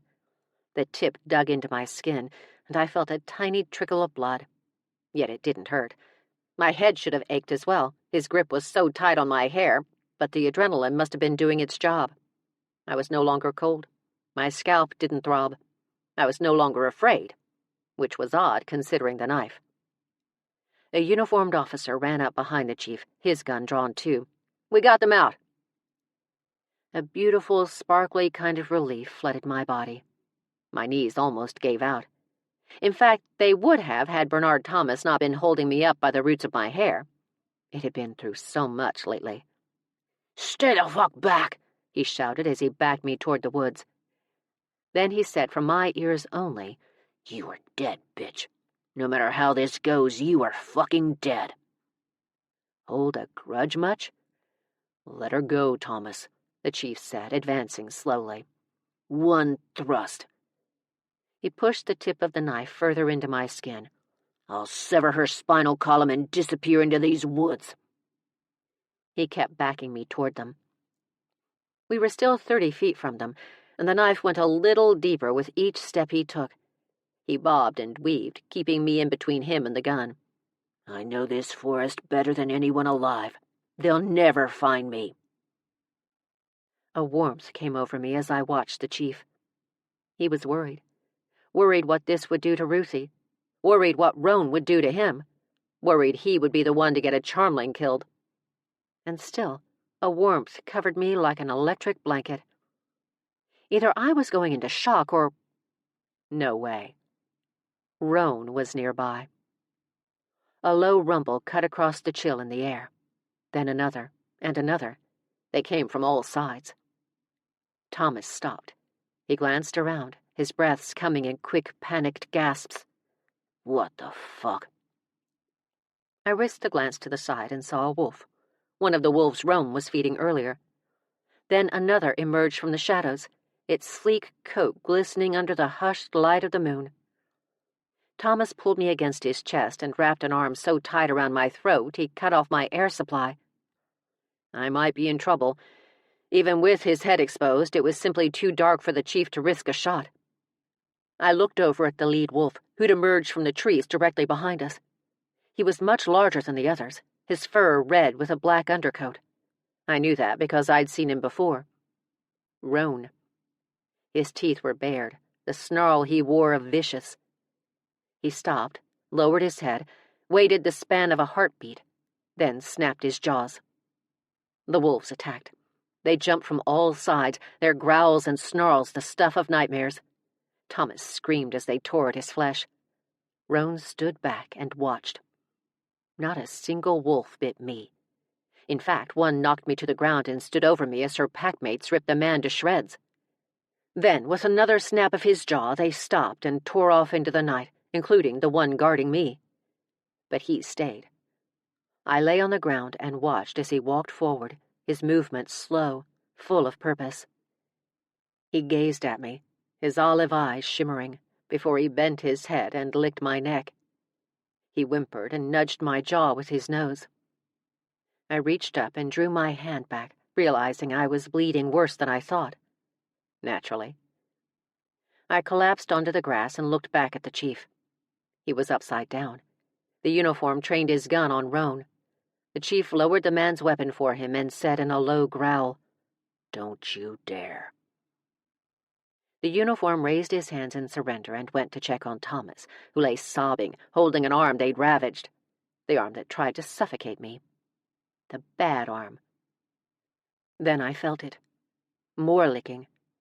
Only this time the sensation was familiar. I looked over and watched as Roane licked my curled fingers. His tongue molded to each digit, tickling them like when I'd been a kid. Then he moved to my thumb, my palm, up to my wrist, bathing it in warmth. Luckily, it was the Percy-free wrist. Had it not been, I wasn't sure how that would have ended. He put a massive paw between my arm and rib cage and bent to my neck again, his cold nose nudging me. I reached over with my other hand and buried my fingers in his thick fur. It was much softer than I'd imagined it would be. The next time, he went for my ear, gently nipping the lobe before taking off and vanishing into the darkness. I sucked in a soft breath and grabbed my ear. "I'm going to assume you're okay," the chief said, standing over me. "I'm pretty good right now. Thanks, Chief." He knelt beside me. "You're soaking wet." "I know. He's so hot, though, even as a wolf." He grinned, unfazed. "You probably saved that woman's life. Possibly the girl's, too." "Good. Hope Thomas had so much faith in Grandma. How could I let her down?" "I've called for a paramedic and a stretcher." "What?" I asked, rising up and bringing half the leaves of the forest with me. Honestly, my poor hair. "I can walk, Chief, I swear." I stood. It took a while, but I managed it. "Are you sure?" He took my arm. "'Cause you look a little wobbly." "I think the mass of leaves on my back is throwing me off balance." "Yeah, that's it for sure." Chapter 10. If each day is a gift, I'd like to know where I can return Monday. Meme. After a tearful goodbye and 1,000 thank yous from Hope and Clara, I left them in each other's arms, safe at last.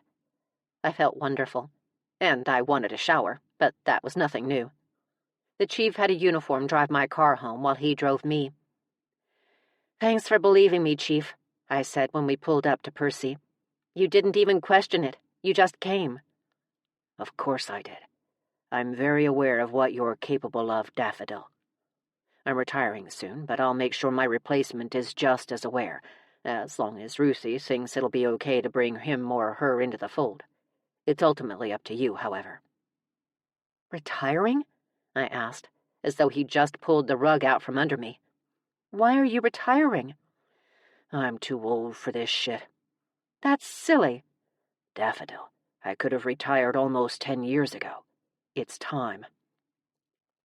I knew he was a good 20 years Ruthie's junior, which would place him in his early 60s, while at the same time making her a bit of a cradle robber. But damn, he looked good. I could hardly blame her. I was beginning to wonder if Ruthie had an anti-aging spell, because I wanted it. "Well, I'm going to wash my hair, but I really think we need to talk about this retirement nonsense." He laughed softly. "Promise." I jumped out of his cruiser and waved to Paris, who'd seen us pull up and stepped onto her porch, her busybody tendencies getting the better of her. After running into the house, I started for the stairs and a hot shower. My clothes were muddy and wet and ice-cold. Not a good feeling. Before I reached the first step, however, a light from the kitchen caught my attention. A glow. Was it on fire? I ran toward the back of the house, only to find the entire kitchen alight with a luminous yellow-orange glow.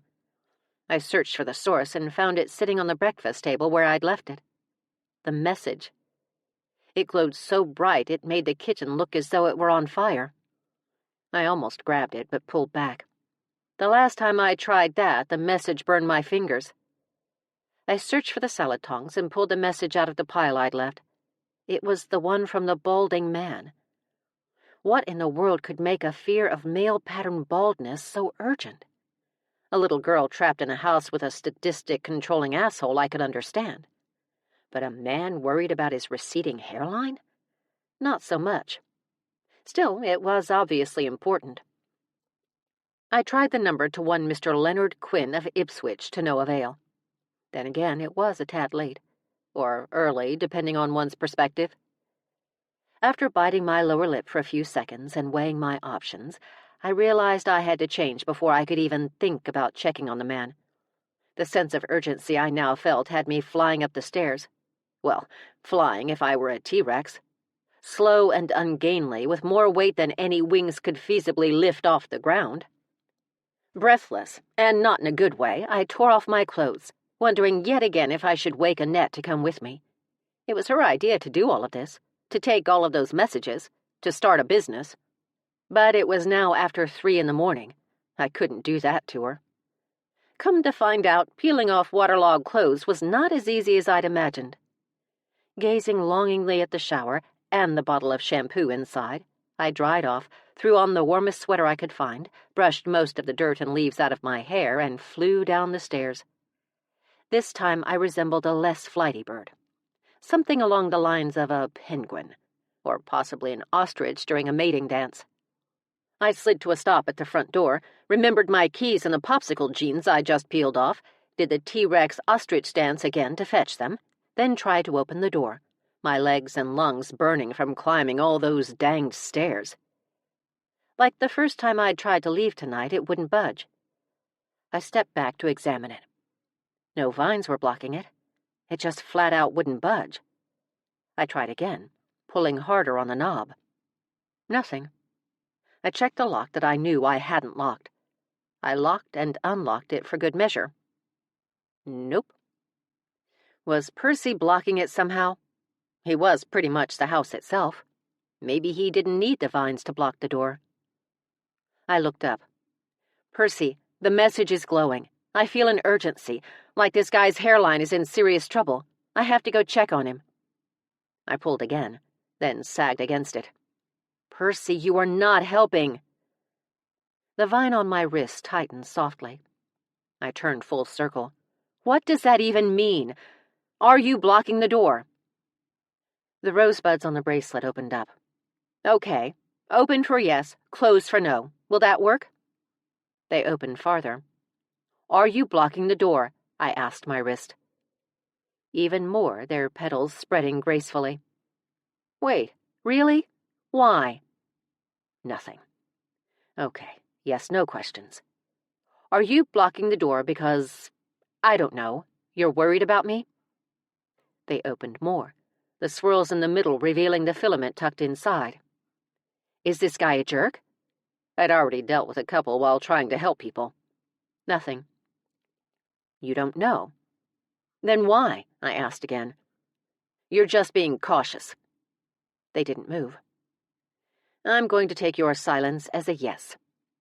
Percy, I need to check on this guy. You have to let me out. The tiny roses folded into themselves like ballerinas, closing once again to create the beautiful little buds that dotted the vine. A resounding no. Frustrated, I tried the door again, groaning through gritted teeth. Then I stepped back. You know what? Fine. I give up.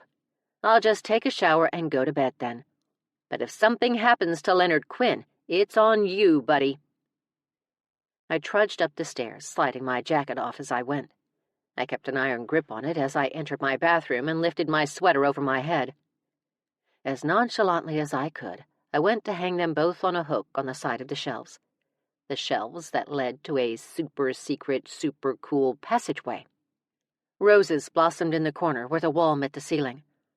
I slammed the sweater over my décolletage. Percy, I told you, out of the bathroom.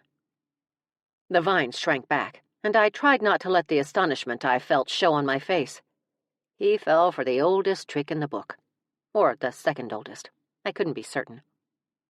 I grabbed a hook and the jacket off the hook and pulled the shelves open, jumping into the narrow passageway before he caught on. Which he did pretty quickly, unfortunately. He tried to close the shelves, but it was too late. I was mostly through. In my haste, however, I fell, of course. My foot was still inside the threshold when the shelves shot toward me. I gasped, thinking my ankle had been crushed when the shelves stopped suddenly, like they had been frozen in time. They hadn't. The shelves immediately opened again, and I wondered why until a vine wrapped around my boot. Uh-oh. Percy jerked me toward the bathroom as I released a screech worthy of a barn owl. "Percival, good!" I shouted as he slid me inside. He was like Jaws, or the plant from Little Shop of Horrors, or, gasp, Jason Voorhees. I anchored my other foot against the doorframe and pushed. My resistance must have surprised him, because I got far enough out into the hall that parts of him shriveled and shrank back. He immediately let go, and I boomeranged into the passageway, hitting my head on the other wall. Grabbing it with both hands, I lay in a fetal position for a solid 23 seconds before shaking it off and struggling to my feet. I looked back at him. The threshold was sprinkled with black dust. I knelt down and picked some up. "Percy, I'm so sorry." He'd withdrawn all the way back into my bedroom, and I didn't dare peek around the doorframe to check on him. I lay my head against the wall at an angle where I could see much of the vines in there. They were okay. Only the part that was pulled across the threshold had withered and died. With a soft intake of breath, I checked my wrist. The bracelet was gone. I looked at the wood floor beneath my feet. Black ash dusted a small area. I must have flung it off me when it withered and died. Surely there was more than just salt at work here. What would do that? Magic was certainly a fickle thing, like when it wouldn't work on the bar covering Claire's window. So many questions, so little time. Reaching for the jacket I'd flung inside the passageway, I put it on. Then I scooped up what ash I could with my hands, cupped it into my palm, and transferred it to my jacket pocket. For what, I didn't know, but it broke my heart that I hurt Percy, who'd protected me so fiercely. "I'm sorry, Percy," I said again, angling my head. Percy slid back into the bathroom. "Are you okay?" Roses blossomed, black and blood red, dark and gruesome and beautiful. I rubbed my wrist. "I didn't know that would happen. I'm sorry." The vines curled languidly like a cat's tail before he closed the shelves behind me. I stood there a solid minute, fighting the anguish of what I'd just done to him. Had it hurt? Had I physically hurt him? After a moment, I snapped out of it and continued my mission. The only way out that I knew of from the passageway without going through the house, of course, was through the cave. I became lost almost immediately and took any stairs I found going down. 37,000 flights later, I emerged in the cavern. I heard water dripping to my left and water running to my right. I went right. The flashlight on my phone helped me navigate the rough floor, but not much. It had more water in it this time, clearly tethered to the tide. My boots soaked through instantly, and I was wet once again. Not in a good way. Not in a Roane way. I followed the water for 7 miles, or possibly a quarter of a mile. It was hard to tell. It came to an iron gate that had been pushed aside as though someone had entered it or exited it recently. Metal hinges had been cut through with something either very sharp or very hot. I dug through a small opening and emerged through a grouping of vines and bushes in the middle of nowhere. I had no idea where I was, but I followed the GPS back to the house, my toes frozen. I didn't want to call anyone. It was nearing 4 a.m.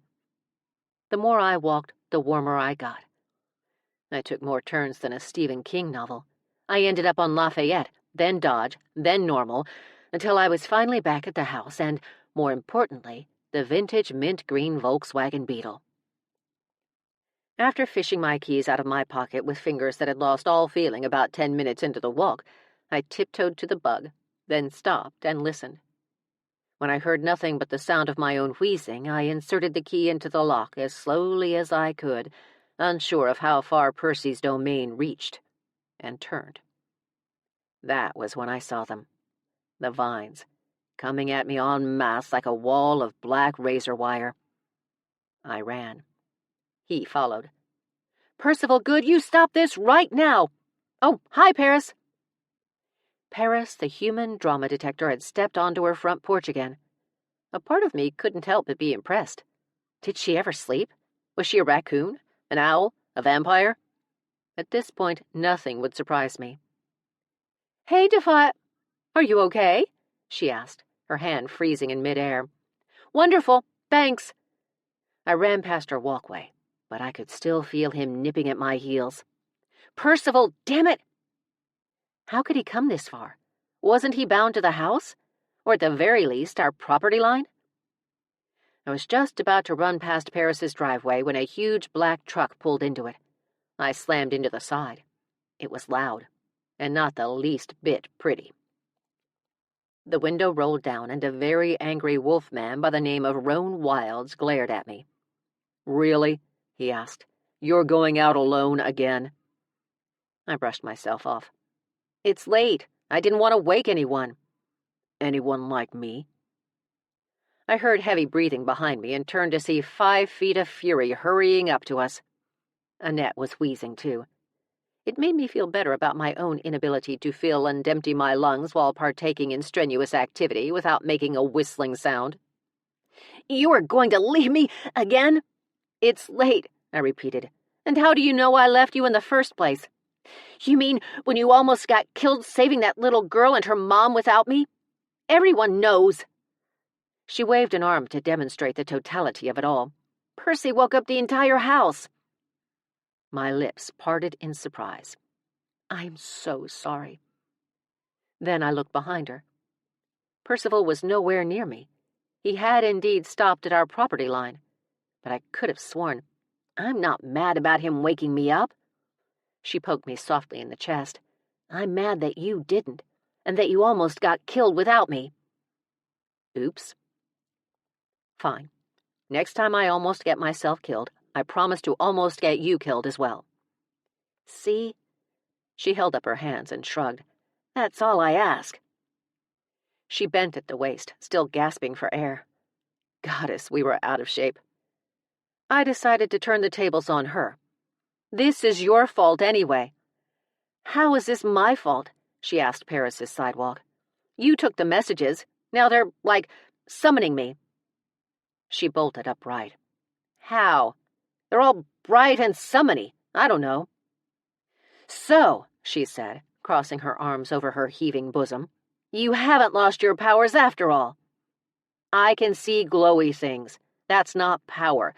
That's most likely an aneurysm waiting to happen." Roane spoke up. "And you're sneaking out at 4 a.m. because—" "I told you. The messages. One of them is glowing, and I think something is really wrong with male pattern baldness guy. I think he's in trouble, and Percy wouldn't let me out of the house."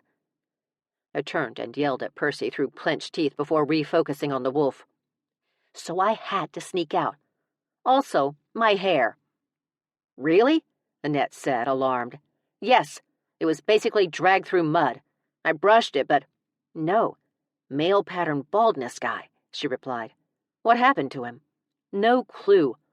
I think the real question here is, are you two going to help me or not?" "Get in," Roane said, his deep voice causing a delicious heat to coil low in my abdomen. We went around and, after a quick wave to Paris, who was still gawking at us, climbed in. I scooted next to him in the seat so Annette could sit beside me. "How many vehicles do you have?" I asked. "Just the one. This one is a shapeshifter like me." When my eyes rounded, he laughed softly, his gaze appreciative despite my naivete. I nodded, accepting the fact that people often found my gullibility humorous. My dad said it made me adorable. I disagreed. "That was mean," I said. "After everything I've seen lately, a shape-shifting truck is well within the realm of possibility." We sat idling for a solid 30 seconds before I raised a questioning brow. "Seatbelts," he commanded. "Oh." We scrambled to get them on. Then I gave him the address. He knew the area. "I still can't believe you went on a mission without me," Annette said. "I didn't want to wake you. That's so incredibly lame." Brutal honesty had never been an obstacle for her. The question of how Roane knew where to find me hadn't even occurred to me until that moment. "Did Percy tell you?" I asked him. "Tell me what?" "Where to find me." "He was there too?" Annette asked, now thoroughly miffed. I smiled. In wolf form. Roane cast us a sideways glance, then another when we both gazed at him dreamily. "No, I was already out." Annette gasped. "Running with your pack?" "Something like that." "Wait." A thought occurred to me.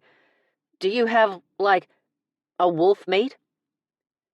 One corner of his sculpted mouth slid up. "Jealous?" I snorted. "No. Maybe. How's her hair?" "Fur. And no, I do not have a wolf mate."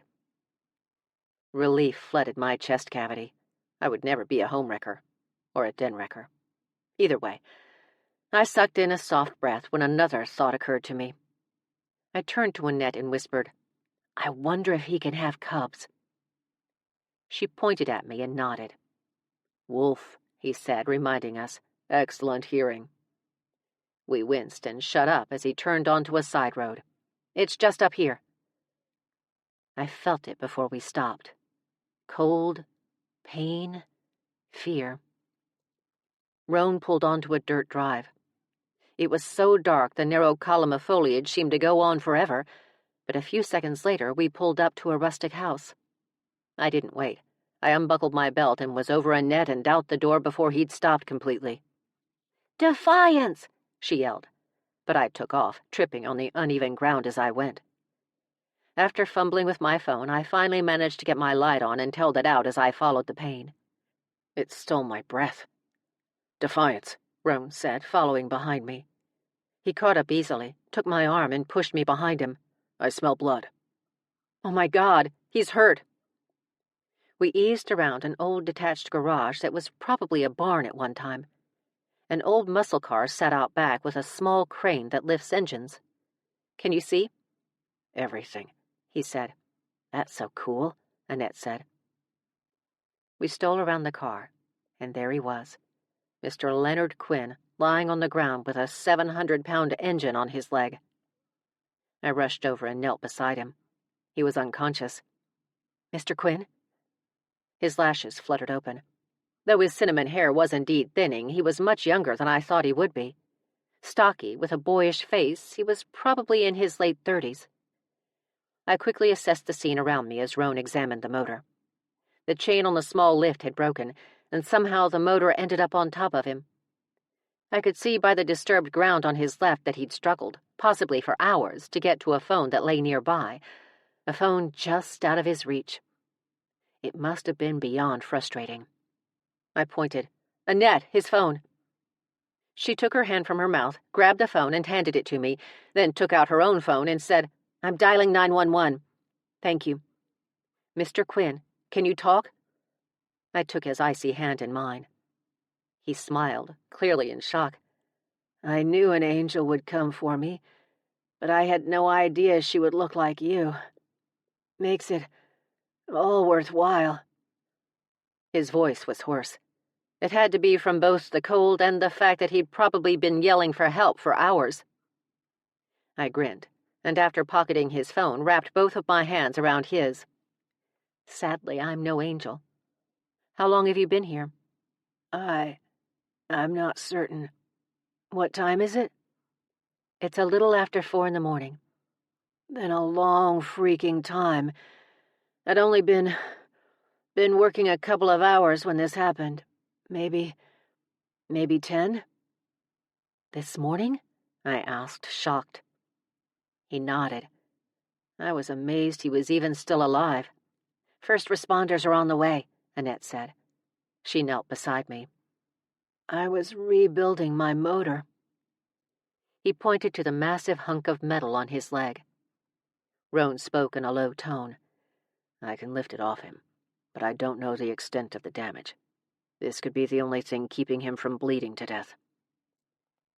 I nodded to him, then spoke to the backyard mechanic. "I can see that." His lashes drifted shut. "Leonard?" "Leo," he corrected, blinking back to me. Leo, stay with me, okay? Can you stay awake until rescue gets here? As long as I get to look at you, I can. Annette brushed a lock of hair off his brow, fibers from her fingerless gloves grazing his nose. He reached up and rubbed it. The fact that he had the strength to move at all was a good sign. We need to cover him, she said. He glanced up at her. Wow, 2 angels for the price of 1.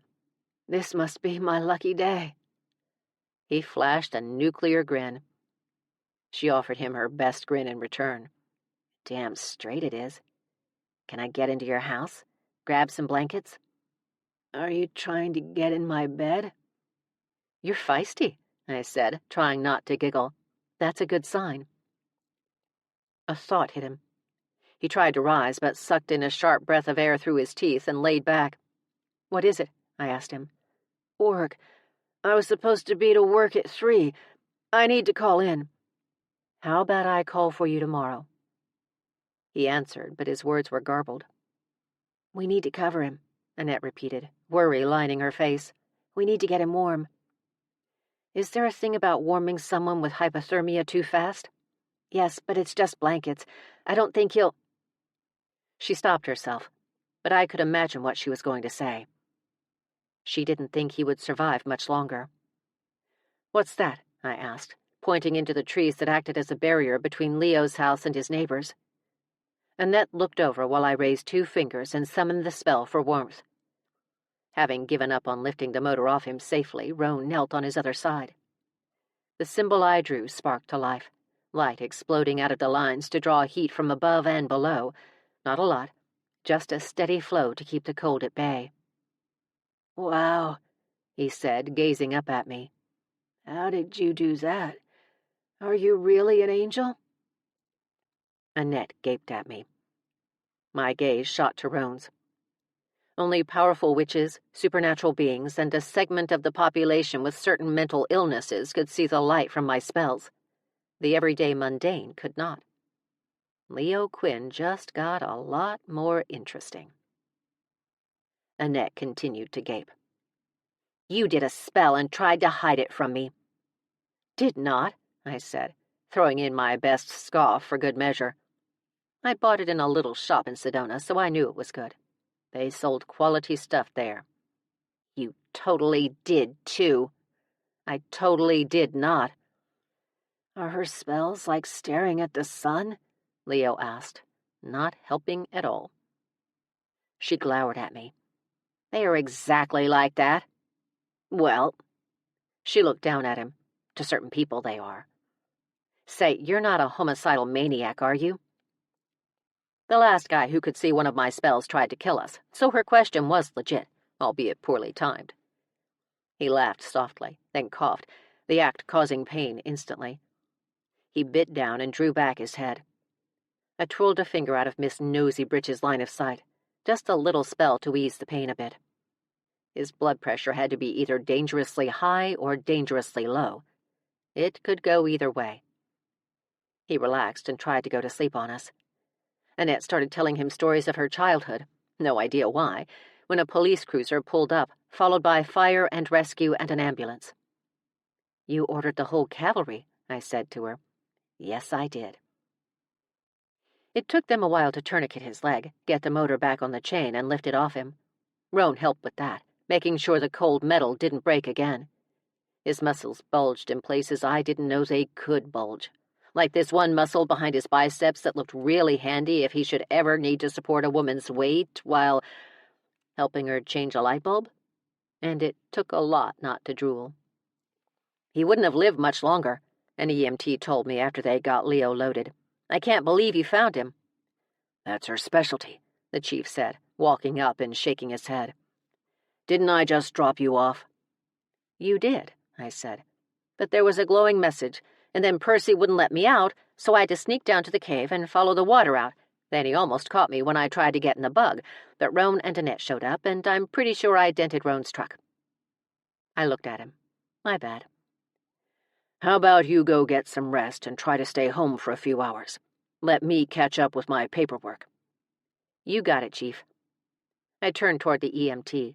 Can we ride with Leo to the hospital? Yeah, Annette said. Make sure he's okay. We've got room for one. Annette deflated. You go then. Do your non-existent magic on him if you need to. I did a tiny sample of my non-existent magic, twirling my finger behind my back, and the EMT said, You know what? We can fit you both. Hop in.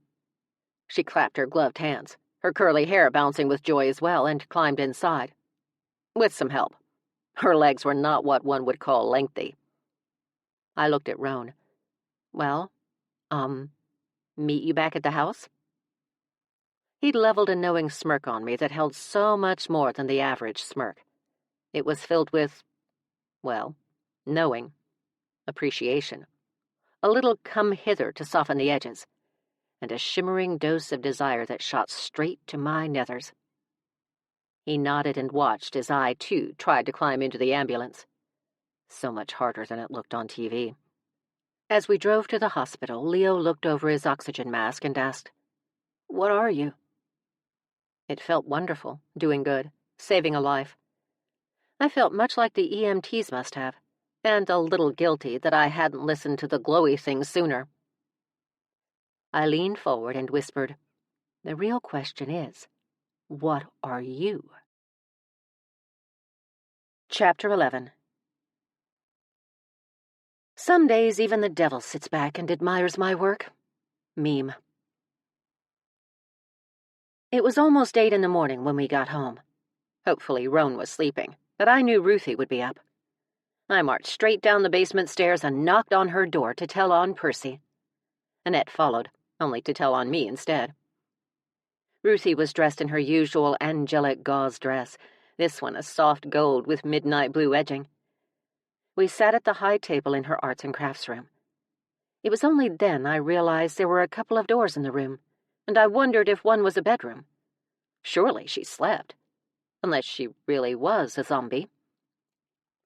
For a moment I thought I heard a soft whimper come from one of the rooms, but Ruthie didn't seem to notice.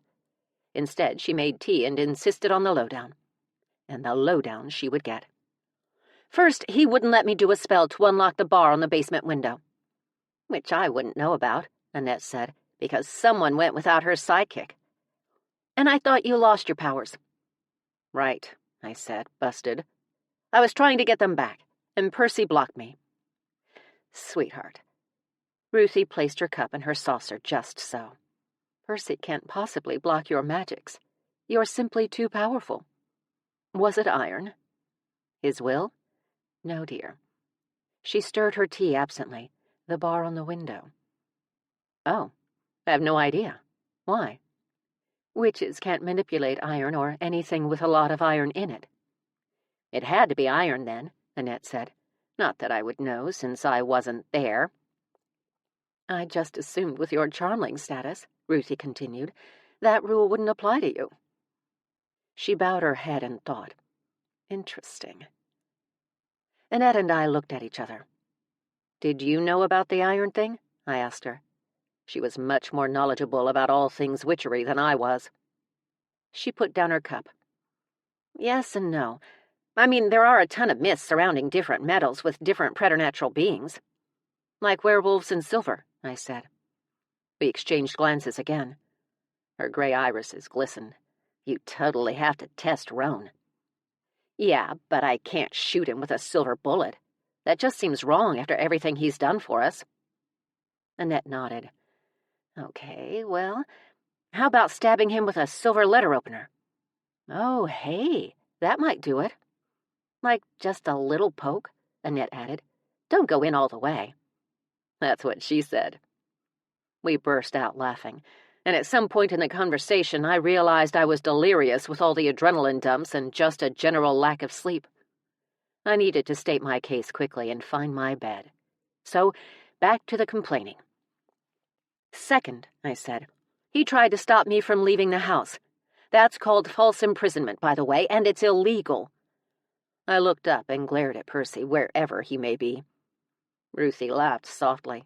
I believe he was doing what he does best. Kidnapping? Trying to keep you out of harm's way. Ruthie, I am not a child. Then act like it, she said, seeming to get irked herself. Wow, I said, taken aback. "Tell me how you really feel." "You should never have left this house alone if you knew it could be dangerous. You are not immortal, Defiance." "It was late." I regurgitated the same excuse I'd been using all night. I didn't want to wake anyone, and how could I have known it would be dangerous? I had to wonder what kind of tea had she made, because I was feeling a bit woozy. Your magics will guide you in all things. You must learn to trust them. Well, it was still late. Percy didn't have a right to wake people up on my account. She wasn't buying it. "Do you know why Roane is here?" "Because I turned him into a shapeshifter so he could escape his murderous father?" "No, after that." "Because he looks great in a kilt and he's good at fixing things?" "No, before that. I found him. Once I realized what he was, who he was, I searched for him for the same reason he's here now." "Is this spiked?" I pointed to the tea, getting sleepier. "He's here to protect you, Defiance. That is literally his job." "I thought his job was to fix Percy's pipes." "That sounded kinky," Annette giggled. I giggled too, and felt more than a little loopy. "Is there something in this tea?" I asked again. "Of course not," Ruthie said. "It's just chamomile." "You dosed me?" I asked, appalled. Her expression flatlined. "You haven't slept, and you used your powers." "I knew it," Annette said. "Naturally, you're going to feel a little woozy." "I don't have any powers," I insisted, stubborn to the bitter end, as my dads would say.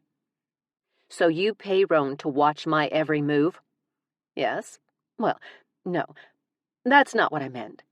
I pay him to be with you, and should the need arise—" "He's a gigolo?" I asked, double appalled this time. Annette rested her head on her arm. "Have you guys done it already?" Her words were slurred, and I was the lightweight. Either chamomile worked way better than I thought, or Ruthie had tossed in a little rum for good measure. Except, usually, my BFF could drink me under the table. I would have to talk to Percy about him waking everyone up for no reason. It was taking a toll. "No, we haven't done it," I said. "Then he's not a very good one." "Ha!" I laid my arm across the table, too, rested my head on it, facing her, and whispered, "He's spectacular." That hit her like a shot of espresso. She jerked upright. "You did him?" I straightened, too, only slower. "Not exactly. More like he did me." "I probably shouldn't hear this," Ruthie said, then stayed right where she was and listened intently. "And you didn't tell me?" Annette draped her body over the table again. "It's like I don't even know you anymore." Her last words faded out as her eyes drifted shut. "For real, Ruthie, did you dose her?" "Defiance. A lady never doses unless that lady intends to kill, and she'd better have a damn good reason." "Good to know." I started to take another sip, then thought better of it. Still, the allure of sleep called to me. My eyelids felt thick and scratchy. Ruthie cleared her throat and asked from behind her cup, "How was Houston?" I put my cup down. "Oh, no, you don't. If you want to know more about the hottie you've been banging for the last 4 decades, you're going to have to find out for yourself." She pursed her lips. "Banging makes it sound so crude. What would you call it?" "Shagging." A smile as warm as a summer breeze softened her face. "Well, there you go." I was just about to grill her on the hows and whys of her sudden detachment from the tall drink of water that was Chief Houston Metcalf, when I heard the whimper behind her door again. "Ruthie, are you keeping someone locked in your bedroom?" She turned, curious as well. "No." She stood. I channeled the desire to finally see her apartment beyond her arts and crafts room, and used it as motivation to push myself up and off my chair. She opened the door to a small bedroom, sparsely furnished with only the bare necessities. It was like Ruthie was punishing herself. She had an entire house full of lovely rooms, and she chose to live in squalor. Well, squalor may have been a bit of an overstatement, but I couldn't help but wonder why. Why live in the basement? Why cut ties with the love of her life? The sound I'd heard was coming from the other side of her bed, and this being Percival, there was simply no telling what would happen next. Wishing I had a baseball bat, I eased around a twin bed topped with a sage-green bedspread and found a little boy curled up in the corner. "Samuel!" I rushed to him. His little blonde head popped up, and he looked at me with huge blue eyes from behind folded arms. And he had tears, real tears, streaming down his handsome little face. "What's wrong, sweetheart?" He pointed over and up. "Sir." I sat down next to him, my arms aching to embrace him. "What happened with Sir?" "Him mad." "He's mad at you?" He nodded and scrunched up his face in what I thought was a demonstration of Sir's anger. The cuteness caught me off guard, but the fact that anyone was angry with this sweet baby lit a fuse, igniting my own anger. But what he did next, clawing at his arm and baring his teeth, stunned me. Had Sir hurt him? Was that even possible? Percy grumbled above us. Right there with him, I took a deep breath and pretended the fury rushing through my veins didn't feel like my blood had caught fire. "If Sir is mad at you," I said melodramatically, "then I'm mad at him." He tried to put his hand on my face, and my heart shattered. "Is he here now?" I asked as nonchalantly as I could. He nodded and pointed again. I followed his anger. Since walls didn't hinder him, I tried to decipher where exactly Sir might be hiding. From this position, he was either in the broom closet on the first floor or on the balcony landing between the staircases. I looked back at Ruthie, who'd been watching us the whole time. "What can I do about this?" "You're Charmling. I'm sure there are any number of things you could do." "Let me rephrase. What would you do?" She lifted a shoulder. "It's a remedy almost as old as we witches are, but the tried-and-true witch bottle works wonders. You could cast him off this plane, of course, but only you would know how to do that without a witch circle, and those can be a bit shaky, even with the strongest of witches." "Witch bottle it is. How do I get him back inside of it?" "You don't understand. There is nothing special about witch bottles, other than the fact that they're darned near unbreakable. On purpose, naturally. People were afraid they would break and release the witch, so they were usually made of very thick ceramic or even metal." I looked back at Samuel as he tried to play with the zipper on my jacket. It seemed to fascinate him. Interesting. But what am I not understanding? The fact that any bottle will do. Oh. I remembered what went into a witch bottle. I don't have to pee in it, do I? A breathy laugh escaped her. "I would highly advise against it." "Yeah?" I asked, watching Samuel grab at the zipper, only to have his fingers slip through again and again. But he never grew frustrated. A vine grew down the wall, and one stem brushed over his cheek. He watched in wonder as a rose bloomed in front of him. As he leaned in to smell it, I realized he could touch and feel the vines in the roses. Percy led one of the vines around my wrist, curling it around multiple times as he had before, and Samuel played with it. His touching the vine almost felt as though he were touching me. One end twisted around his finger, and he laughed and patted it before trying to eat it. I pulled it out of his mouth as Ruthie sank onto the bed and wiggled her fingers at him. He tried to hide his face in my jacket, and I cast her an expression that told her exactly how adorable I found the kid. "Witches are hardly stupid," she said, keeping her smile steady. "Not that any of the accused were actually witches back then, but a few real witches got together and created a sort of revenge which, unlike what modern films would have you believe, is rather unlike us." "What kind of revenge?" "They created a spell that reverses the effects of a witch bottle.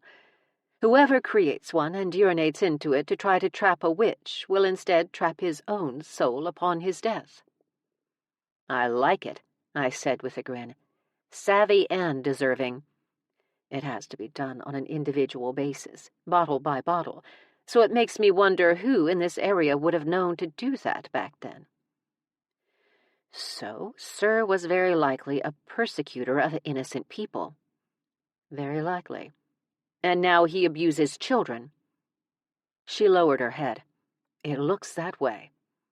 Ink, Samuel said, clearly able to see through walls as well as run through them. Ink was probably next door with the wolf. Samuel hopped up and vanished through the wall. I climbed to my feet. Not an easy task. What do you say we pay Sir a visit? Sounds good. I've been trying to pinpoint his location. So far, no luck. But I don't have nearly the power you do. I walked back into her arts and crafts room, which would normally be a living room in the small apartment, and looked around at all the books and potions and maps on the table she'd pushed aside for tea with the girls. Potions were of particular interest to me, but now was not the time. Annette was still over and out, but she was the one who'd wanted to be in the thick of it. I didn't dare go on a ghost hunt without my illustrious sidekick. Not anymore. Not ever again. She would get what she asked for. Her glasses sat askew on her face, her mouth pressed open with her arm, and a thick lock of curly chestnut hair lay across her nose. I snapped a pic for posterity's sake, then tried to wake her with a gentle tap on the shoulder. When that didn't work, I shook her softly. When that only garnered a groggy moan of annoyance, I shook her harder. Nothing. Well, I said to Ruthie, much louder than I needed to, guess I'll go ghost hunting by myself. Annette bolted upright. Ghost hunting? She asked, morbid little being that she was. You're hunting ghosts? Are you in, or are you going to sleep on the table all day and wake up with one hell of a crick in your neck? I'm in. She swiped at the drool that had dripped down one side of her mouth. I was born to hunt ghosts. Somehow I didn't doubt that. We said our goodbyes to Ruthie and headed upstairs after a quick, longing glance at Roane's door. Do you know where this Sir is? Annette asked me. I have a good idea where he's hanging out, if Samuel's directions are any indication. Oh, good.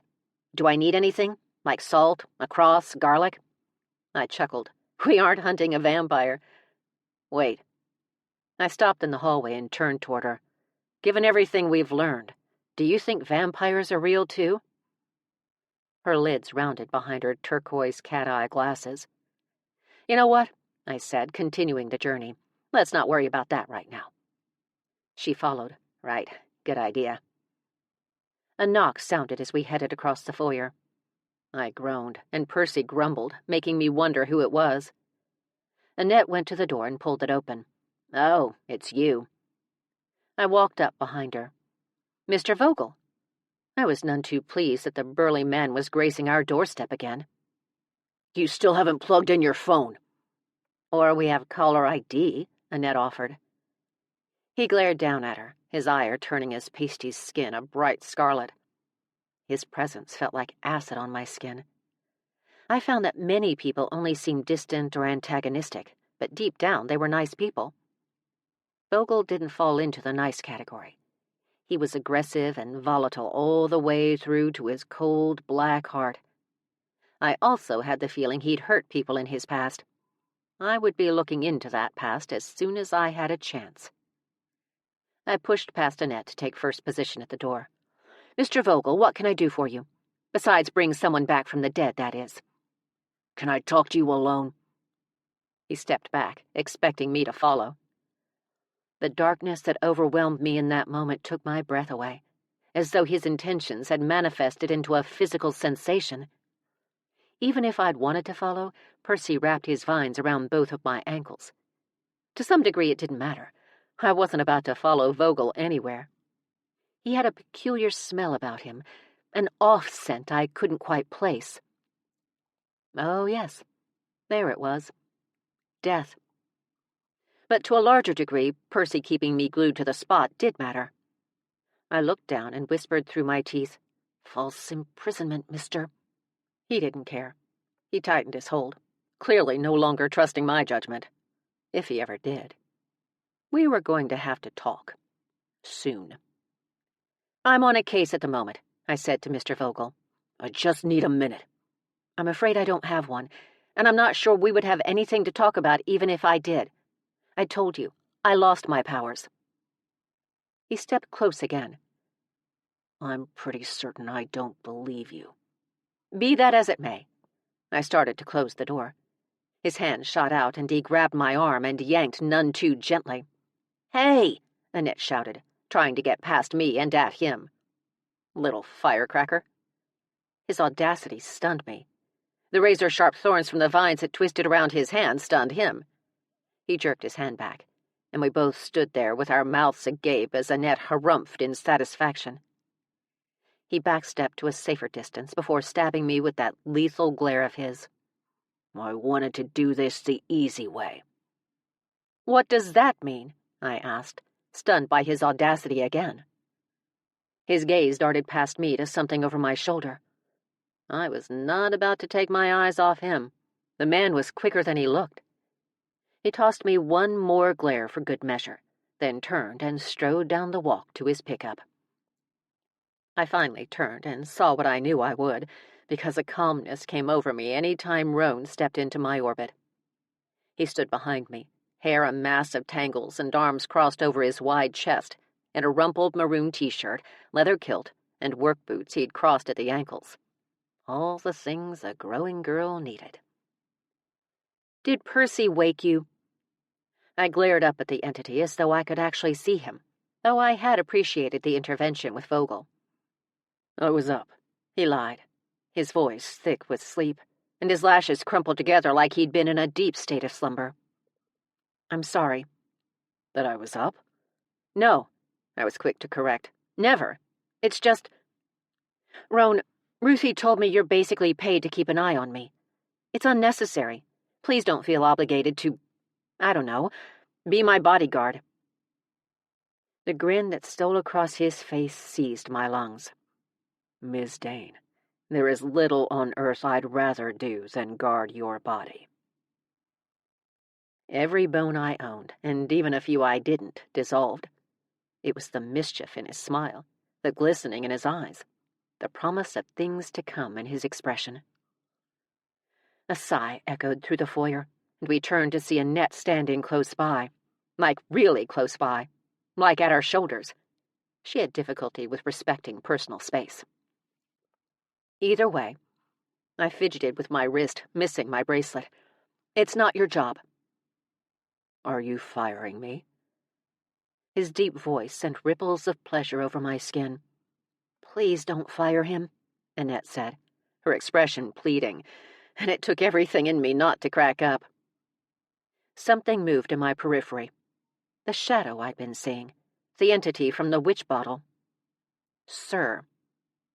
"There he is," I said to Annette and Roane. They looked up at the balcony overlooking the foyer. Percy released my ankles, and I sprinted upstairs, even though I only saw the barest hint of a shape. I stopped at the balcony and walked toward the wall. "I would like to have a word with you."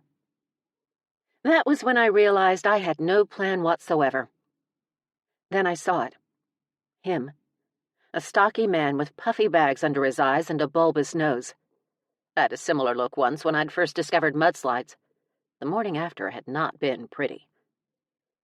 He glared at me, but his glare was more disgust than the acidic, hate-filled glower of toxic waste that was Vogel's infamous death stare. Sure enough, Sir was dressed in Puritan garb. A wide white collar and cuffs, a form-fitting black coat, breeches that gathered at the calves, stockings, and black loafers with a metal buckle. He was the real deal. I was rather impressed. "Dude, you've been trapped in a bottle for like hundreds of years. Maybe take a breather, get to know the people a little. Stop being a dick to a little boy 1/10 your size." "You can see him?" Annette called up to me. "Yes." I turned back to her. "Hey, aren't you supposed to be by my side? Isn't that where a sidekick lives?" "I'm okay." She kept her feet firmly planted downstairs. I turned back to the Puritan. "Did you know there's a line of supplements named after your pride?" "Thou art a witch!" His sneer could freeze Hawaii.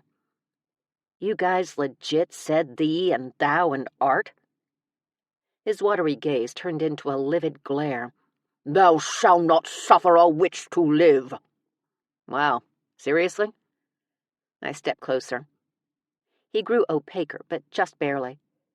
We stood eye to eye, our heights evenly matched, which was perfect. I could glare right back. I don't mean to rain on your parade, buddy, but that's pretty cliché. Is that all you assholes had to work with while you were persecuting innocent people back in the day? The smirk he wore spoke volumes. Oh, yeah, he was going down, but apparently not before me. A wrecking ball hit me square in the chest. At least it felt like a wrecking ball. I heard a crack. The breath whooshed out of my lungs, and I went flying back. Literally flying. I soared over the railing, my trajectory forming less of an arch than a 7, sharply changing from horizontal to vertical, which kind of defied the laws of physics as I understood them. The ceiling rocketed away from me as the floor rose up. I couldn't imagine how much this was going to hurt. "Defiance!" Annette screamed. While the stop was sudden, it wasn't as skull-crushing as it should have been. Instead of slamming into the ground, soft tentacles captured me and slowed my descent before bringing me to a full stop. Rather like a thrill ride at a fair. I was not, however, thrilled. Not in the least. I couldn't breathe. Really couldn't breathe. Something was very, very wrong. As Percy lowered me to the ground and faded back, I doubled over and gasped, clutching my chest. My vision blurred. Tears amassed. There was a loud ringing in my ears. The pain shooting through my chest was not in my heart, but in my bones. My collarbones, my sternum, my rib cage. They all felt shattered. Sir had broken me. Suddenly Roane was by my side, and I was off the ground again, in his arms, against his chest. He carried me to the kitchen as pain thundered through me and laid me on the table. And then Ruthie was there, shoving tea down my throat again. God, that woman loved her tea. But I couldn't swallow, couldn't talk, couldn't hear Ruthie when she got in my face and spoke. She ran out of the room and came back holding a drawing. "This," she said, as though underwater. "Draw this." A pain so sharp, so overpowering that it suffocated me, racked my body. Nausea and dizziness decided to join the party, and I was almost blinded by the agony. I felt the bones in my chest crack and scrape against one another, like a puzzle in a puzzle box before someone put it together. The pieces were all there. They were just in the wrong place. She held my left hand as I tried to draw the symbol, but crushed bones sucked. So bad. I realized she was arguing with both Roane and Annette. After a lengthy discussion, Roane turned away, angry. Then she encouraged me to draw again, holding up the picture. I tried to catch my breath, but only managed short, excruciating gasps. She yelled to get through to me. I couldn't make out the words, but I could imagine what she wanted. However, I'd learned early on that if I didn't know what a spell meant, it was difficult to infuse it with power.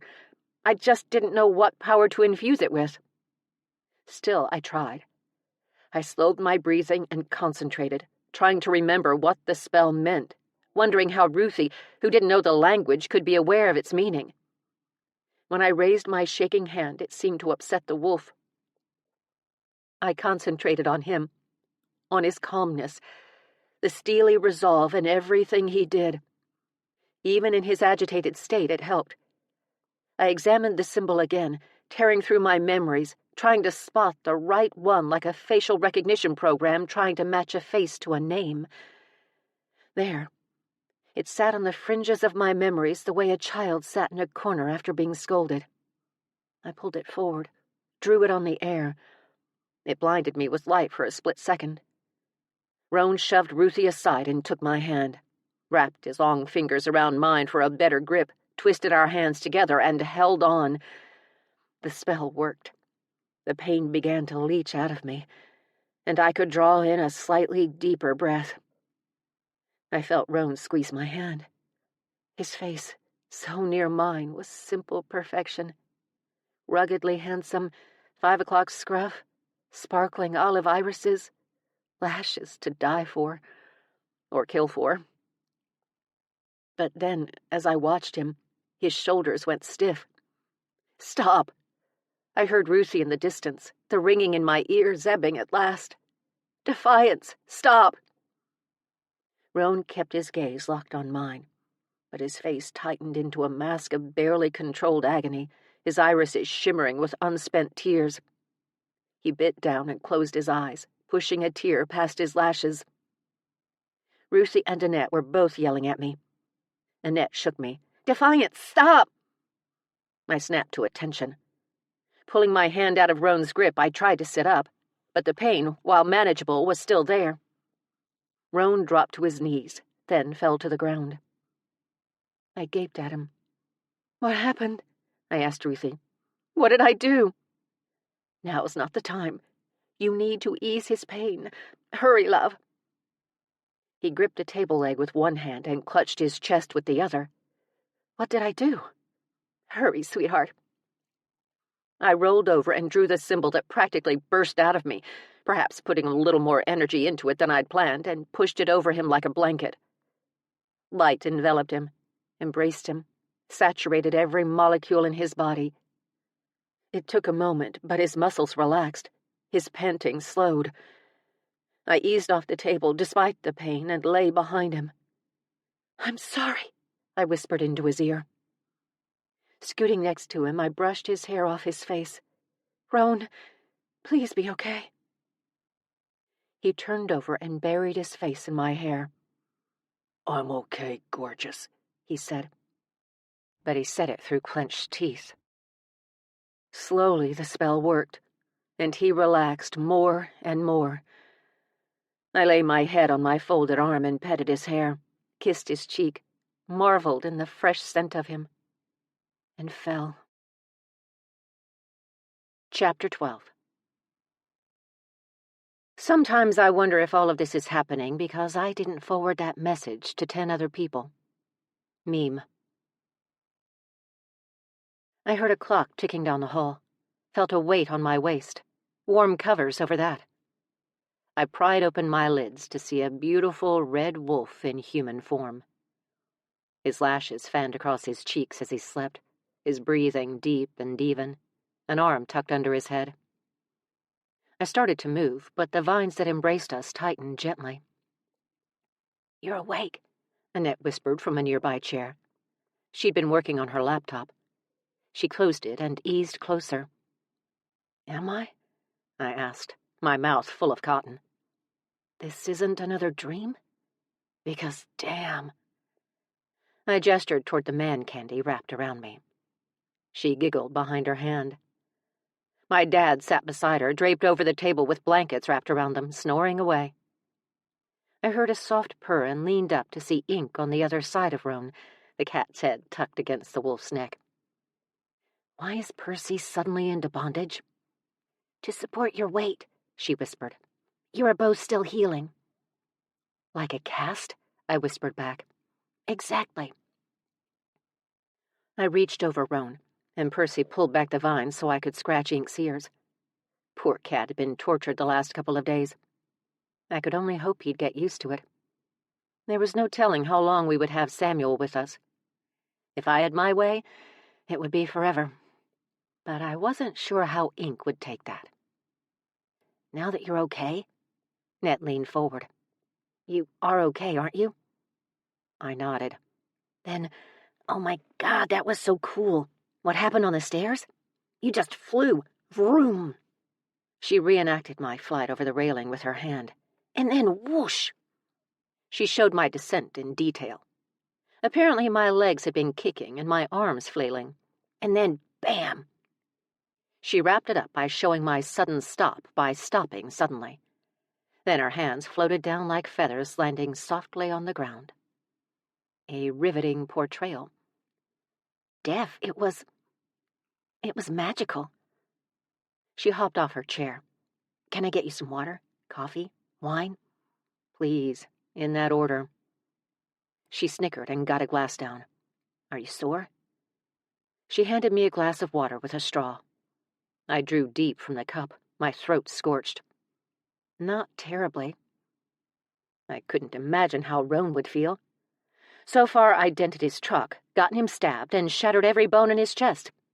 I was such a great dating prospect. It was no wonder he liked me. "Percy?" I kept my voice low. A rose blossomed near me. Can you let me out without disturbing the wolf? He went to work instantly, loosening his grip here and tightening it there, until Roane was secured and I was free. Thank you, I said to him. Again. Roses all around the kitchen blossomed, filling the room with a rich, fragrant scent. With Annette's help, I eased onto my feet, trying not to disturb Roane, but parts of me creaked, literally creaked. I wondered if there was a spell for that. Annette draped a blanket over my shoulders. Thanks, Ned, I said softly. Once I'd straightened, I turned and looked behind me. Ruthie was sleeping in a wingback they'd pulled in for her from the parlor, her sandaled feet propped on an ottoman. I examined the takeout bags on the table as quietly as I could. Ruthie is basically a ghost, right? Yeah? Ned pointed to a bag that had takeout from one of our favorites, Kiki's. Ooh. I grabbed the chicken fried rice. And she can't leave the grounds, right? Right? She motioned for me to hand her the rice to heat up. It's okay. It's just as good cold. If she's a ghost... I paused to take a bite and roll my eyes in ecstasy. Why does she need sleep? She nibbled on a crunchy roll she'd dipped in sweet and sour sauce, her plastic chopsticks held expertly. This is your world, my love. I only take messages in it and do research. And I wasn't sure how much more of this world I could take. What time is it? She took another bite, held up a finger, and reopened her computer to check. It's almost 3. Holy crap, we've been on that floor all day? Hopefully no one had come to visit, what with us sprawled on the floor like drunken teens. Yep, your dad's, of course, freaked, but Ruthie assured them you'd be fine. Just so you know, they weren't just a little freaked, like it really got to them this time. I looked over at their sleeping forms. They sat right next to each other, Poppy's arm thrown over Dad. They were going to be so sore when they woke up. I think they're traumatized. After my 6-month stay-cay, who can blame them? I wish they'd adopt me, she said softly. They still can. You're only... I blinked in surprise. 45. So are you, she said defensively. No, I mean, I missed your birthday, too. Oh, pfft. She waved a dismissive hand. It was uneventful. You didn't miss anything. We always toast on your birthday. I still toasted, just, by myself. I put down my fork. You didn't celebrate? I did, actually. Good.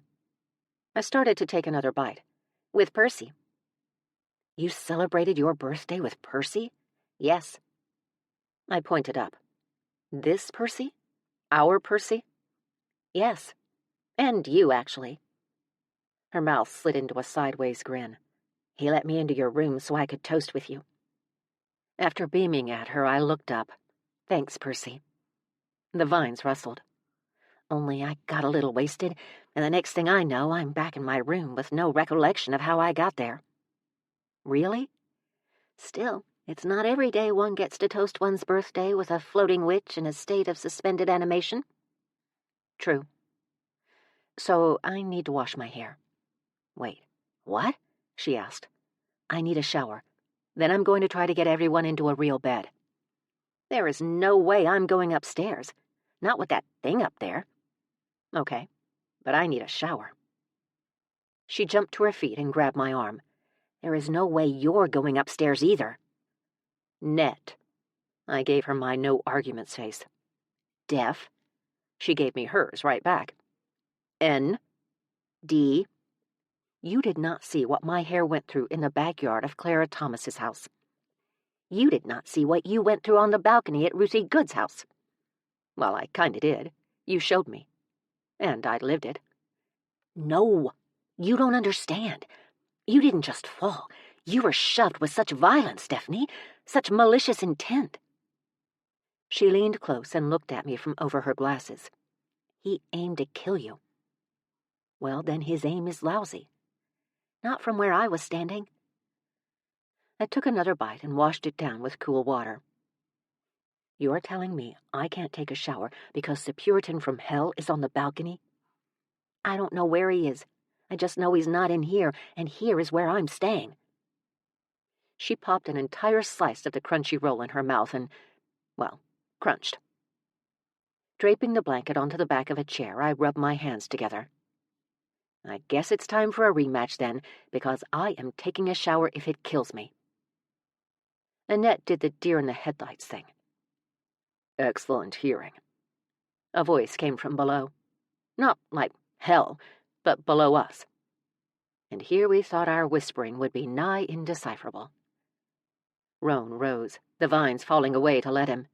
Ink scrambled away from him while I scrambled to the floor to help. I'm good, gorgeous. He managed a sitting position. He pulled a knee up and put an elbow on it, and all I wanted to do was look under the kilt. I had to know. But you are in no shape to take on the Revenant. So that's what we were calling it now. So much cooler than the Puritan. And you are in no shape to stop me. You don't know how bad I want a shower. The grin that slid across his face took my breath away. I didn't say you couldn't have a shower. You can use mine. While the thought alone sent a warmth to my nethers, I shook my head. It'll be fine. I challenged him. He fought back. I'll use the passageway to sneak up to my room and then deal with him when I smell better. Roane surprised me and leaned close, ran his nose along my jaw. You smell like midnight rain and jasmine, he whispered into my ear, his warm breath giving me goosebumps. A single chopstick fell to the floor. We looked up at Annette, who sat watching us, transfixed, her chin cupped in her hands. After a quick giggle, I looked back at the wolf. I'm so sorry, Roane. His thick lashes cast a shadow over the olive green in his eyes. You said that already, but it was my decision. Your decision? I was confused. I didn't know what that spell would do. Not till after it was too late, and I'd literally transferred my pain to him. Why do you think we didn't tell you? Frustration coursed through my veins like sand. I stood and looked down at him. You don't get to make those kinds of decisions without me anymore. He stood to tower over me. Not fair. Then you don't get to go out in the middle of the night without me anymore. Fine, fine. We only realized we'd raised our voices when my dad stirred. Poppy snuggled closer, and they went back to sleep. Ruthie never moved a muscle, snoring softly, ladylike. Roane accompanied Ned and I through the passageways upstairs. He showed us where it opened into Annette's room, pressing and pushing aside a sliding door to reveal the back of a freestanding mirror. It's in my closet? She asked. So that's how you unlocked them. Roane carefully moved the mirror aside, and we stepped in. This is your closet? I marveled because it was marvelous. The thing was massive. While my closet was big, my room was ginormous. Her closet took up half of what would have been allotted to her bedroom. Not that she had it even half full. Why do you think I chose this room? You need more clothes, I said. I agree. We have to get our business going ASAP. Baby needs a new pair of shoes. We giggled, and she asked Roane, Are you sure we're safe? No. He looked at me. But a revenant can't normally do what the Puritan did to you. I don't think he could hurt a mundane. Oi, you with the mundane thing again. She held up a hand in surrender. I'm a witch, I swear. He grinned. She melted. It was like his smiles had supernatural powers of their own. We stepped into her bedroom. She had decorated it with all things witch. It was alarmingly similar to the decor at Love's shop, the Witchery. Speaking of whom, you never told me what you did to Love to make her so mad at you. What's Love got to do with it? I don't know. You just never... Love hurts. She hurt you? I asked, alarmed. Well, Love is a battlefield. Ah, we were playing the song title game. Have you tried Love in an elevator? No. She draped her jacket over her gorgeous cast-iron bed. I'm all out of love. Please. I examined an old photograph of Percy, my grandfather, in her room. Man, he was a looker. You're addicted to love. I fought both a giggle and the urge to ask her why she had a photo of my grandfather on her mirror. Probably because the guy was hot. But still, he had long since passed. and not peacefully. Tainted love, maybe. I gaped at her. You've always been lucky in love. No, I've always been a victim of love. You can't give up. People need love. I'm telling you, love stinks. Love makes the world go round. Love bites. Give love a try. Love don't live here anymore. You need to open your heart. You never know. One day you're walking along, trying not to trip over your own feet, and bam, love walks in. I stepped closer, like the first time ever I saw your face. I reached up to brush my fingers across her cheek. She slapped my hand away. Space bubble! I never knew love like this before. She ducked away from me and held up a finger to put me on pause. Okay, the love game is over. Last night I dreamed of loving you. No, that's wrong. I wrapped my arms around her. Lovin', touchin', squeezin'. Ew, stop! After drawing in a deep breath full of melancholy and my lost will to live, I headed to the closet and ducked into the passageway. Love will lead you back to me, I yelled. Not in this lifetime, she yelled back before closing her bathroom door. Roane slid the door closed and followed me. You two have some unique conversations. Thank you, I said, even though I was certain it wasn't a compliment. I only found my room in the passageway because of the camera setup. I pointed at it. By the way, this needs to come down. He grinned. I mean it, Roane. I know magic. I can do things. When I opened the door/shelf, I saw a little blonde boy in the corner of my bathroom. I turned on the light. He sat huddled on the tile floor, his arms wrapped around his knees, his face buried behind them. Samuel! I rushed to him. He looked up, his face wet with tears, and there was a mark on his face, like he'd been hit. Before I could even wonder about the whys and hows of a ghost bruising, honestly, how hard did a ghost have to be hit before it left a bruise? Anger spiked within me like a lightning strike. It was so hot and so fast I didn't remember leaving my room or walking the mezzanine to the balcony that overlooked the foyer, or Roane yelling at me from behind. I didn't remember raising my hand or casting the spell in the air to summon the Revenant, and I didn't remember dragging him into my palm, curling him into my fist, crushing him. Until I stood there, my chest heaving, my knuckles white with a blackness seeping from between my fingers. That was when I panicked. Gigi! I yelled, afraid to move, like that time I'd captured a bee, and the fear of the sting I might receive if the thing got the chance had immobilized me. Roane stood beside me, staring at my outstretched hand. Then he folded his arms over his chest and leaned back against the wall like he hadn't a care in the world, as if to say, you got yourself into this mess, you can get yourself out of it. Gigi! I yelled again. Annette came running, a towel wrapped around her, and skidded to a halt. Spry for an 80-year-old, Ruthie hurried up the stairs, my dad's behind her, making sure she didn't fall. They needn't have bothered. She was quicker and more agile than me. What do I do with it? I asked, imitating a marble statue. Some of the darkness leached out. I slapped my other hand over my fist to hold it in. Ruthie gawked. Is that? Yes, it's the witch hunter. I knew I should have brought salt, Annette said. What do I do? I asked Ruthie. Samuel stood a few feet away, his huge blue eyes as round as Jupiter. We need a container, Ruthie said. Something that can't be opened. Then how do I get him inside? I know. Annette took off toward my room. Don't you dare pour out my Patron. You keep Patron in your room? Dad asked. Only the one bottle. I bought it in celebration of my divorce being final, but I never opened it. That stuff is too expensive to drink. Annette ran back to us, her flapping towel dangerously close to revealing more about her than anyone needed to know. Too bad the Puritan was locked in my fist.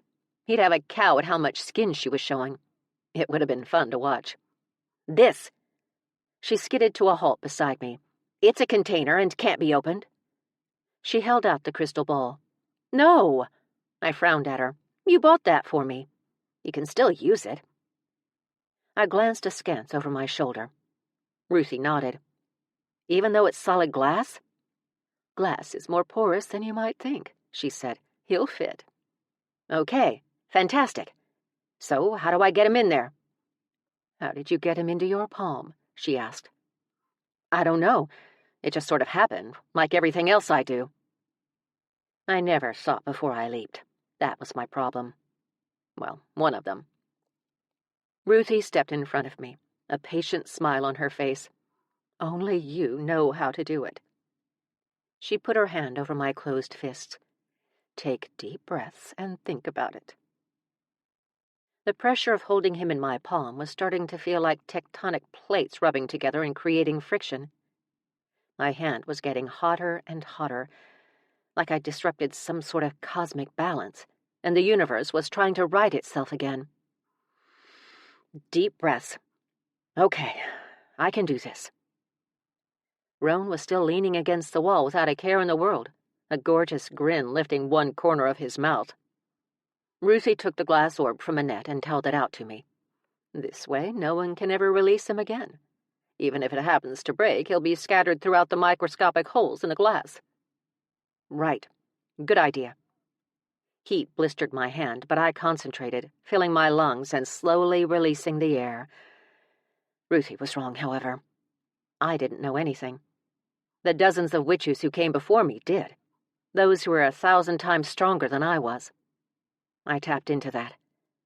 I went back in time and asked my sisters how to stuff a malevolent spirit into a glass orb, as one does. Naturally, they had an answer. "Oh," I said aloud. "Duh." The spell flashed in my mind, bright, hot, and excited. I risked the Revenant's escape by releasing my left hand and taking the orb. I cradled it in my palm and drew the spell on the air with the orb. This spell reminded me of a Josephine knot, intricate and interlaced. Closing loose ends, tying them off, binding that which needed to be bound. Instead of the air glowing with the lines of the spell, the orb absorbed the power and glowed as bright as a small star. I brought my right hand to my mouth, the energy in it scorching my skin. I filled my lungs and opened my hand. Annette gasped, but I'd tethered the Revenant to me as I blew softly across my palm. His molecules drifted like dust on the wind and penetrated the glowing glass. Even though it was solid, it absorbed the Revenant, soaking him up and drawing him deep inside. We would never know his name, but it didn't matter. I leaned closer to the glass as it began to solidify and whispered, "You will never know peace." The glow dissipated, and I could see beyond it again. "Did you do it?" Annette hugged the front of her towel.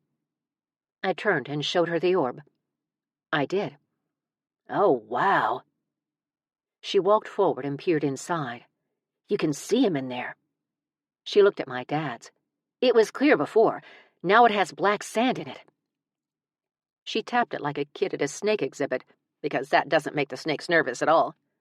I couldn't help but wonder what it would do to Sir. My dad's leaned in. "You did it, Carina," Dad said. Annette beamed. "This calls for donuts." "Isn't it like 4 in the morning? Almost 5. And Duncan opens at 5. I should know. Worst 2 weeks of my life." "Okay, but don't get pulled over." A teasing grin played about Roane's lips. "You're nigh naked."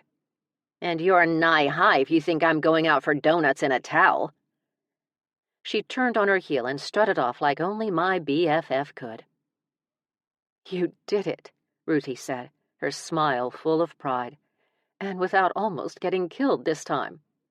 "That's a first, eh?" She laughed. I hugged my dad's, raked my gaze over Roane as though he were in wolf form and I was a dog brush, and announced my intent to finally take a shower. Roane offered to help. My dads were not amused, but I was. I walked over to Percy and pulled a rose as black as my heart closer to smell. He wrapped a new vine around my wrist since I'd burned the last one to ash. I had so many questions for him, for everyone. "The offer still stands," Roane said, about to shower. I felt a warmth spread over my face. "Though I am dying to see under the kilt, I think since I've already tried to kill you once today, maybe we should give you some time to heal." "You can look up my kilt any time," he threw over his shoulder as he walked off. Electricity arced through my body. I went in search of Samuel before I caved and took the wolf up on his offer. Samuel had disappeared after I stuffed his friend into the orb, and now I couldn't find him. He must be torturing the cat. Wasn't there something about kids who tortured animals growing up to be serial killers? Sadly, I'd never know. Chapter 13. Today I'm wearing a lovely shade of I slept like shit, so don't piss me off T-shirt. 15 minutes later, I had just stripped off my clothes in my bathroom when Annette came in through the passageway. I jumped and grabbed a towel. "Please," she said with a scoff, "like I haven't seen your sad excuse for a bosom before." "What?" I looked down at the girls. They were showing their age a little, but all in all, they were still spirited, dare I say perky. "I'm posting it to our social media page." I hugged the towel to me. "No one needs to know what you think of my bosom. We are back, baby." Who is we? And the world is going to know it. But does the world need to know it? I've already applied for the LLC. Breadcrumbs Inc. is back in business. Were we never in business? Right. But we are now, so never mind. She hurried out, hopefully to get the donuts. But who knew what harebrained, inspired scheme she'd come up with between here and there? "Wait," I called down the passageway. "We have a social media page?" An hour later, it was a long shower, I had squeaky clean hair, polished skin, and sparkly teeth. In theory. With those 3 essentials checked off my to-do list, I went in search of someone I knew would have answers. It had taken me a while to learn his signature, his texture. But once I figured out where I'd felt him before, I knew exactly where to look for Percival Good. I took the basement stairs and headed straight for the door between Roane's and Ruthie's. I'd felt a presence every time I came down here, but it hadn't occurred to me until now that what I was feeling was my biological grandfather. The door was locked as usual. Before he could stop me, I did a simple spell and unlocked it. The door opened to a completely empty room. Small, with a dirt floor, it couldn't have been more than 10 feet by 10.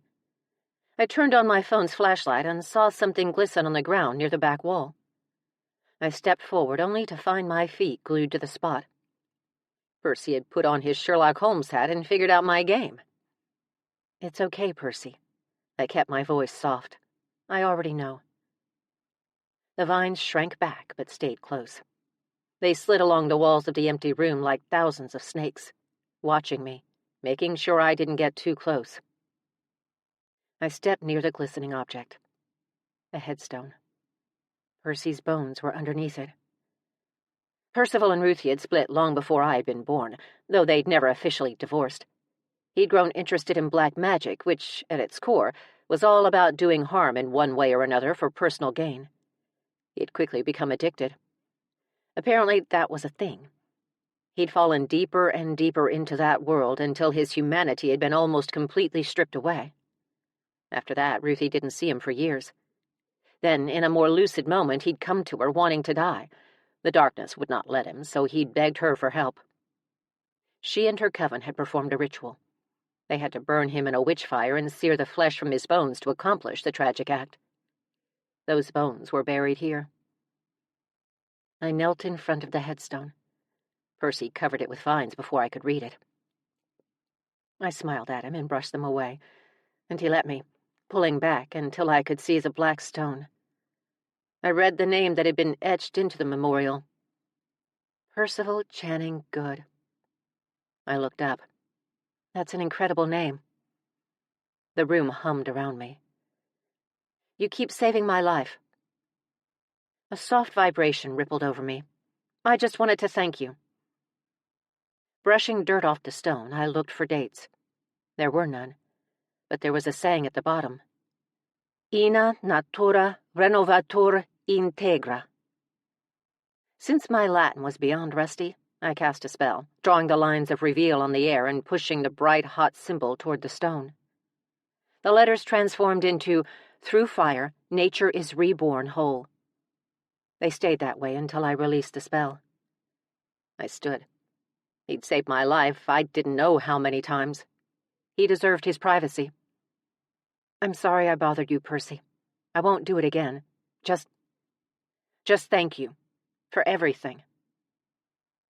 An entity took shape before me. Vines rose and formed a human shape and then fell away to reveal a revenant. A man. Percival Channing Good, in all his glory. When I'd first seen a picture of him, the one Annette now had in her room, my initial impression was that Percy could have given Lucifer Morningstar a run for his money. And I was not wrong. The man was nothing short of stunning. My grandmother sure knew how to pick him. Inky black hair, full mouth, strong jaw. His clothes were a little dated, late 60s, early 70s. Not a great time for fashion. But he didn't just pull it off. He made it look good. Percival? I didn't try to hide the surprise in my voice. He tipped an invisible hat. And just like I could tell Samuel's eyes were blue, I could tell Percy's were too. Startlingly blue. Brighter than the rest of him. The color impenetrable. His stance was guarded, but I stepped closer anyway. And I suddenly had nothing to say. I rubbed my hands together and stuffed them into my jeans pockets. So, how have you been? I rolled my eyes inwardly. What was up next? The weather? Hockey? Did ghosts get into hockey? If Ruthie had Wi-Fi, surely Percy had ESPN. A charming grin slid up to those beautiful blue eyes, and he lifted a shoulder. Can you talk? I asked. He pressed his mouth together and shook his head. While I was burning to know why, I kept that flame to myself. He put a hand on my face, or tried to. Just like with Samuel, I only felt a coolness where his fingers would have been.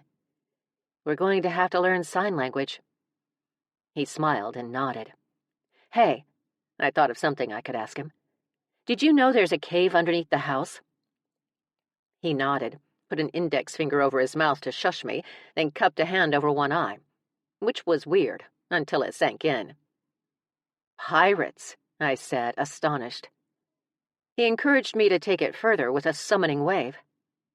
Smugglers. He pointed at me, and I could practically hear him say bingo. Wow. Do you know what they smuggled? He spread his hands. A bunch of stuff, apparently. He had a small scar on his face.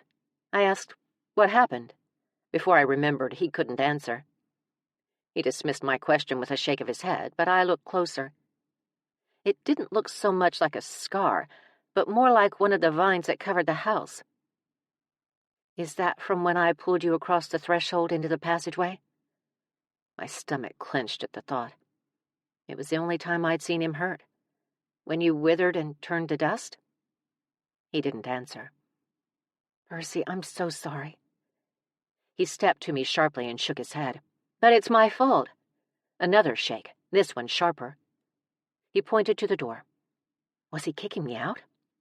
I started to leave, but he stopped me by blocking it with his arm. He lowered his head and pointed to himself, then pressed his palms together as though in prayer. You're apologizing to me? He nodded. You're asking for my forgiveness. Another nod. That's ridiculous. There is nothing you need to be forgiven for. The smile he flashed me was blinding. Yep, Ruthie sure knew how to pick 'em. Thanks, Percy. I have to find Annette before she eats all the donuts. He stepped aside to unblock the door. Would you mind if I come back? You know, from time to time? The smile that stole across his face was all the answer I needed. I tiptoed to him and made a soft kissing sound on his cheek. Bona fide dimples appeared at the corners of his mouth. What a heartbreaker he must have been in his day. I turned and hurried up the stairs, but not before saying over my shoulder, I love the bracelet. He was already gone, but the vine on my wrist tightened ever so gently. My life was so strange. Leaving the basement, I strolled into the kitchen in search of sustenance in the form of roasted bean juice and fried rings of flour dipped in a sugary glaze. I found neither. At least I could do something about the roasted bean juice. I put on a pot of coffee, then ran upstairs to grab my laptop. My dads had gone back to bed, sleeping in their designated guest room at Ruthie Good's Broom and Boarding House. I couldn't help but wonder where the wolf was, if he was resting too. After retrieving my laptop, I sipped the bean juice and dug into Salem's murky past. That time in the witch city that even Salemites regretted. a time when fear and superstition were at an all-time high, when the persecution of their own became the norm. Who knew? Perhaps I'd run across a drawing of the puritanical revenant now residing in my crystal ball. Did that make my ball possessed? Was it okay to have possessed balls? A few choice and inappropriate images brought Roane to mind. 2 hours and 3 cups of bean juice later, I emerged from the rabbit hole with a veritable wealth of information, but was no closer to finding the truth about the things I went in for: Samuel's family, the witch hunter's name, and the smuggler's cave underneath our house. Generally, when I fell down a rabbit hole, I fell hard. Today was no exception. I'd fallen so far, so fast, I'd failed to realize Annette never came back with the donuts. Alarm shot through me until I remembered I had to take 3 things into consideration. 1, Annette loved to shop, and most likely found a little store full of baubles and trinkets to keep her occupied for hours. 2, she'd worked at the donut shop for a couple of weeks. She could be hanging out, chatting with her acquaintances, or, knowing her, helping with the morning rush. And 3, our lives of late were anything but normal. At this point, a freak rock slide or a vampire attack could have slowed her down. There was a 4th option as well. Annette could have tried to enter the witchery again, and Love could have bludgeoned her to death with a jar of wolfsbane. But that one was a stretch, even for me. I took out my phone and texted her. Then I looked out the window and got sucked into watching the wolf stacking wood in the backyard. He wore a tobacco-colored hoodie with the sleeves pushed up to his elbows. His forearms corded as he worked. His breath fogged in the air. He must have felt me staring because he turned, his powerful gaze meeting mine. He nodded a greeting before going back to the task at hand. Ink jumped onto the table. I nuzzled him and then texted Annette again, 3 times in a row to make sure she felt the vibration if she had her phone on silent, which she rarely did. My dads came in and we chatted a while, but even they noticed how fidgety I'd become. Well, when they weren't ogling my man. "Dads," I said, appalled. "You can't lust after my guy." "The hell we can't." Poppy raked a hand through his thick, silver-streaked hair. Dad chuckled. "What's wrong, Karina?" "Something's wrong," Poppy asked. "Annette went out for donuts like 3 hours ago."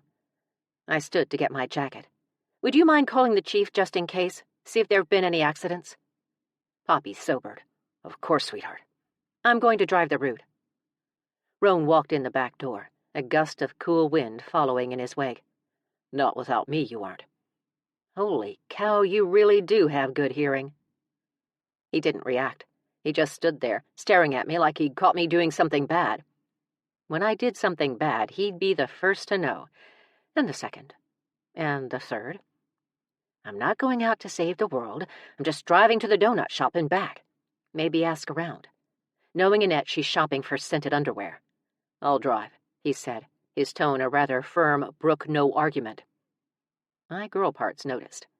An illicit ripple of desire spiked within them. "You can drive into me," I whispered to myself, about a half-second before the excellent hearing thing registered. Why did I keep forgetting that? Heat creeping up my neck, I pretended I hadn't said that out loud and continued on my way.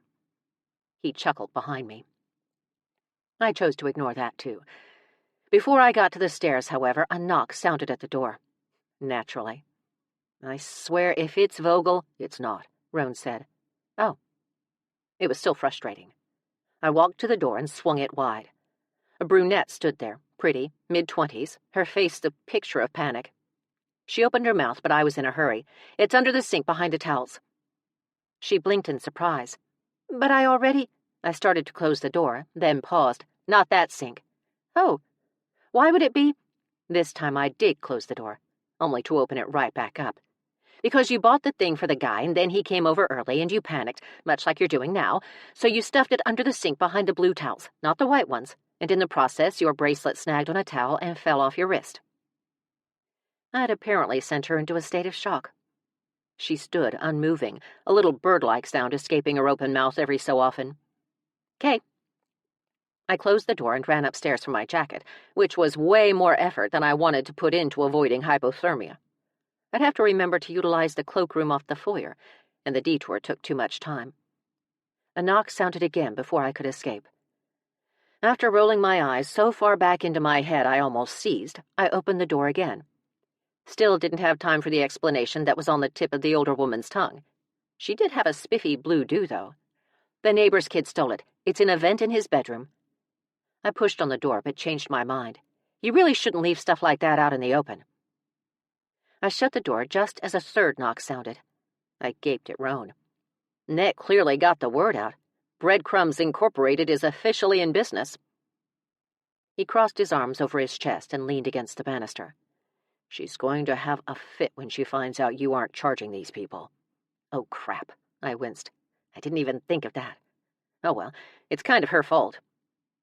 This time I opened the door to an older gentleman, a gentleman who did not deserve my assistance. I pointed a damning finger at him. Don't even think about making a request like that. His jaw came unhinged, and he tried unsuccessfully to stammer an explanation that I had neither the time nor the inclination to hear. Spearing him with my best glare, I stepped closer. Serves you right for trying to hide that kind of thing from your wife. 2 words, buddy. Habeas corpus. I was just about to close the door for the 200th time when 2 teen girls wearing far too little clothes and far too much makeup started up the walk. What the hell had Annette done? Hire a skyrider? 7, I called to them before they even got close. They stopped in their tracks. Oh, are you sure? One of them asked, looking away from her phone for a precious few seconds. Not that I had any room to talk, but still. I gave her my best deadpan and waited for my answer to sink in. They looked at each other, emitted a high-pitched radio wave, and embraced while jumping up and down in utter delight.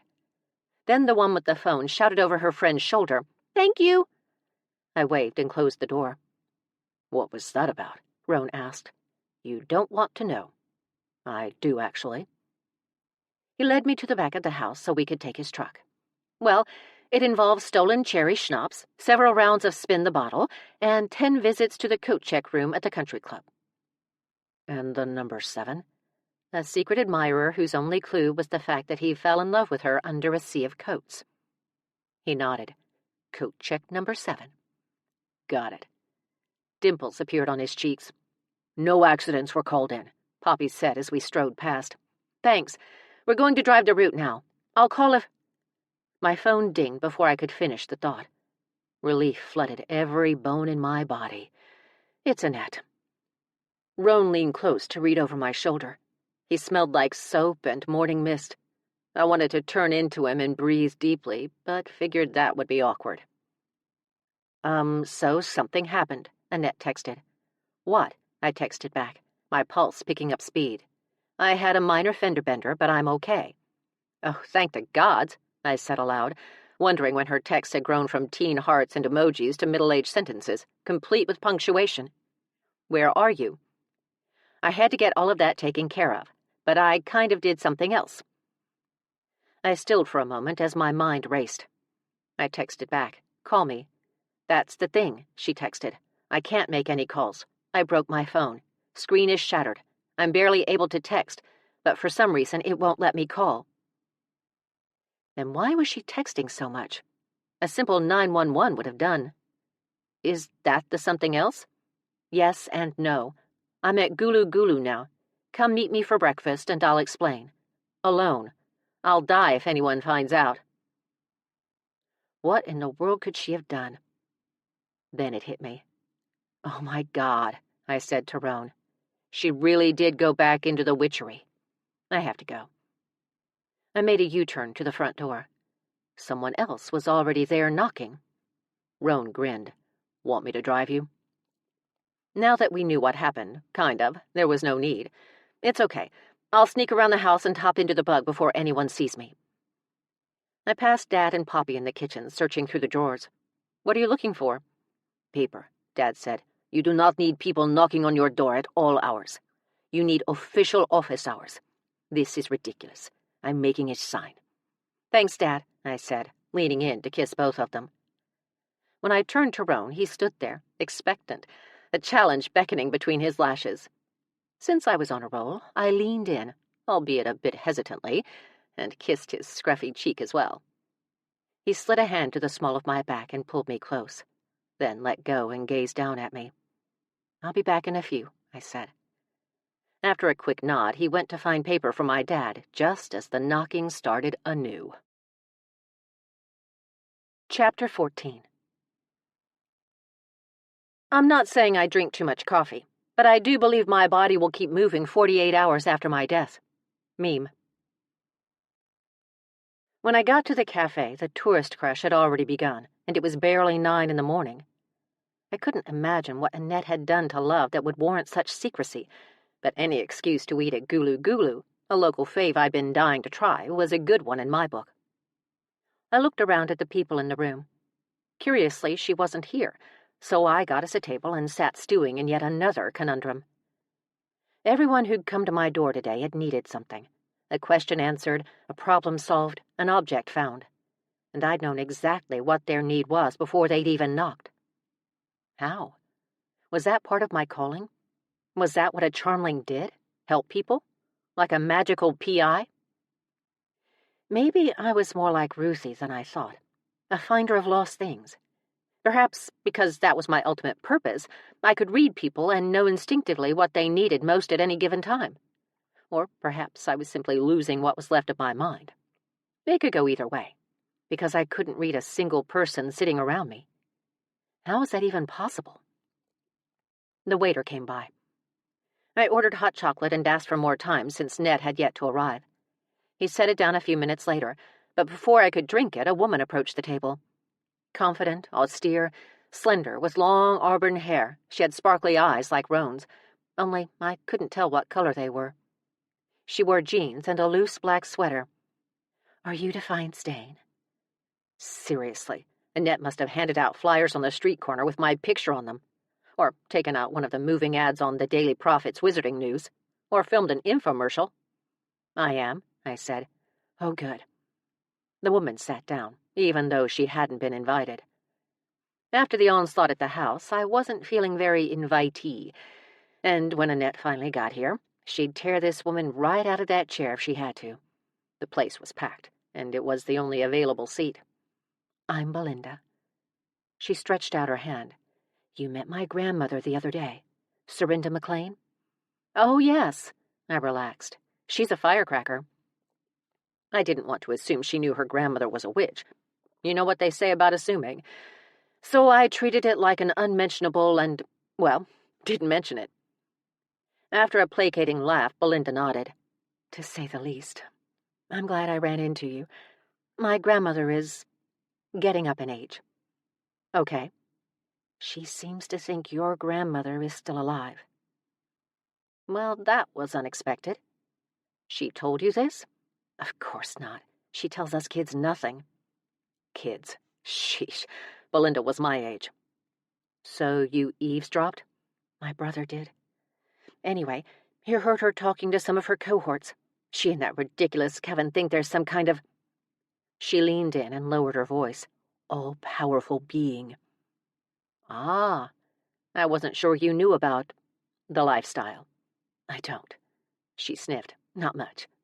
My grandmother swears I have talent and that I'm wasting it, but I don't believe in any of that hocus-pocus nonsense."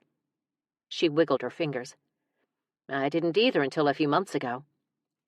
"That's why I'm here.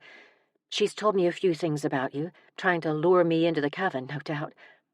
I need you to talk to her. I saw your grandmother's body." She leaned in again. "She wasn't alive. I'm so sorry for your loss, by the way." She covered my hand with hers for a split second before yanking it away, like she was afraid of catching something. "Thank you. It's just, if my grandmother doesn't stop all this nonsense, we will have to put her in a home." "Will you?" "We'll have no choice." She picked up a napkin and dabbed at eyes so dry I thought about offering her some drops. "Who does she tell all of this to?" "Excuse me?" Belinda said from behind the napkin. "Does she tell your brother?" "Goodness, no." She put it down. He would have had her committed years ago. "So she tells you." "Like I said, she thinks I'm a witch." "Are you sure you aren't?" I took a sip of hot chocolate. I never dreamed any of this was possible either, but here we are. "Oh." She folded the napkin and smoothed it on the table. "You're one of them. I'm sorry, I didn't realize you were a part of her coven already." "I'm not." It hit me then. The thing she was searching for. And it certainly wasn't what I would have expected. "Thank you for your time." She started to get up.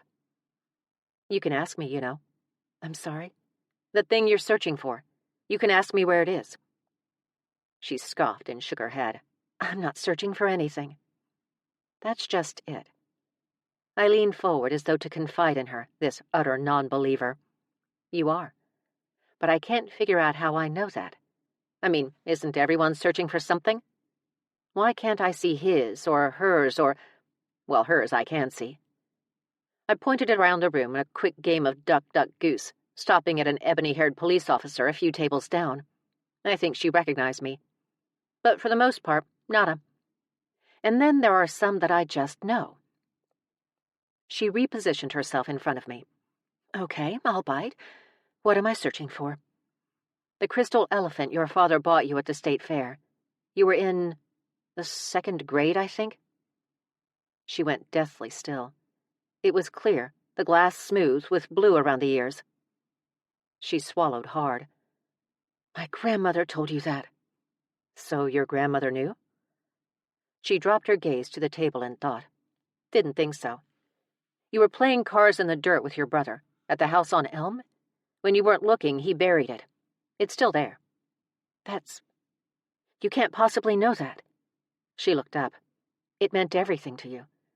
You were clutching it after the accident as the first responders used the jaws of life to try to save your parents. You remember the smell of gas and burning plastic, the sound of running and shouting, the feel of the seatbelt as it cut across your waist, suspending you upside down." I reached over and covered her hand. "They did everything they could, but it was too late for your parents." Tears of astonishment and disbelief filled her eyes. She jerked her hand back. "Stop," she whispered. "It's okay. You don't have to believe, but go find that elephant."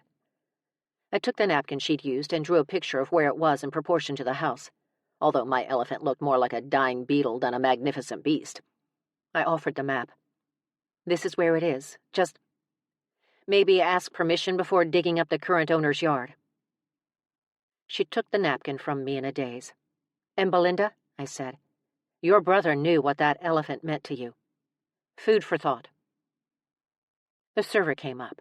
I went ahead and ordered something else, mostly because I felt bad for taking up the table when there was a line outside. In the process, I missed where Belinda hurried off to, hopefully to dig up an elephant. I checked my phone for messages from Annette. She was rarely late to anything. A chair scraped across the floor, and I looked up into the face of James Vogel. He stole Annette's seat, the burly man barely fitting, and offered me a sneer.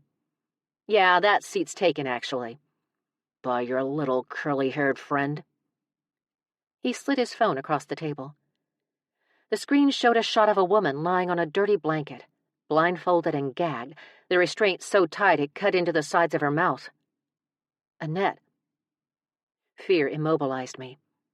I cradled the phone in both hands, gazing at the photo, when someone reached over me from behind and snapped something onto my wrists.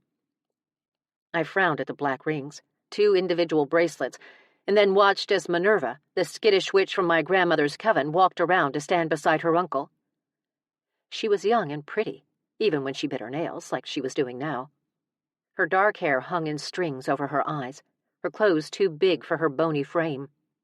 "She can't do magic in irons," she said to Vogel. "Even the Puritans knew that." "They knew nothing," I whispered. According to Ruthie, discovering a Charmling in the wild was rather like finding the Holy Grail in the witch world. We were often held captive by malevolent witches or even warlocks seeking to use us, to use our powers, for their own gain. But if we were so powerful, if we were so capable, how were we forced to serve others? It made no sense. I glanced at the iron cuffs, wondering in the back of my mind if they would really work on me, if they'd really suppress my powers. I turned my focus back to Minerva. She wore a look I couldn't wrap my head around. Had I done something to her? Did her uncle want her to have my powers? Only a female could steal them. Maybe he wanted to control her. But he'd said something earlier about bringing someone back from the dead. Surely he wasn't serious. I sat there, treading in a volatile sea of confusion. Her uncle didn't have a magic bone in his body, but he did have a sneer that sent my ire skyrocketing to DEFCON 1. I wanted to strangle him. I actually wanted to do him real harm. Not for me, but because my best friend, my sister for all intents and purposes, was at his mercy. I decided to test the legitimacy of the iron cuffs until I saw what Minerva was searching for. Her fondest wish, her deepest desire, her need for justice. She wanted revenge on the man sitting beside her. He'd killed her aunt, the only woman who'd shown her kindness growing up, the only person in her family who hadn't made fun of her fascination with the occult, with witchcraft and magic books and spells. She gazed at me from between her strands of hair. Fear consumed her, so much so she bit her nails to the quick. Dried blood crusted her cuticles and stained her fingers. Her uncle had coerced her into helping him, thinking she could bring back his wife from the dead, the wife he'd killed in a moment of anger. If witches had that kind of power, they'd be driving Mercedes and installing helicopter pads. They could name their price. "You make one sound." Vogel opened his jacket to show me the butt of a gun. "And your friend is dead. Hear me, girl?" When I didn't answer, he took my hand and squeezed it painfully. I clenched my teeth and fought not to react. "You hear me?" I nodded, just barely. "Don't try none of that witch bullshit. There are 3 cops sitting at that table, and if they get the slightest wind something doesn't seem right, your friend is counting worms." He leaned closer. "Told you I tried to do this the easy way." "Well, I've never been easy." "What do you want?" I asked, even though I knew exactly what he wanted. Not because of him, but because of Minerva. Her desire gave me access to everything. Everything he'd done, everything she'd been through, everything Annette had suffered since he'd grabbed her outside of the donut shop a few hours ago. Minerva had been there. She'd tried to warn Ned, but he was keeping too close an eye on her. He forced her to text me instead of doing it himself, which was why the texts didn't sound like they'd come from a middle-aged male. Unfortunately, she hadn't seen where he'd put Annette, only that he'd said they'd never find her, and she'd be dead by 10 that morning. What time was it now? Minerva's fear fed my own, and I fought to stay focused. "Need your help with a little problem is all. Nothing to get huffy about." He glanced around. "Now, you're going to put money down for the food you ordered, and then we're going to get up and walk out of here. You understand?" I nodded and reached for my purse. "Slowly," he whispered through his teeth when I lifted my purse onto the table. "And hand me that phone of yours while you're at it. Wouldn't want that pretty boy showing up to our party uninvited." No, we wouldn't want that. After we left the restaurant, Vogel shoved me into his car and put a bag over my head that smelled like onions. We drove a little while. Then he yanked me out, ripped off the bag, thank God, because I was beginning to think I'd never be able to look another onion ring in the eye, and pushed me into his garage. When he closed it, the door scraped loudly against the rails. Because I didn't know the city well yet, I had no clue where we were. All I did know was that the number 10 kept flashing in my mind. I had until 10 a.m. to find Ned. I racked my brain. Why 10? What happened at 10? It was just a number, and not a particularly scary one. I blinked the room into focus. Boxes stacked floor to ceiling filled the room with a small corner cleared out. It contained shelves and a deep freeze. Minerva stood in that corner watching us. Vogel opened the lid to the deep freeze, grabbed my hair, and jerked me closer. Nothing good ever lived in a deep freeze.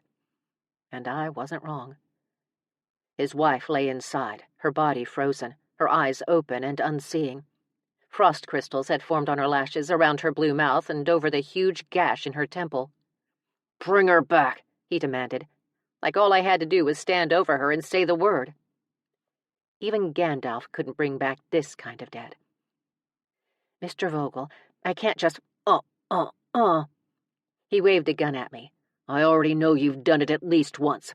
Minerva here might not be the brightest, but she's seen her, that grandmother of yours, alive and kicking, like they hadn't just shoveled 6 feet of dirt on top of her." I drew in a deep breath, trying not to throw up. There are certain things I need. "No, ma'am, not you." He pointed at me. "You're different. When my niece couldn't bring my wife back, she told me all about you, Missy." He hauled Minerva to his side, her face soiled with tears and dirt. "I didn't believe her at first. Thought she really was simple." He made the crazy sign at his ear with the barrel of the gun. "Funny thing is, she's more scared of you than she is of me. But since you seem to care so much about other people—" He pointed the gun at Minerva's head. "Even the stupid ones." The sad part was that Minerva really was scared to death of me. I couldn't see why exactly. On the other hand, she believed I could save us. Truth was, no one was making it out of this alive, including Annette, if I couldn't use my powers. I couldn't read minds per se, but I could always read people's intentions, and James Vogel's were evil. "Where's Annette?" "Safe, but not for long. You'll never find her in time." In time? How much time? How close was it to 10? "I can't do this with the irons on." Minerva's eyes held a glint of encouragement. She really didn't think the irons would work. Neither did I, but what did I know? I was stalling, trying to come up with a plan. When he reached over to take them off, I looked at his watch. It read 9:57. Panic closed my throat. What happened at 10? "And before you even think about trying anything," he waved the gun at me, "your friend won't survive the next 10 minutes unless I want her to." That was a lie. She barely had 3. He stood back and waited, but I didn't have time to do the same. I said a prayer to whoever would listen, looked at the once vibrant woman in the freezer, and touched her face with my fingertips, asking for her help, for her forgiveness, because I was about to steal whatever energy she had left. "What's she doing?" he asked Minerva. She winced at the bark in his tone. "I don't know. Her magics are different from mine." He looked between his late wife and me. "Why isn't anything happening?" "Because she's frozen," I lied. "It'll take time." He grabbed my throat, his fingers digging into my jaw, and yanked me closer until we stood nose to nose. "You lie to me, and it'll be the last thing you ever do." "I'm well aware of that, Mr. Vogel," I ground out. "I just needed you to touch me." "What?" He squeezed harder. My jaw popped, and pain shot through from the roots of my teeth to the tips of my fingers.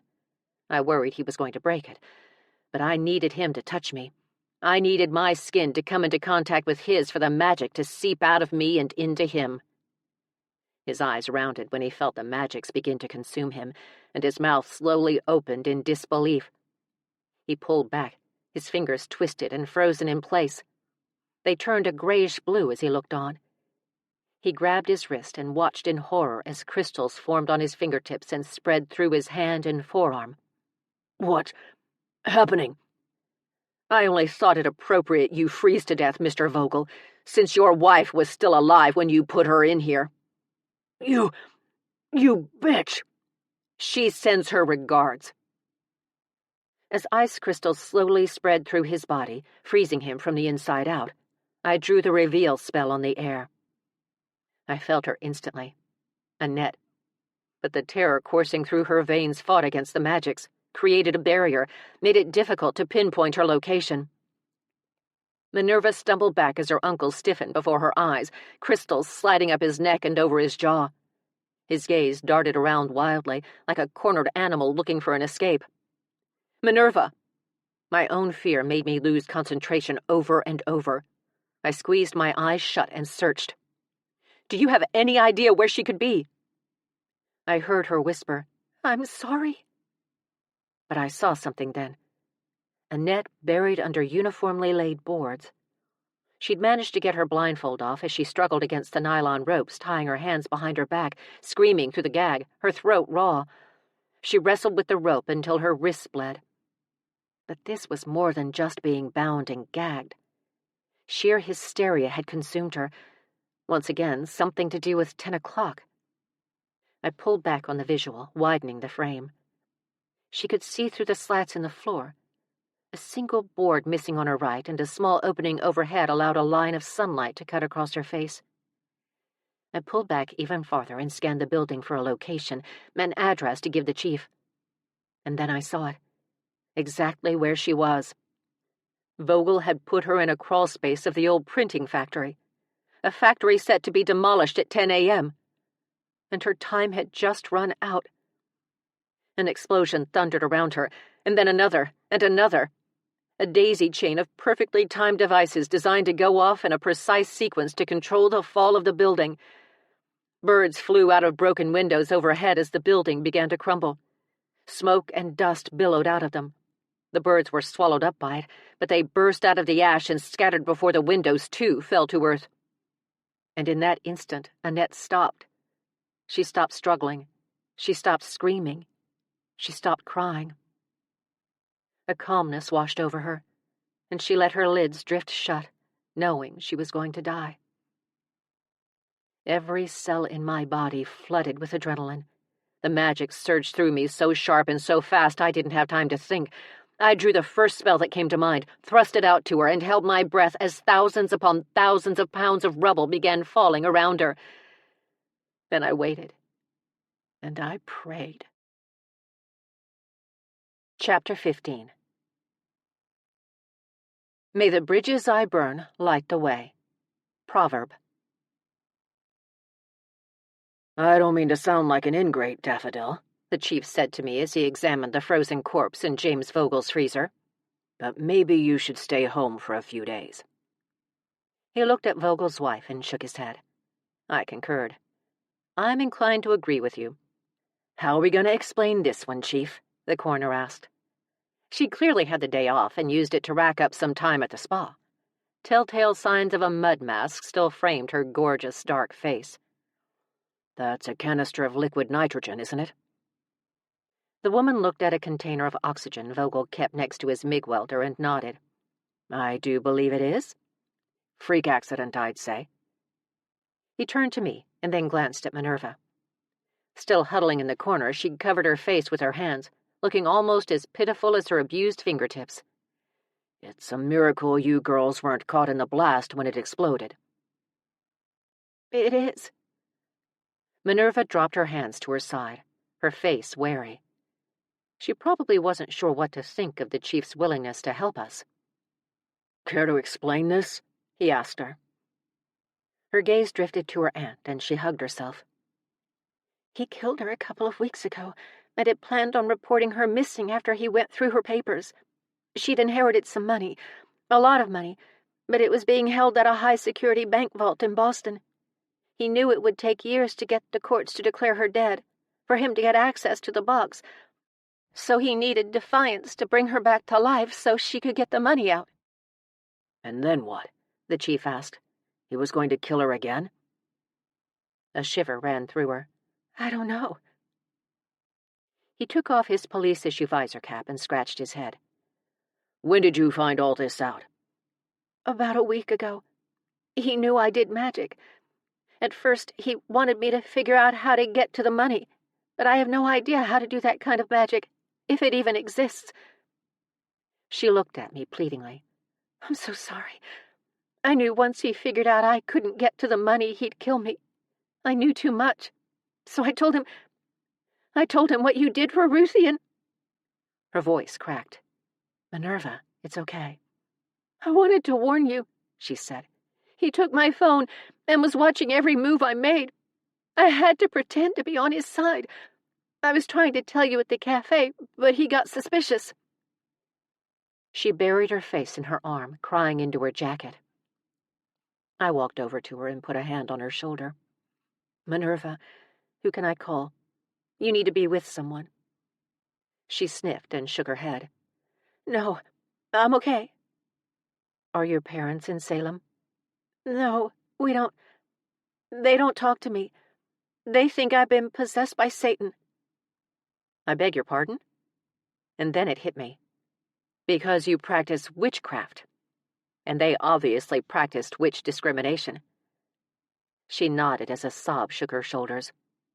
My aunt was the only one who was nice to me. She took me in when my parents kicked me out.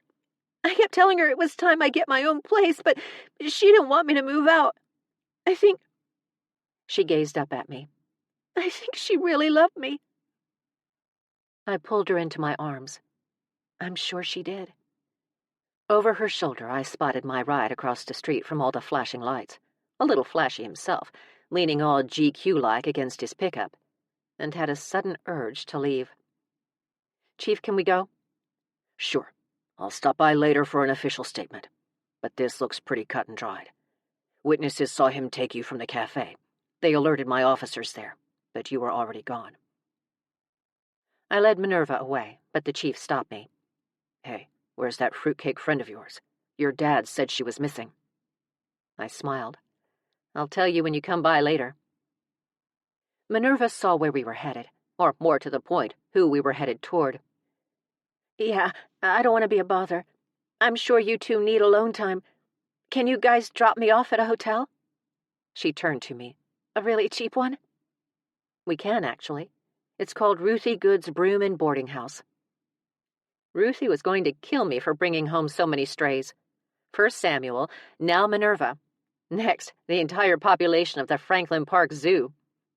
Are you sure? She asked, hesitant. There was no way I was about to leave her alone. She was heartbroken and traumatized. Odds were someone in Vogel's family, maybe even Minerva's jackhole parents, would get his house. I'd have to make sure to take her back so she could grab her things before the vultures descended. But for now, she needed rest. And maybe a manicure. I'm positive. We'll get you sorted, love. I just want you safe for now, okay? Thank you. Ms. Dayne, Roane said when we got to his truck, looking exceptionally tasty in his hoodie. Mr. Wildes. He eyed me with a combination of lust and wicked intent. Do you just start shit wherever you go? Apparently. Back at the house, I smelled food the minute we walked inside. Before I got to any of said food, however, Percy blocked my path. I grinned and waited as a vine covered in little black rosebuds slid around my wrist. I hugged it to me. Thank you, Percy. This is Minerva.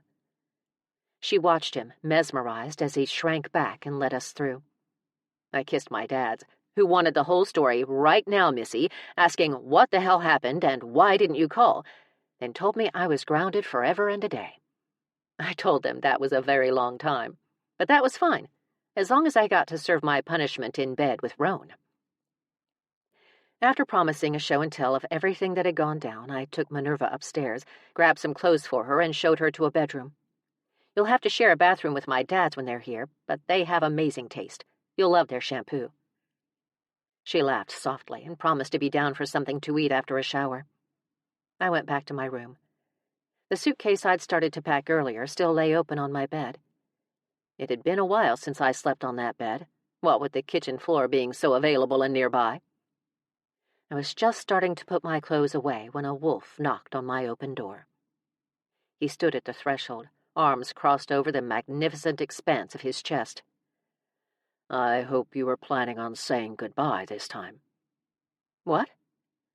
I couldn't think while his biceps drew my attention away from the fact that I needed to breathe. If you've made up your mind to leave. He stalked toward me, each step full of purpose, his powerful stare raking over every inch of me. I'm going to fight tooth and nail to change it. He didn't stop until he had me in his arms. He bent his head and kissed me, but didn't close his eyes. He kept them locked on mine, his olive-green irises like cut glass. He was so perfect. A perfect fit, a perfect face, a perfect body. If he weren't mentally unstable, he'd be 100%. But how else could one explain his attraction to me? The man clearly needed to be medicated. I pulled back when he pulled back. That was fighting dirty. We wolves do that. His smirk cut straight to my nethers and rested there a while. We like to get dirty. He ran a large hand over my ass and pulled me against his erection as his other hand sought out one of the girls. Brushing a thumb over my nipple, he deepened the kiss, exploring my mouth with his tongue. Sadly, after a moment, he stopped. Is it working? At that point, everything was definitely working, and I was certain he could give me an orgasm just by talking to me, his voice smooth and rich and succulent like nectar. And he smoldered. For the first time in my life, I had a man who actually smoldered. All those romance novels made so much more sense now. He slid a hand around to the front of my jeans, but I stopped him. No way. My turn. I ran my hand over the front of his kilt. The kilt. The glorious kilt. And the glorious what was underneath the kilt. The thin leather allowed my hand to mold to his erection, and mold it did. He sucked in a soft breath and backed me against the bed. Just as I was really getting into it— Nope, that was a lie. I was already so very into it. A screech came from out in the hall. What in the 7th level of hell? A massive black bird flew into the room. It dive-bombed me 3 times, and if I didn't know better, I'd say it was trying to peck my eyes out. Shouting, I swatted at it. Friends don't peck friends' eyes out. It's a cardinal rule, as old as time itself. Even if it was a crow and not a cardinal. I swatted again when it had another go, ripping a few strands of my hair out. Meanwhile, Roane stood back, watching it gouge me to death, not concerned in the least. It circled my high ceiling with its prize, my hair, before swooping in for a landing and parking its ass on my dresser. And here it came, the moment I'd been dreading. I eased closer. I know what you're thinking. It cawed again. Listen, caw. If you'll just let me explain. It glared at me with the glare of 1,000 needles. I never knew a bird could be so expressive, or contemptuous, or— It pecked my hand. Ouch! I raised my hands and patted the air. Okay, caw. Caw. If you'll caw. Stop it. Caw, caw, caw. It flapped its wings to add a visual component to the soundtrack of its belly aching. I folded my arms across my chest. Now you're just being obstinate. It glared again, its stormy gray eyes burning a hole into me as though I were an ant under a magnifying glass. In the sunlight, I could see smoke wafting off its singed feathers, which were oddly curly. On the bright side, you're literally smoking hot. It lowered its beak, its eyes at half-mast as it continued to regard me with a special, seething kind of hatred. At least you're alive, though, right? It didn't move. Annette, you're going to have to forgive me eventually. Nothing. Nada. Zip. You can talk, you know. I think you can talk. I looked at Roane, suddenly worried. He stood there grinning and shrugged. No help whatsoever. I chewed on my lower lip. You can talk, right? Of course I can talk. She had no lips. It was like watching a ventriloquist. She flapped her wings, her high-pitched voice a bit like nails on a chalkboard. But I sound ridiculous. She wasn't wrong. I hid a snicker in fear of losing an eye, or the rest of my hair. This is amazing. I eased closer. Can I pet you? I dare you to try. Your after feathers are curly, just like your hair. They were a lighter color, too, much like the color her hair had been, a soft chestnut. Against the raven black, she made a beautiful crow. Not that I was about to tell her that. I put a hand over my heart, dying from all the cuteness, which was better than dying by beak. I will peck you to death in your sleep. I don't think I'd sleep through something like that. Change me back, or else. I straightened. What? Change me back. What do you mean? My gaze shot to Roane, then returned to her. I can't change you back. You're supposed to shift back to human form on your own. You know, like a bona fide shapeshifter. Roane can do it. She blinked at me, her beady eyes narrowing in for the kill. Just how am I supposed to do that? Well, I'm not sure exactly. It wasn't like the spell had come with directions. Her wings flapped again, and I suddenly understood the meaning of the word unflappable, Annette being its antithesis. Why Why would you do this to me? Because you were about to be crushed by a building. I needed to shift you so you could get out of your bindings into something small so you could fit through tight spaces like the missing floorboard above you, and fast so you could go airborne and fly away before the building crushed you. She blinked again, unimpressed, her lower lids sliding up to meet her upper ones. It was fascinating. And crows are really smart, I continued. Smart? I nodded. My brain is the size of a pea, and I'm very attracted to shiny things. See? Nothing has changed. Wait, I said. She was missing the most important part of this entire conversation. You're alive. I jumped into Roane's arms and kissed him. She's alive. He stared down at me, pulled me closer, brushed a thumb across my lower lip. Just as his head descended, Annette squawked again. Crows before bros, buddy. Out! I stood back and smoothed my sweater down. Maybe I should go see Ruthie. Chapter 16. I think I seized the wrong day. True fact. But I keep screwing up, I said to Ruthie.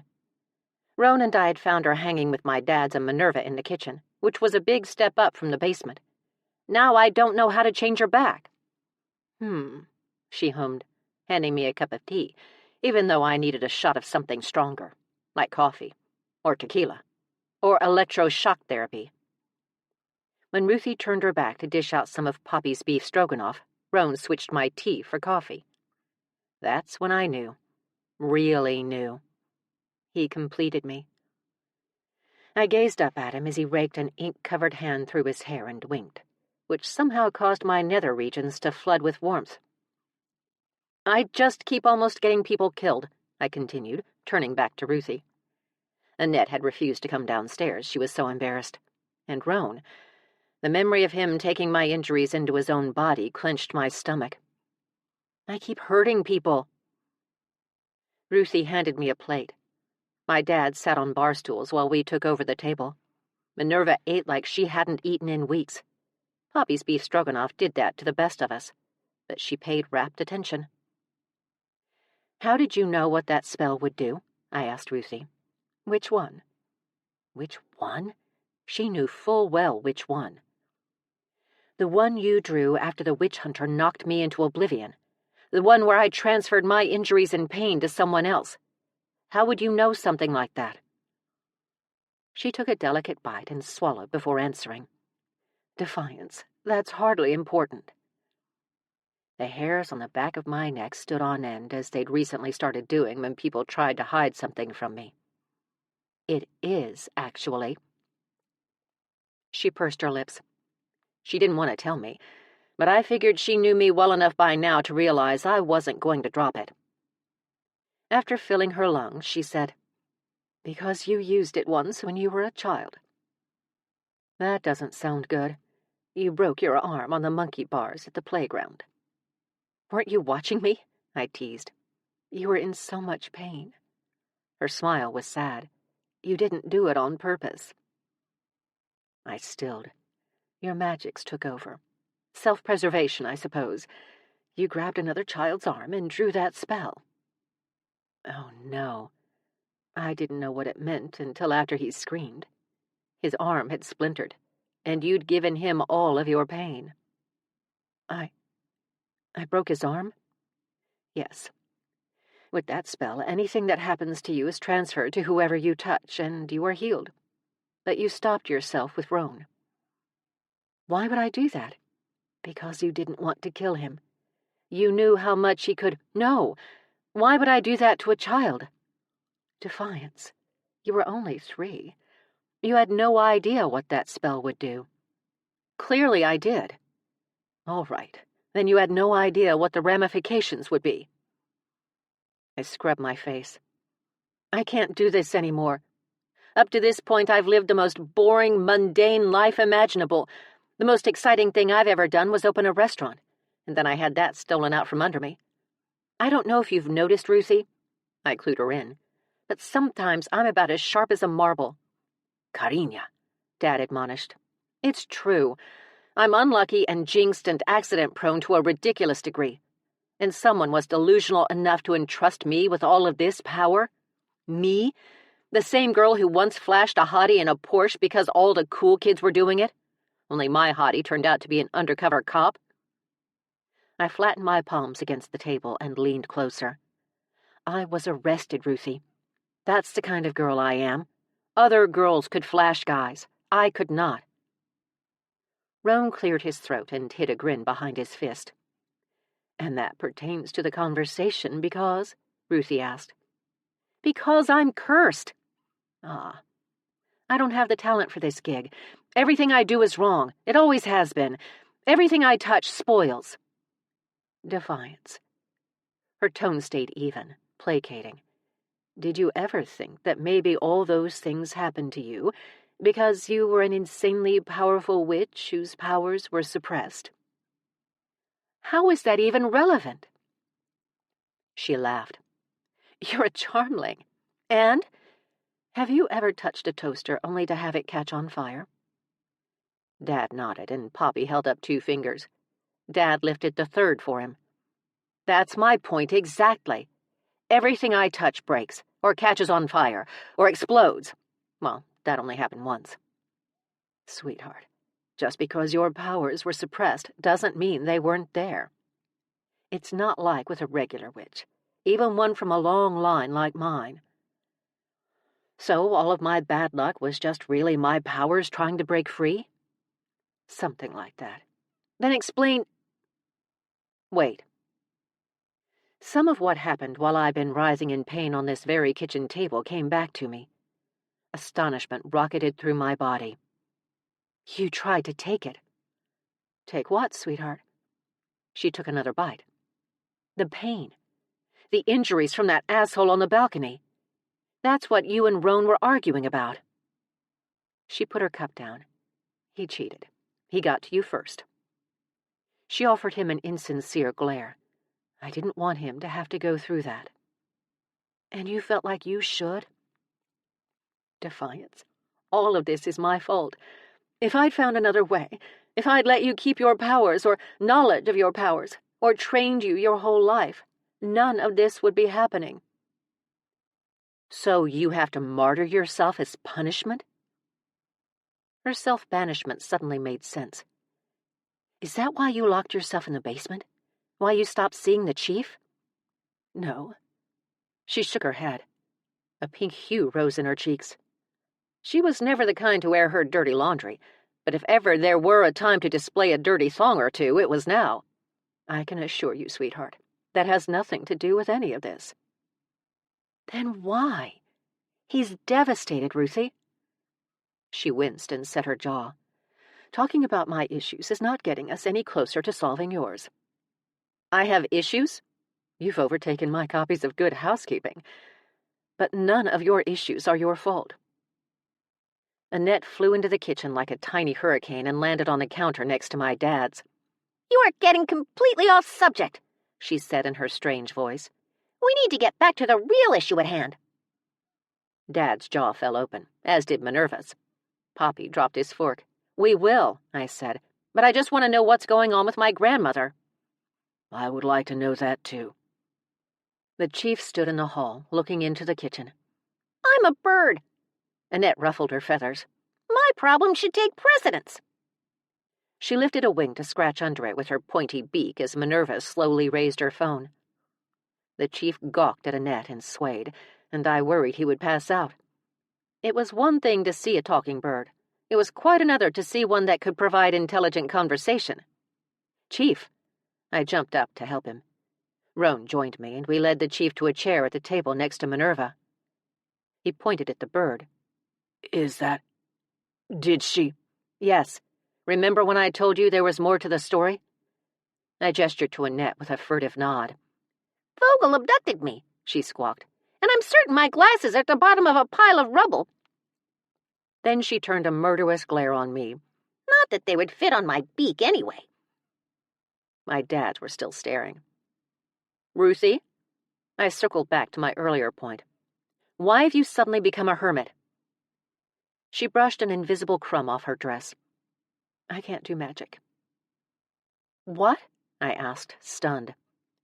I can no longer practice. My magic is gone." That wasn't possible. "Ruthie, most witches don't have inherent magic. They are simply sensitive to the unseen. Maybe you just need to start practicing again. It could come back to you." "Why? So I can make a love potion that does absolutely nothing?" "Of course not." "Wait, does that mean there are love potions that absolutely do something?" I couldn't help but glance at my intended target. He folded his arms over his chest. "Ooh!" Annette's awe was more caw, but the sentiment was there. She was just as interested as I was. "You don't understand," Ruthie said. "I haven't figured out how to live without my magic. I'm having a hard time adjusting. I'll get over it. It'll just take a while." And here I was complaining about having so much power when Ruthie had none. "Chi-Chi, I had no idea what you were going through." "My dear, you have had more than your share of things to worry about. My paltry problems are—" "Paltry?" I scooted closer to her. "You think this is paltry?" "I do. I didn't want to burden you with it." "You've really lost your powers?" "I have. I've done everything. Scoured ancient texts, consulted witches older and far wiser than myself." "I doubt that. That came out wrong. I meant the wiser part. I tried every spell in the book, literally." She speared me with a hapless gaze. "Do you know how hard it is to find Eye of Newt?" "You went old school. I'm impressed." "I did. I even asked the Great Mother for a favor. My powers are simply gone." "They can't just vanish. I'm sure they're around here somewhere. Have you checked your pockets? Looked in your bra? Tried the crisper drawer in the fridge?" I listed off all the places I'd ever lost my keys. "Or what about the oven?" "I don't think it works like that, sweetheart." "Did you check in the sofa?" "I've lost things in sofas." "We aren't talking about your virginity, Carina," Dad said. I gasped. "How did you know that?" Ruthie shook her head. "I'm fairly certain my powers are not in the sofa." When I opened my mouth, she said, "Or under my bed." I deflated. The thing was, once I knew the problem, once she had the desire to tell me, like those people who'd pounded on the door, I knew exactly where to find her lost object. She was right. It was not under the sofa. The chief tapped me on the shoulder. "Did you know there's a talking bird in your house?" I grinned and leaned closer to my grandmother. "When you died, your power, your energy didn't go anywhere." A vertical line formed between her brows. "I don't understand." "Now here's a twist for you," I teased. "They're still right where you left them." She shook her head before her curiosity got the better of her. She looked at me, her expression full of a careful hope. "Defiance?" I nodded. "You mean they're—" "They are. I can feel them." A soft energy hummed nearby. I just couldn't quite pinpoint the location. She covered her mouth with a hand. After a moment, she stood and walked to the butler's pantry. "You died in the butler's pantry?" I asked. "The butler did it!" Annette shouted, stealing my thunder. We looked at each other and giggled. Well, I did. Her laugh was more like the cackle of an evil crone. We needed to work on that. "I rarely come in here," Ruthie said. "This is where I keep a few old appliances and my canning supplies. I hadn't canned in years, but I decided to can some apricots a friend brought over." She stepped to the middle of the room, and a soft glow floated up and over her. The energy was so strong a mundane might think the spot was haunted.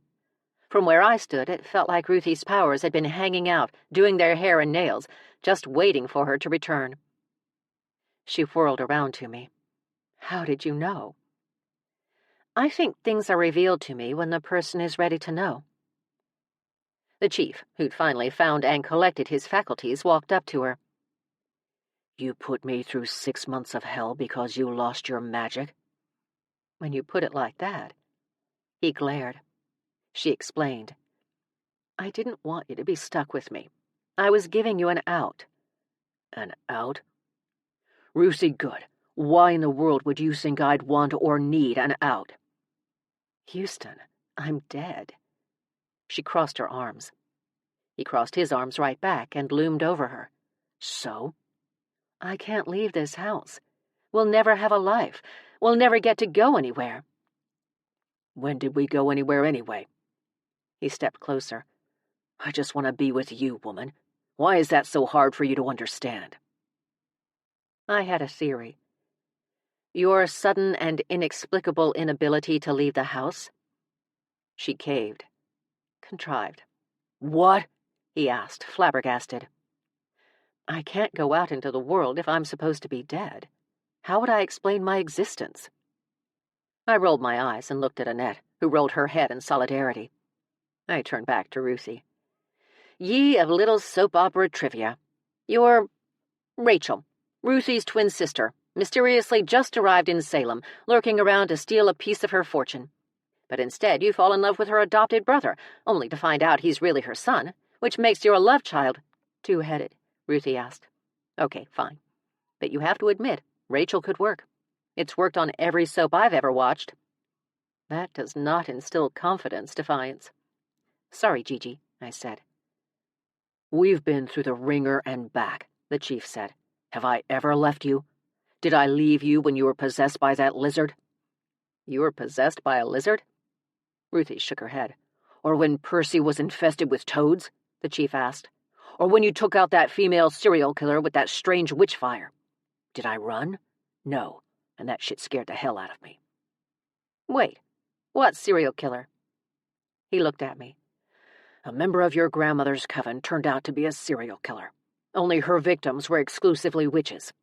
She joined the coven, then killed 2 of your grandmother's best friends.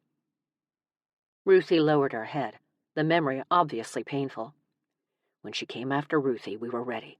Her entire coven lay in wait to ambush the woman, took her out with some kind of blue fire. He looked at her. But I stayed, Ruthie. All the hocus-pocus, all the bizarre incidents, all the secrecy. I stayed. I rubbed my forehead. You killed her? I asked Ruthie. I had no choice. No jail could have held her, and she would have gone on killing until she got what she wanted. My natural instinct was to ask what she'd wanted, but I already knew. She wanted me, or someone like me. She'd wanted a Charmling. What else would a powerful witch want but more power? But that wasn't the most pertinent question.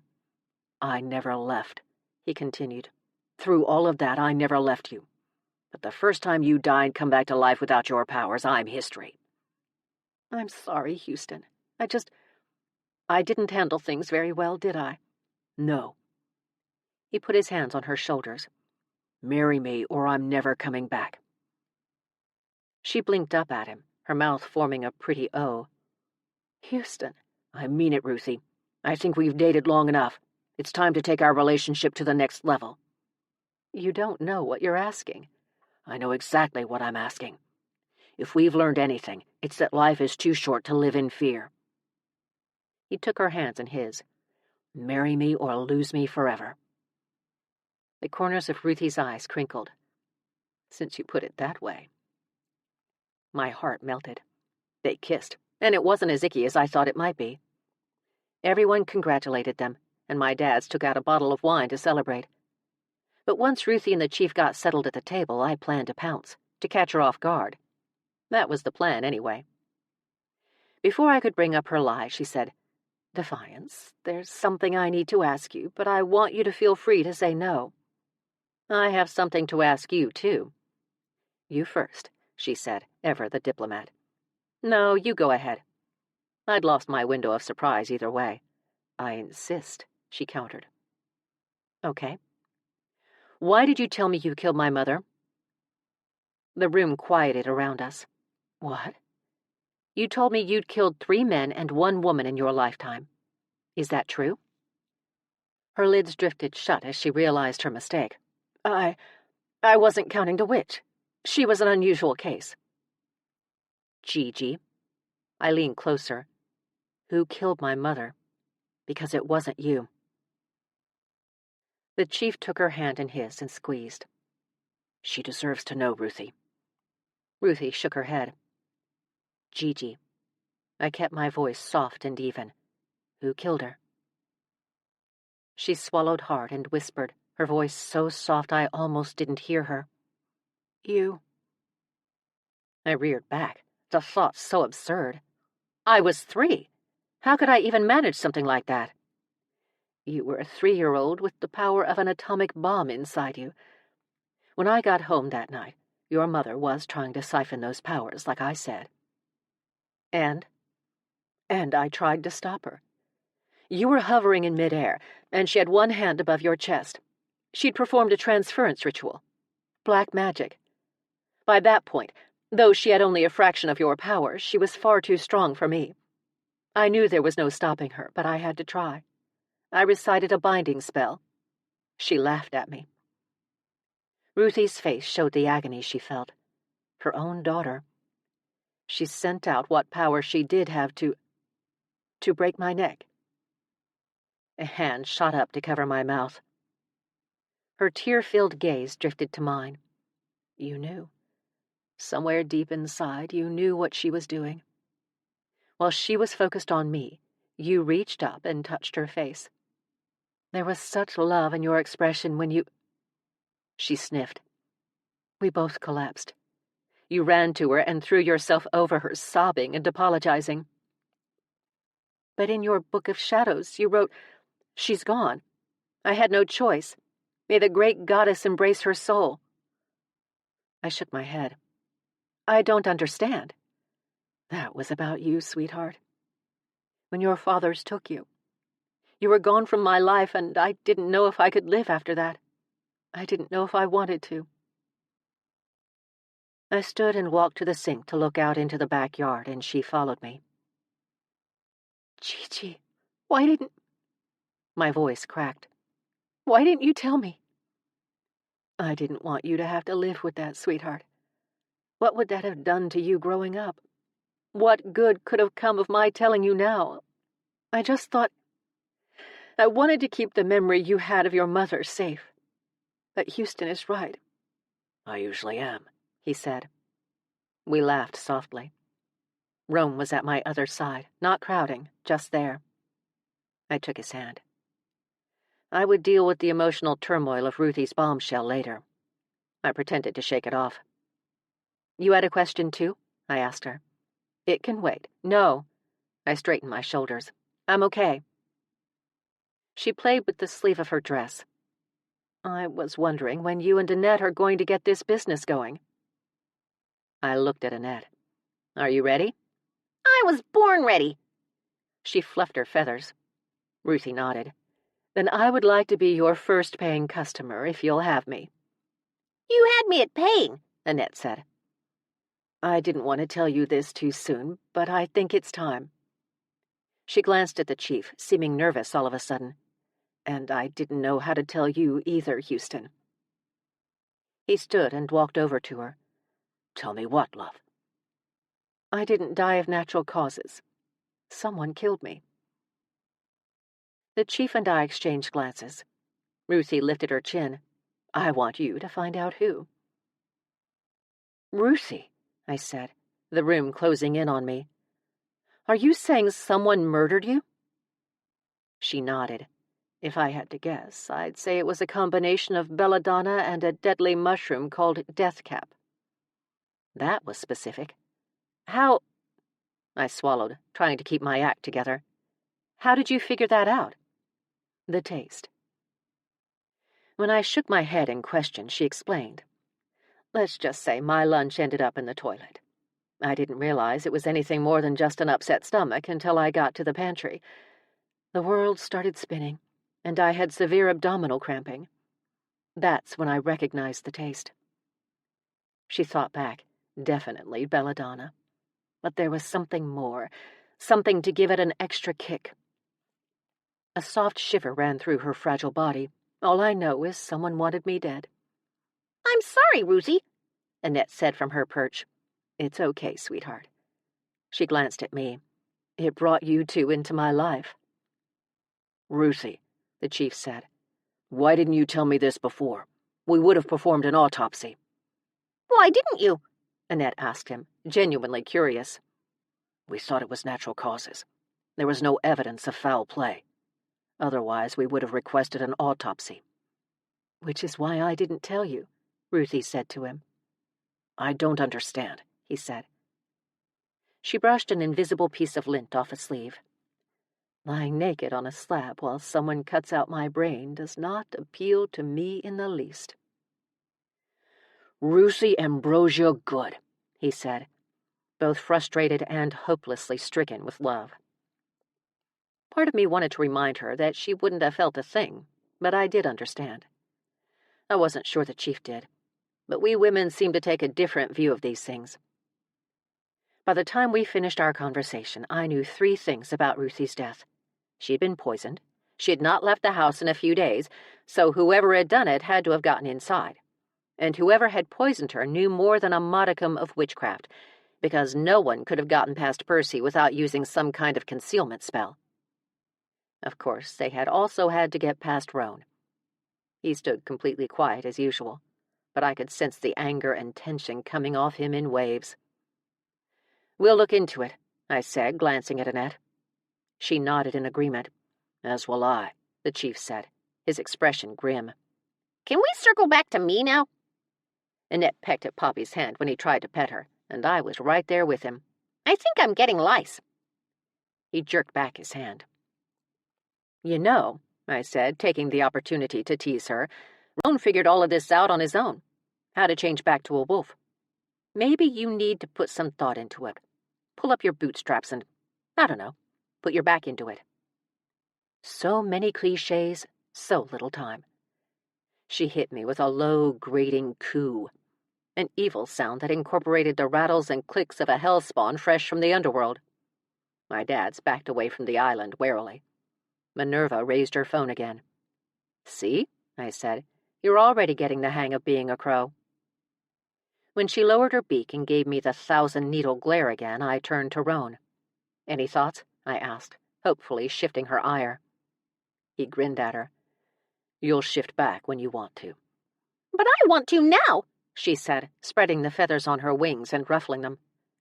"Are you sure?" I asked. "Think of the money we could make off you. We could go on tour, do talk shows." "You're hilarious," she said, a microsecond before ink pounced. We'd been so preoccupied with Ruthie's murder and Annette's avian quandary, we didn't notice the scruffy, battle-scarred cat stalking its prey until after it leaped forward. Annette screamed, a human scream, not a bird one, and fell backward off the island while Roane, with his own cat-like reflexes, caught the stealthy creature in midair, its claws a millimeter from sinking into Annette's exposed belly. She landed on the other side with a loud thud, much louder than a bird would have. We scrambled around the island and gaped at a short, curly-haired goddess in all her unclothed glory, trying to catch her breath. She lay stunned, staring at the ceiling, taking in tiny gulps of air. "You did it!" I shouted to her, just as I noticed Samuel, who'd been chasing ink around, standing there with his hands over his eyes. I laughed and knelt next to him before looking back at Ned. "And you're naked." Percy rose from the ground and covered her most vulnerable assets, while Roane pitched in as well. He turned away, lifted his shirt over his head, and handed it back to her. "Thank you," she said, a soft pink blossoming over her exposed skin.